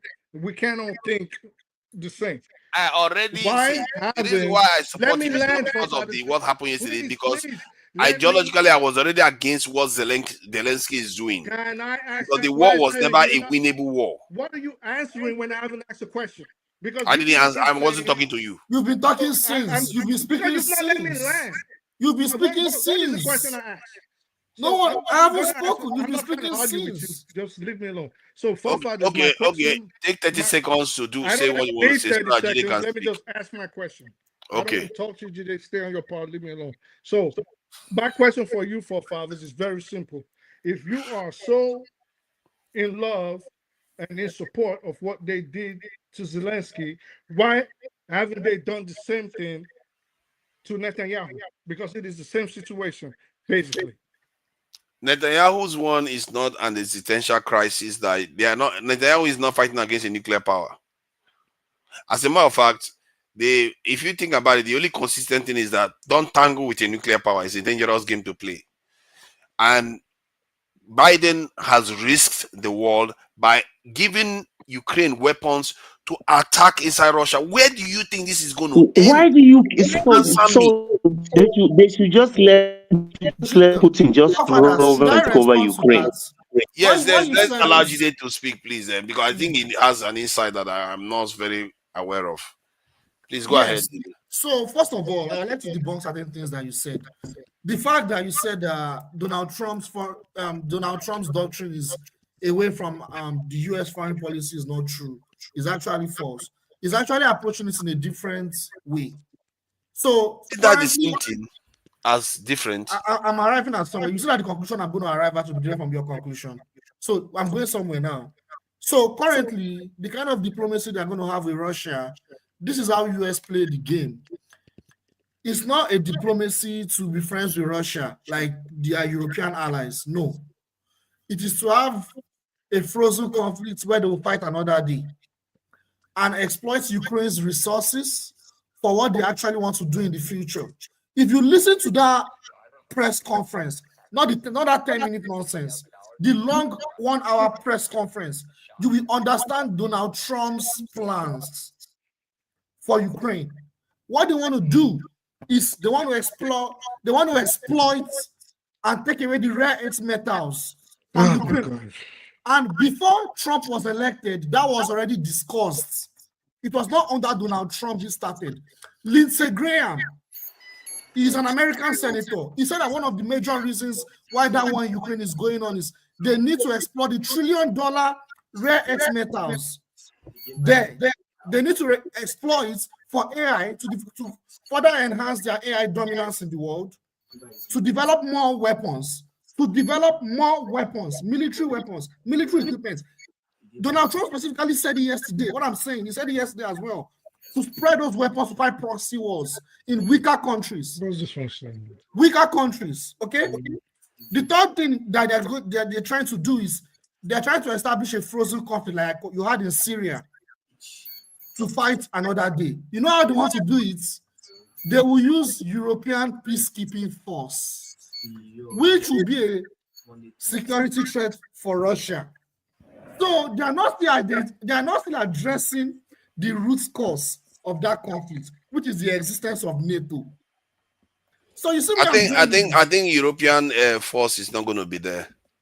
No, it's going to be there. If you listen to, that's what I'm saying, that you need to listen to everything. The reason why it's not going to be there, I think Russia is not going to accept that. You know what Russia is going to demand? That's where they will have disagreements. Russia is going to say that they should demilitarize Ukraine. They will have to make Ukraine a neutral country. This is what Russia has always been asking for. It's not new. Neutral, or Moscow is going to put its own puppet in Kyiv, which was always what the whole problem was on. But European Union in the first place, will not agree. When the coup happened in 14 or 15, when Poroshenko was there, it was a Russian puppet. Okay, so Russia is the big dog in that area, and as exactly, that's how it is. Yeah, let's face it, that's how it is. Russia in the end is going to take away Donetsk, Crimea, and the Kharkiv region. The Russian ethnic-speaking areas, they're going to become independent, loyal to Moscow. They've not reached an agreement with that. Let me finish. They've not reached an agreement with that next, yes. So don't make that conclusion. Yes, thank you. So what they're going to, what I think they're going to do, so they're going to try to put in a puppet in Kyiv. So either way we look at it, okay, Zelensky is gone. So Zelensky can either go into exile and go lay down on the beach somewhere, under which permission, or he might end up being either he leaves and just gently goes away, or they're gonna, because if America does not support him, he's finished. Zelensky's in trouble. Where I'm going. That's where I'm you better going. be careful. Can I continue what I'm Zelensky's in saying? trouble. That's where I'm going. So what Trump is trying to do, it's not like he's just trying to say, oh, Ukraine, we just want to go away.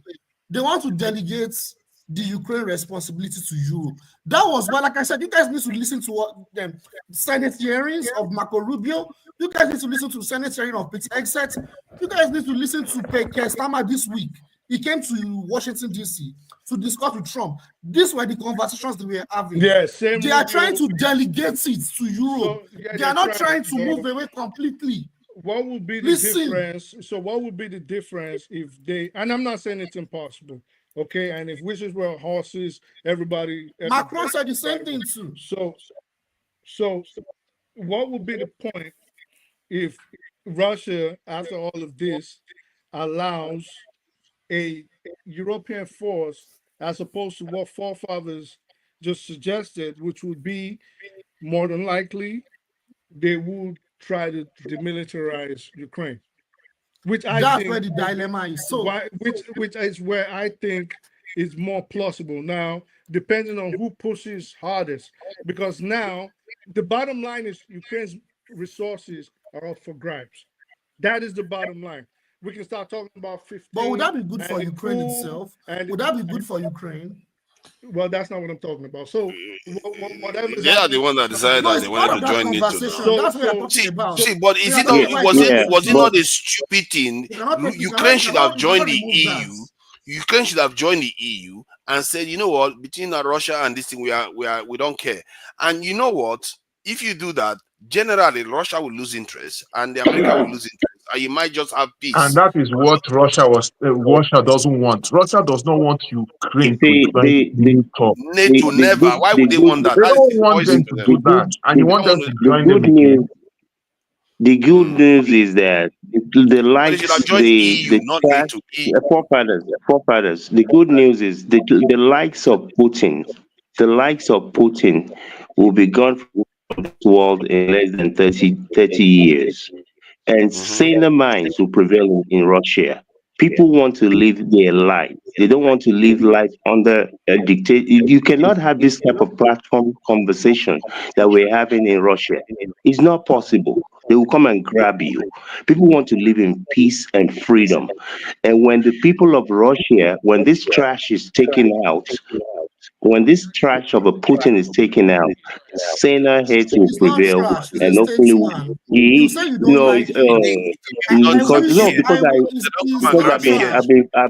I've been following this guy. I've been following this guy for more than. I've been following this guy. I would prefer Putin to Tinubu.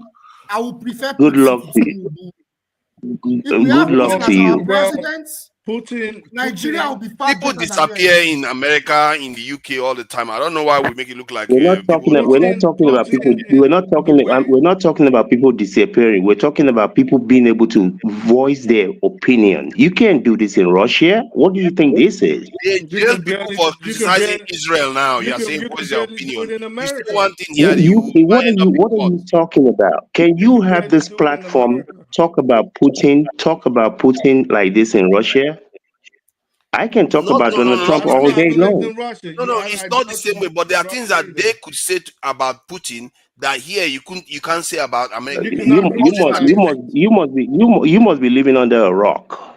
Okay, I am. this is the same country that they kicked out the Associated Press because they don't like what they said about the this present administration. This same country was hunting down Assange and hunting down Snowden. So let's stop Yeah, pretending they even like kicked out Which country? Russia Which today. wait? Which country? It's not the so The country. entire Is this nation. clown? so let's Is this clown that they put in office? Not America. all Is right. this Oh God, clown? let me Not see how many America. news Let's channels have been stop closed down. pretending like let's stop pretending like there's any kind of any country limits freedom, So especially what? that of speech, Like, I need to. depending on how they think it'll affect their government. So let's stop pretending now like, oh, Russia. We don't know. Like I the don't think you've bottom ever line lived in is Russia. you cannot I never lived in Russia. you cannot have panels like this discussing Putin like this, discussing or even people siding with Ukraine like this in Russia.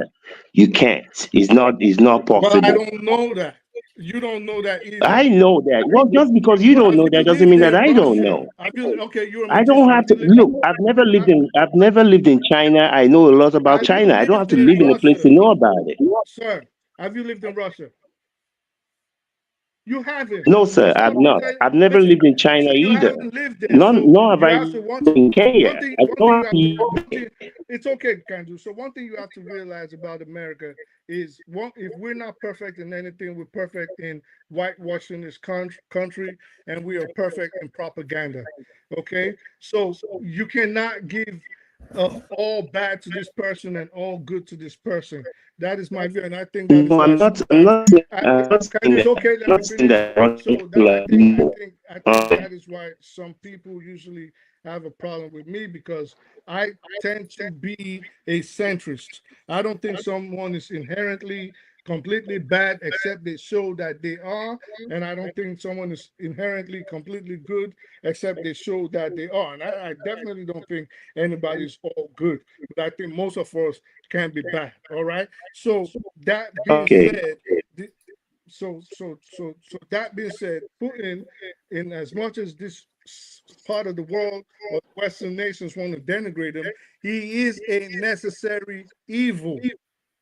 He's a necessary evil for the world. Because could you imagine a world where there was no pushback, there was no body to side with the downtrodden people of the world, and it was only America, Australia, Canada, the United Kingdom, England, Germany, and their cohorts in charge.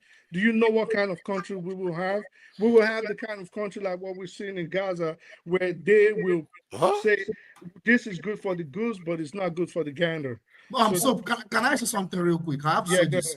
These So are the news outlets. These are the news outlets that have been shut down in different Western nations that seem to support Russia.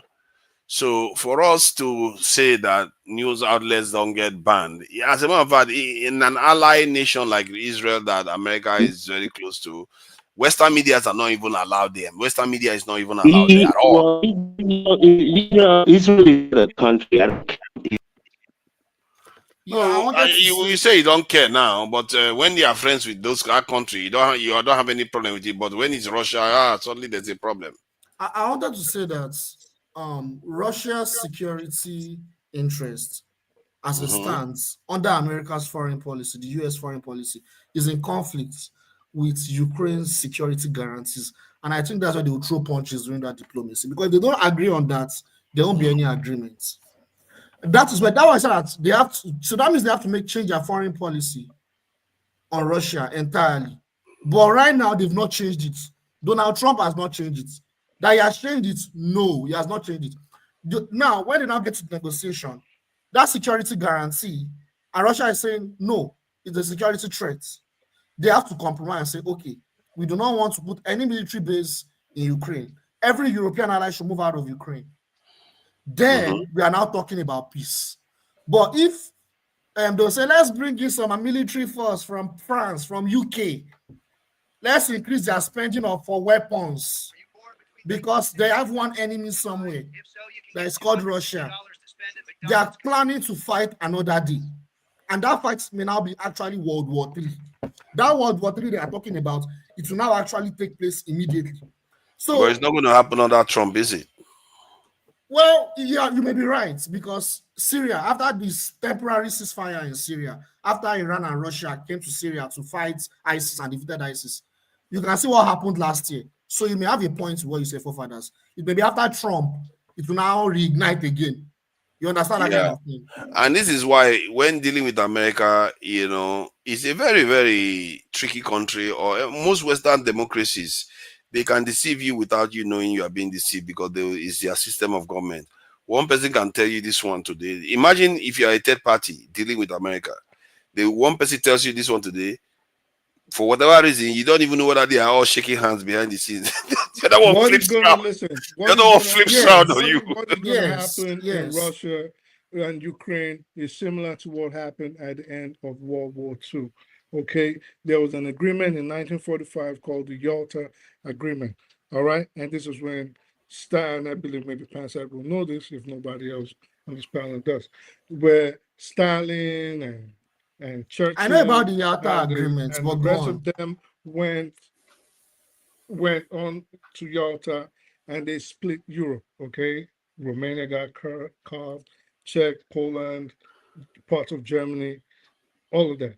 So this is what's going to happen. What's happening with Ukraine right now is, how is it going to be carved, and who's going to go on trial, and is anybody going to spend time in jail, or is anybody going to get hung, or is anybody going to face a firing squad?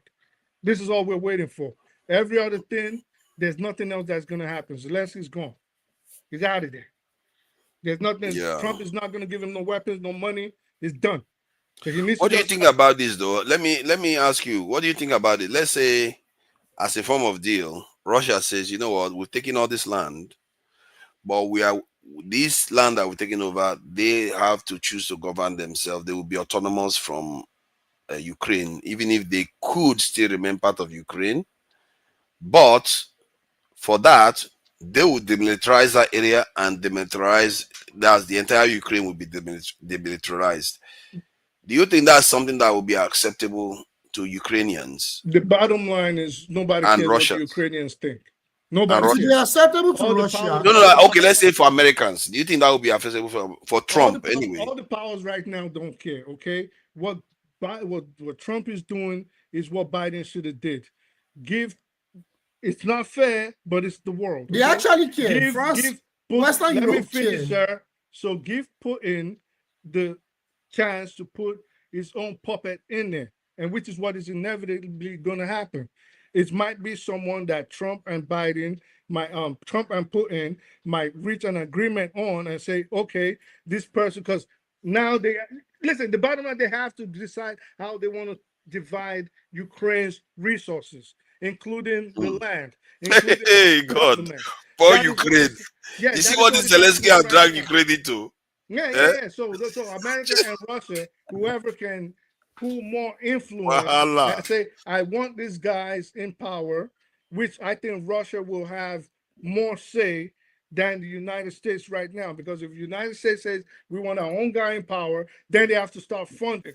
And if they start funding, then Russia's like, hey, you about to cut me out of the deal. We got a problem now. Okay. But can I say something? This is very important. Yeah. You touched on the reason why I'm furious with Zelensky, because he allowed this nonsense to happen. How can he not have seen that this is what's going to happen? But please go ahead. Yeah. So the thing is, if you look at Zelensky as the president of Ukraine, when he campaigned, he actually campaigned on the template of bringing peace with Russia. You know, having Ukraine to be a neutral country. However, like I said, that 2014 coup, Maidan coup, changed Ukraine's political landscape. The neo-Nazis, or we call them the Nazis, whatever we call them, they are already in power. CIA already hijacked that country. So when Zelensky came into power, he has to work with these guys. So he has to do what he's told. That's why I keep talking about the fact that any country that's hijacked by the US, even if you're a good person, you have to fight that war with them, or you get intimidated and get submissive. And unfortunately, that was what Zelensky did. He was actually a puppet to the West to EU and US. And that was why he was feeling so bad yesterday. Because it was like this same country that is telling me everything I've been doing, they have now turned their back against me. Yeah, it's sad. That was the way he was feeling. He felt like a boy yesterday. I felt so sorry for him.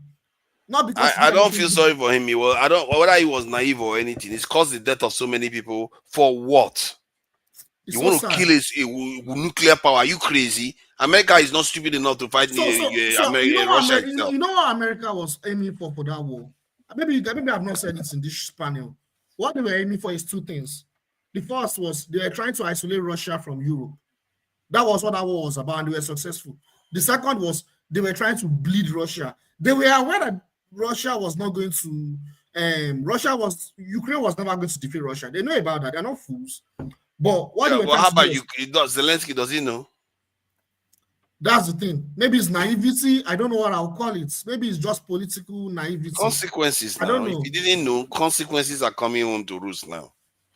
Because you can see this coming from a mile away. Everybody has been saying, even Mai Sharma, Sachs, everybody's been saying it all the time. This war is going to end only one way. They may have assassinated him. That's the point I'm making. They will intimidate him and assassinate him at that moment in time. The guy is highly protected.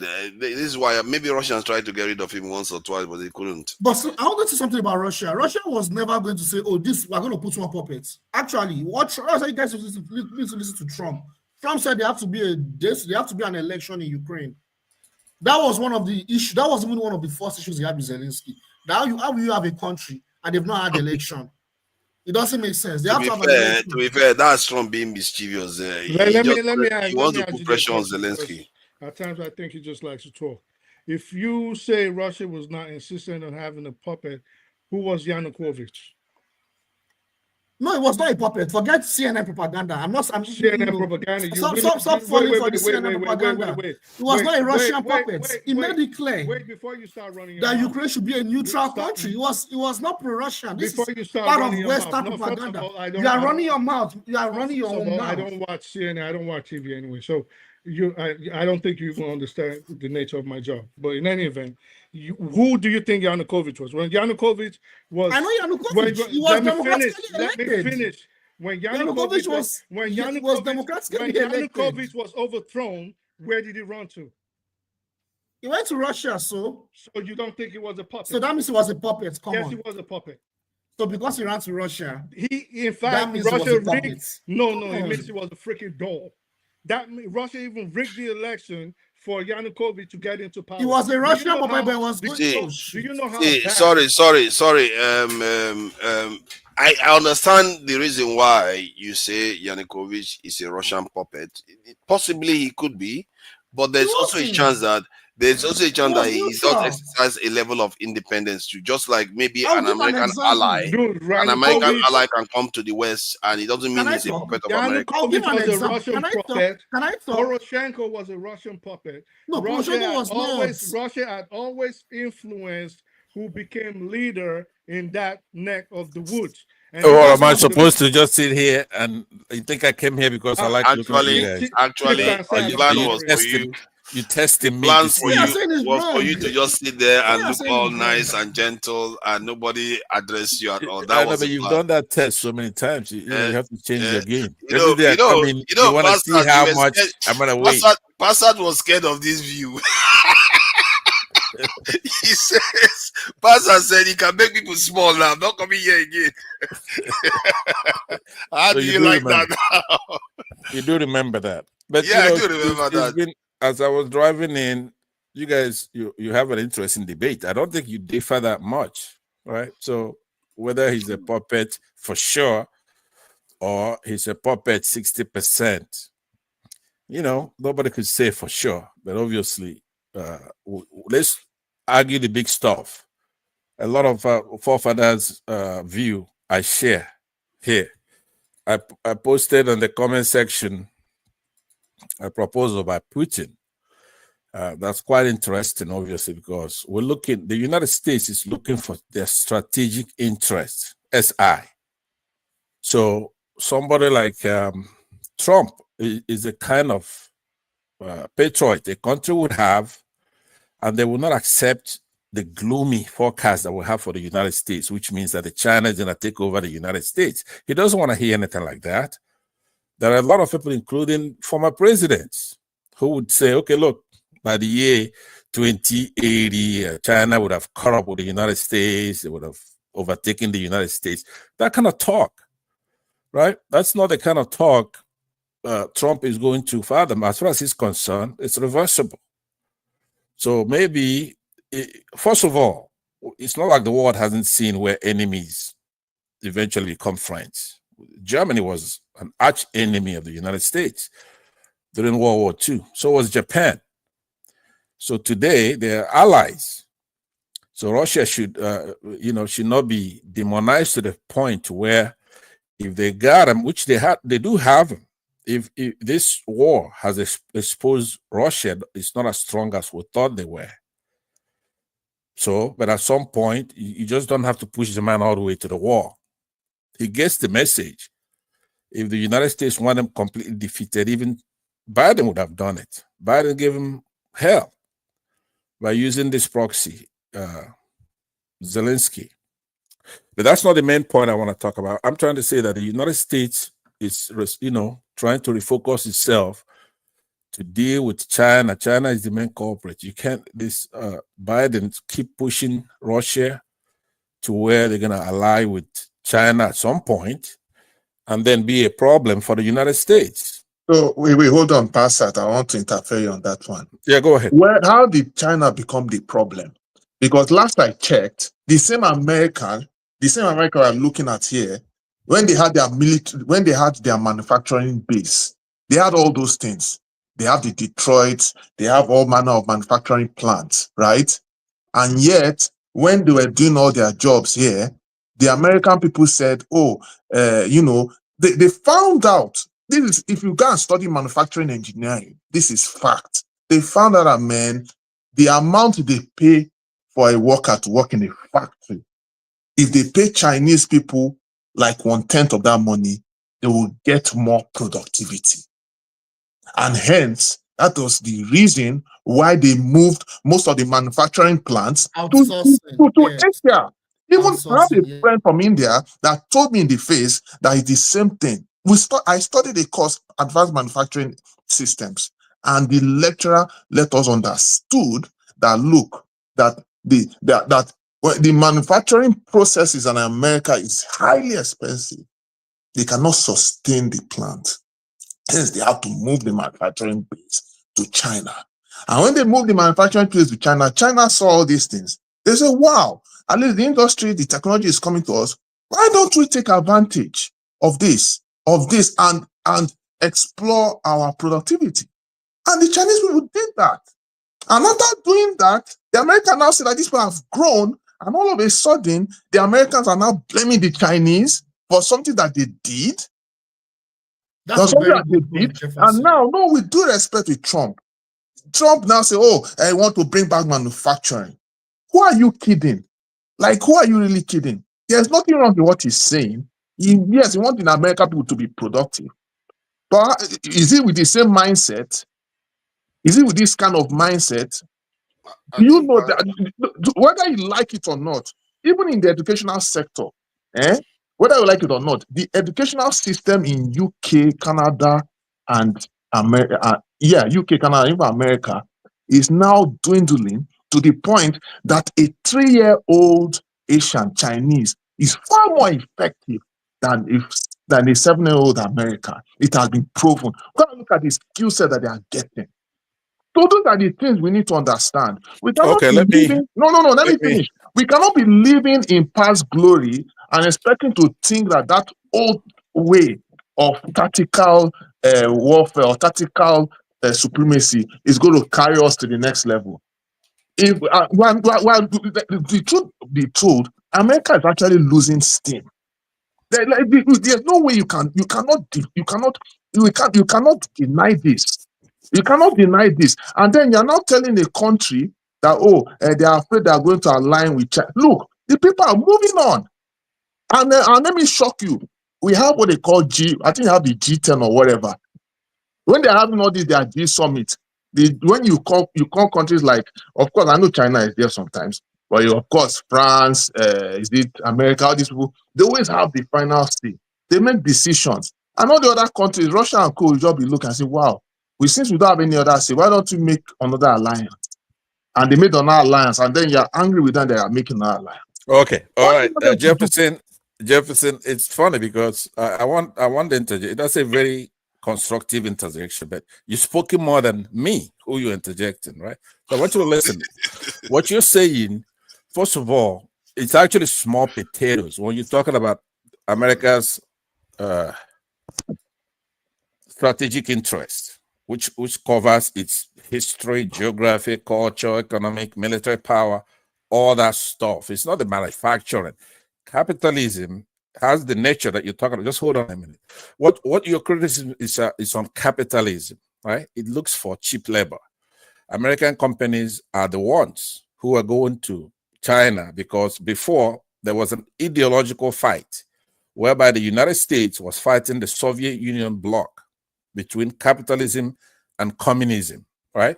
At that point, China was locked up, and they themselves welcomed that they were developing themselves internally, trying to secure their borders and stuff like that. They were not projecting power. They're still not projecting power outside their borders. Exactly. For now. Yeah, hold on. So, but then a Republican president, Richard Nixon, opened up China, whereby American manufacturing and stuff, that's capitalism. Always going to do that.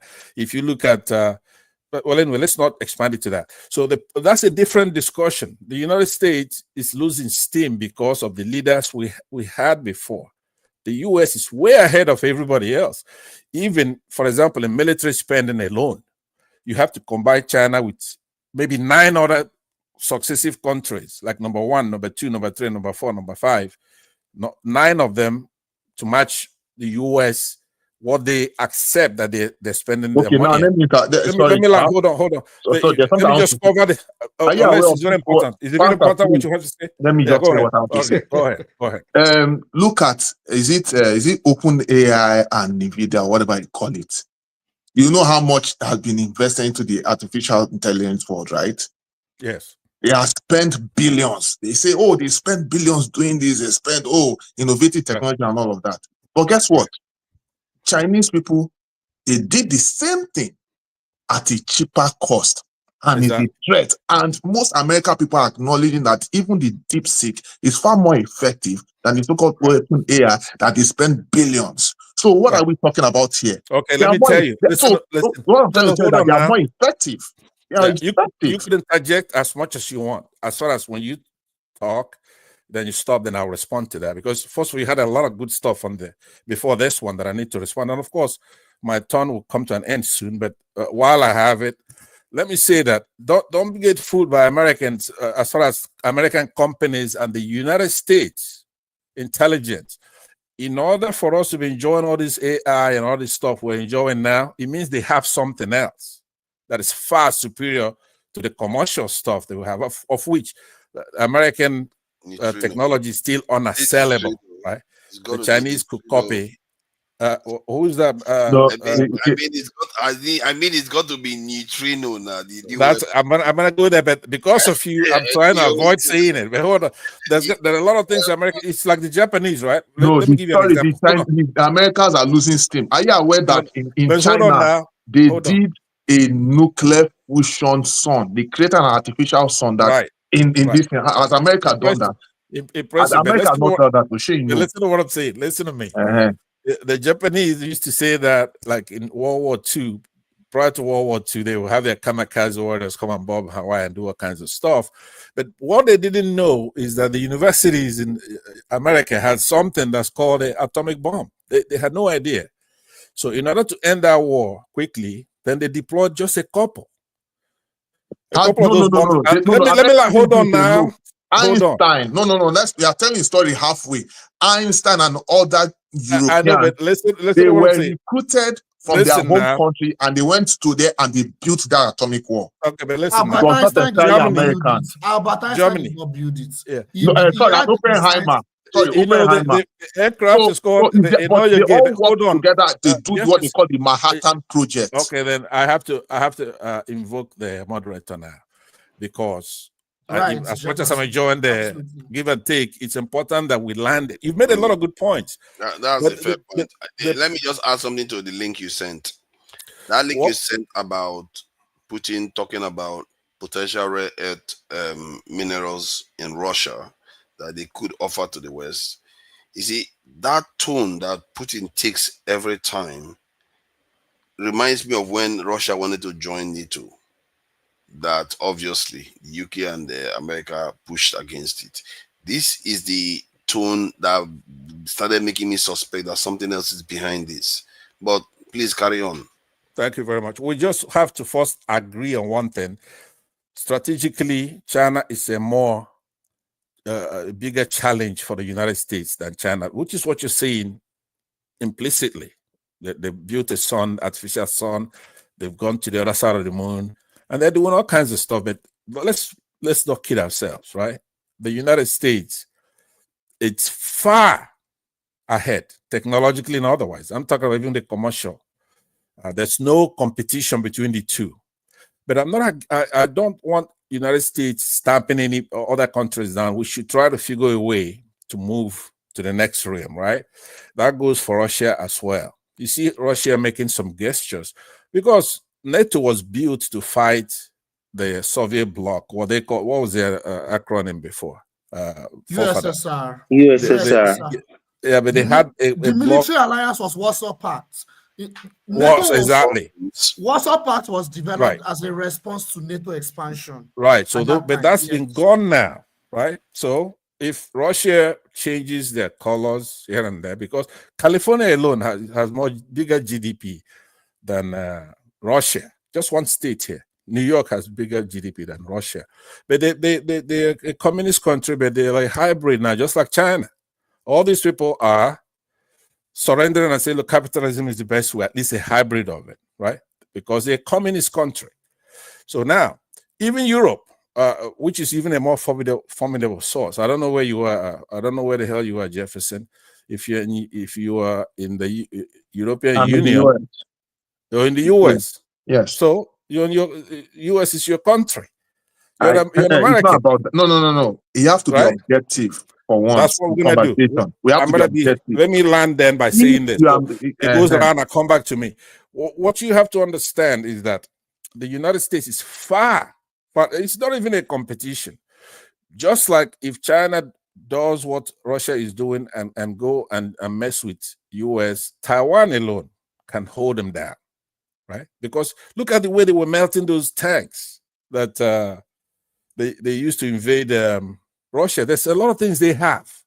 Just a little bit of what they gave to Ukraine. Ukraine actually feels that it can win the war against Soviet Union. This is before NATO can put boots on the ground, or the United States. A whole Russia, a mighty war machine with North Korea. They're no match for the United States. They could melt all those things without even, they could sit here somewhere in Virginia, push a button, and disarm all those nuclear weapons they have. Because I believe now, this is not, I don't work for the United States, right? So I don't have official intelligence, but I'm a smart guy.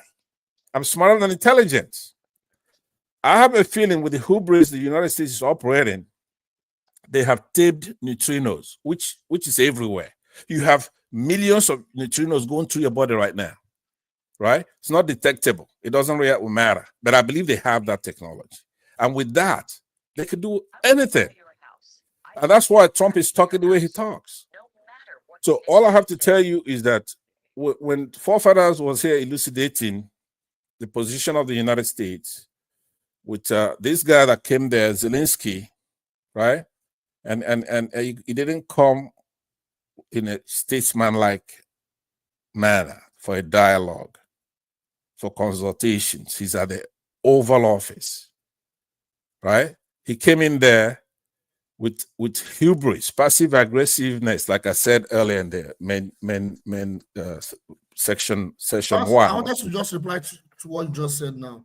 Okay, go ahead. To be fair to Zelensky, actually, that was, like I said, it's part of what I said earlier, that Zelensky was expecting something more before he could sign that rare earth agreement. What he was expecting was that he thought immediately there will be security guarantees, which Trump at that moment was not ready to fulfill. And that actually was a bad drop for him. And he was like, what am I here for? You're not offering me anything. My country is devastated. We're in a war. I want to come and explore my resources. That's true. They had that discussion, but you could tell it's an ongoing thing they discussed before. So Trump was saying to him, look, what am I going to be guaranteeing? Let's first have peace before we do the guarantees, right? So he came out there in the open and then made it use passive aggressiveness, in my opinion, right? He was petulant. Mr. Pansat, how do you first have peace if you can't guarantee that there will be peace? How does that work out? That's the point, though. See, this is something that negotiation is not done in the open glare with press people and troublemakers. Yeah, but spies, right? Zelensky cannot just be. I mean, they've had this discussion for at least a week. Exactly. My understanding is that he was going to come here and he'll be giving some guarantees. Those negotiations should have been had in the back room. But you can't just expect Zelensky to just come here and sign the paper and then be waiting for guarantee later. Not only that, that's also there, but there's some kind of guarantee he divulged right there, which was that he's saying we're going to invest in Ukraine, and that by us coming in, then we're not doing it because we like you or we don't like you. We're doing it, we're gonna be guaranteeing you something because we're in there for some stuff. You're gonna sign this deal. When you sign this deal, that brings us in. Mr. Pansat, you see, America or whoever, I mean, everybody knew this, that Ukraine is going to have it to be rebuilt, and it's going to be rebuilt by European and American countries. I mean, this is something that everybody knew 2 years ago at a minimum. But the issue is this. That's not those American companies and what have you coming to Ukraine. That's probably going to be over a year from now. The question is, what do you guarantee me right now? I know that forefathers played the tape already, but you didn't let him get to the point where he now, this is not me adding to what they said. He says the United States, not the American companies, for those rare earth materials, the US is going to invest in that. And then that will give the open door to have an American interest involved. Just hold on 1 minute. So that deal is what he came to sign so that he could then be back for where they're going to prepare this stuff, and all of them are going to be on the table to talk about the other stuff. Trying to say who's going to rebuild when somebody loses a war or they're the aggressor, you find them guilty, then you make them pay. Right? Those kind of nonsense is what it's talking about. Or say, hey, look, we signed something before with Obama and Russia broke the deal. Those things are what you do in the back end. That wasn't his mission. His mission here was to come and sign the deal. No, sir. There's no way he's going to just come and sign. That's not how this works. And Pansat, let me add that the way these things work in diplomacy is if Zelensky had not already acquiesced to some kind of agreement, especially with the Secretary of State, Rubio, he would have not been welcome to the White House. So he definitely agreed to something. He definitely agreed to come into signing those papers or whatever agreement they had. But then he reneged. And this is why if you watch the tape, if you watch the wide camera angle of the whole scene in the Oval Office, you will see Rubio pouncing like a little child because he knew he was going to get a hiding from Trump and maybe Vance. Because why did you bring him here if there was no agreement on the table already? You are ineffective in your job. So I listened to both. I also listened to Rubio, right? Right. One thing you have to understand, and this is important. Trump exposed what's happening on the ground. He says to him, "You're not in a great position to make any demands. He's not winning the war. Now I could see if somebody who comes from military industrial complex, some kind of general. This guy was a comedian, right? An entertainer, but he's done very well. And a lawyer. And a lawyer. Okay, I didn't even know that. And then plus yes, he's a lawyer. He's a lawyer. That's not a good thing, right? In this case, that's not a virtue, right? But the point I'm making is that Trump is telling him, you're not winning. You have millions of people killed on both sides. But he gave him credit. He says, look, but your soldiers have valor. They've been brave and they fought very well. Exactly. Trump knew how. See, Trump was a kind of going off on him, but he still knew how to put the term correctly, that the soldiers of Ukraine fought bravely. I've never seen Trump speak off the cuff so precisely before. It's just business. You don't go negotiate. But he didn't make one mistake. Unbelievable. I've never seen that before. You don't go negotiate to a negotiating table if you don't have leverage. Then you try to dictate the terms. I've never seen Trump make a mistake. Now, Trump. No, Trump what happened in that Oval Office is what we have always known Trump to be. Right. Trump revealed another layer of himself. No. You see, this is how he does business. He's always cheating people. He's always cheating people. He's always cheating people. This is his MO. Let me disagree with you. Here's what I'm saying. I will land in exactly a minute, and I pass it over so that I wait for my turn again. Let me say this to you. You have to listen. When Trump came down from the escalator, Kandu, I don't know if you're Christian. I'm a Christian, right? In the Bible, you had Saul, who was a persecutor, right, of Christians. He was an effective killing machine. Mr. Passat, you're a Christian, huh? I'm a Christian. Okay. I believe in the Lord, right? I'm not perfect. I didn't say I'm not a sinner. The beauty about being a Christian is that your sins are forgiven. How many times? You have to. You can't even count it. All you have to do is ask. The Lord already paid for our sins. But here's what I'm saying: when Saul was out there killing people, doing all kinds of stuff, an effective killer of Christians. But then he was converted and changed his name to Paul. Now he's judged from that day. You don't go. He wrote a lot of the epistles that we read. He's a great Christian, right? Did a phenomenal job as a Christian. So it's not every time you want to talk about Paul, you say, hey, remember when Paul used to kill people? When Trump came down the escalator in 2016, and he said, I used to be on that side. I was more corrupt than all these people. I used to give to the Clintons. I used to give to the Bushes, right? And they made the taxes to where there are laws they made so that my competition didn't pay taxes. So I was very, very good at it. I didn't pay any taxes because I'm better than they are. But now I'm going to work for the American people. So you have to judge him from that day as a Christian. You have to forgive him. He's confessed. And then he started doing the work. That would be if Trump was a Christian. Trump is not a Christian. Yeah, but you see, those who are in the Bible, they will tell you. There's somebody who's doing that kind of stuff with the Lord, Jesus Christ. He says, those who are not against you, they're for you. Do you understand? You don't know. Like me, here's why I know I'm going to make it to heaven. You know why? I don't concern myself with the administration of the Lord's work, right? It's none of my business. All I care about is the truth. Now, I've been watching to see if I catch Trump lying, right? Guess what they do now? Trump could come out and say, you know what? I know more than the generals, believe me. I know more than the generals. And they say, okay, that's a lie. Now, hold on. Trump is a let me land. I said about a minute. I don't even think I've gone half of that. So when Trump says something like that, it's just a matter of speaking. Then CNN will be somewhere saying he's told 1,000 lies because he says what? I'm better than the generals. Believe me, I know more than they do. Okay, well, to me, that's not a lie. That's just the way the man talks, right?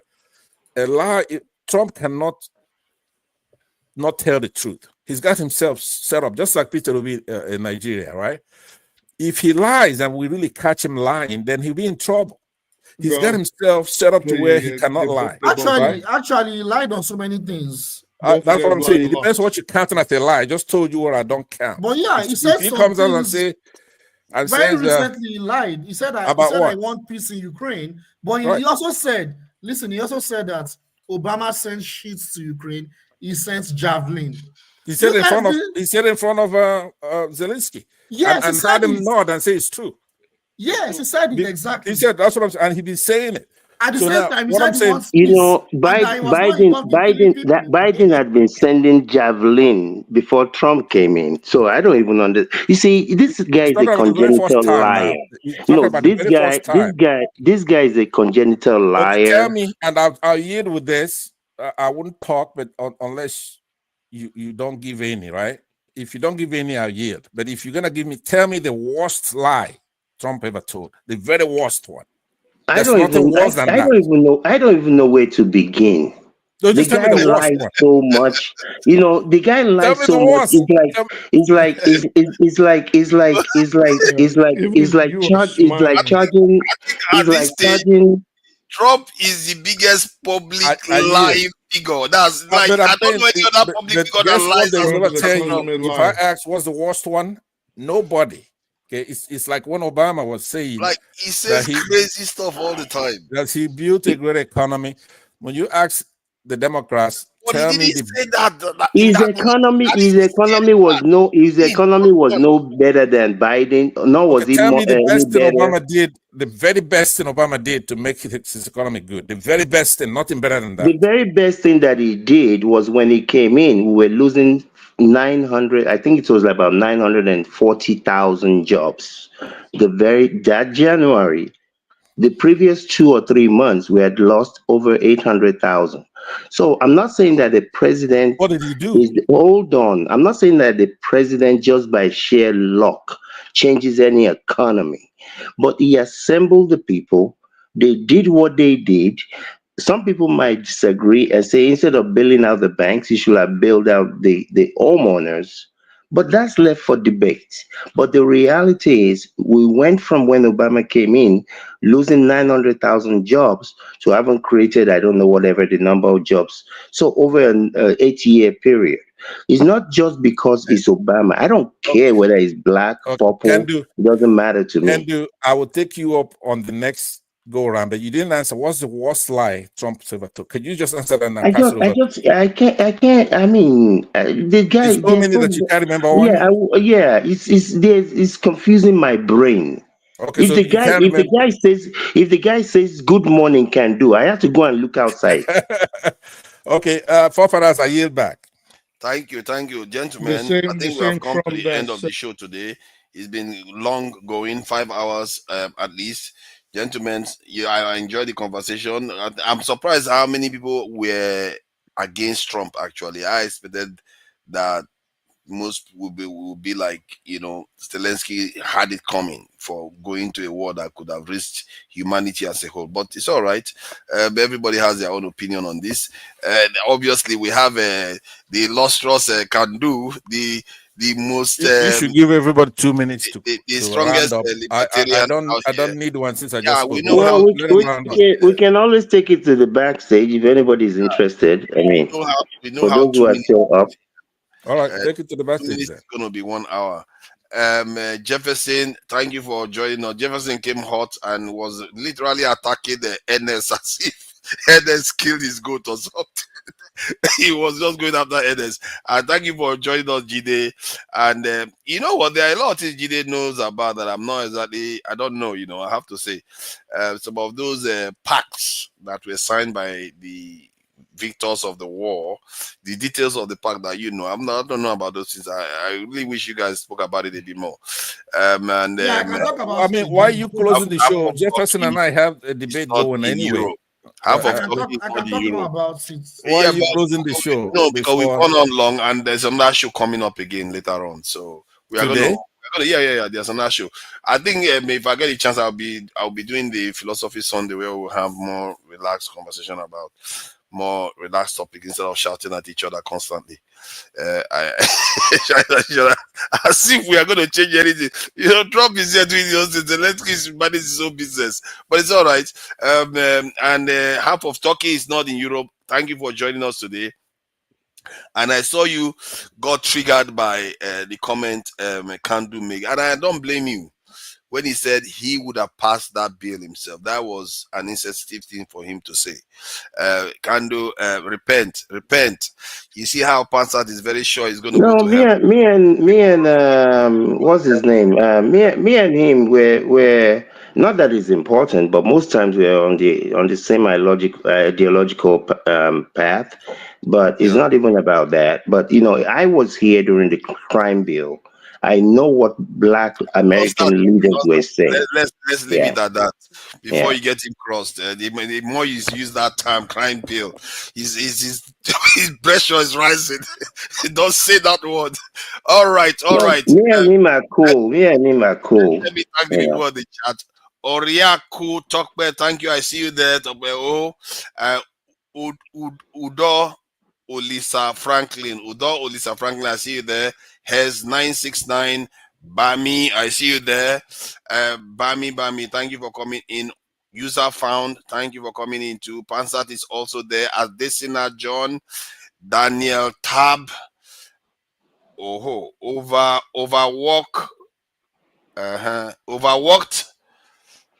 Pitome. I'm sure I'm missing something there. Overworked Pitome. Daniel Tab, I see you there too. Okay, I've said that before. Oscar Blackbone. Alluring AI. Has she been on this platform before? She sounds familiar. Alluring AI, thank you for joining us. Rasmoa, I see you there. Thank you for joining us too, Rasmoa. Who else is there? Tracy Jacobin, Fumio, David ID. Thank you all for joining us. And you guys should be remembering to be donating now. All these people that are coming here, soon we have to be putting money aside for them. They have to come here, talk about issues that affect all of us. And you never know. Some of them, their relationships will be suffering. Their jobs will be suffering because they come here to talk about your life and what is going to make our lives better. Donate so that we can be able to help them. Some of the things I will do when my channel is become monetized now. I'll start taking money. So what I'm going to do is, since I don't take money anyway, I will just be leaving me money there and accruing it until we use it to do something cool. But we'll see how that goes. There is who else It is shows there? that you really work for DSS. Somehow you're making a lot of money. His attitude there. You see, when I try to do good, I know it's not good. If I eat all the money, Forefathers is a businessman / investor. Don't let them fool you. Exactly. They all know what are you going to do that you are going to be satisfied. People are going to be satisfied. You want to donate the money, you are DSS. And if you eat all the money, you are using people to make money. Before I go, let me just never end by win. saying, if the old man Oscar Blackbone, if you act right, I will unblock you, and you can stop crying in the background every time, because I don't know. Yeah, he needs to stop crying, man. Guy Walele is there. Ojo is That's there. another one that cries all the time because I block him. So thank you all for coming in, and so bad. till next time again. Hope to see you all again, and next time. Bye.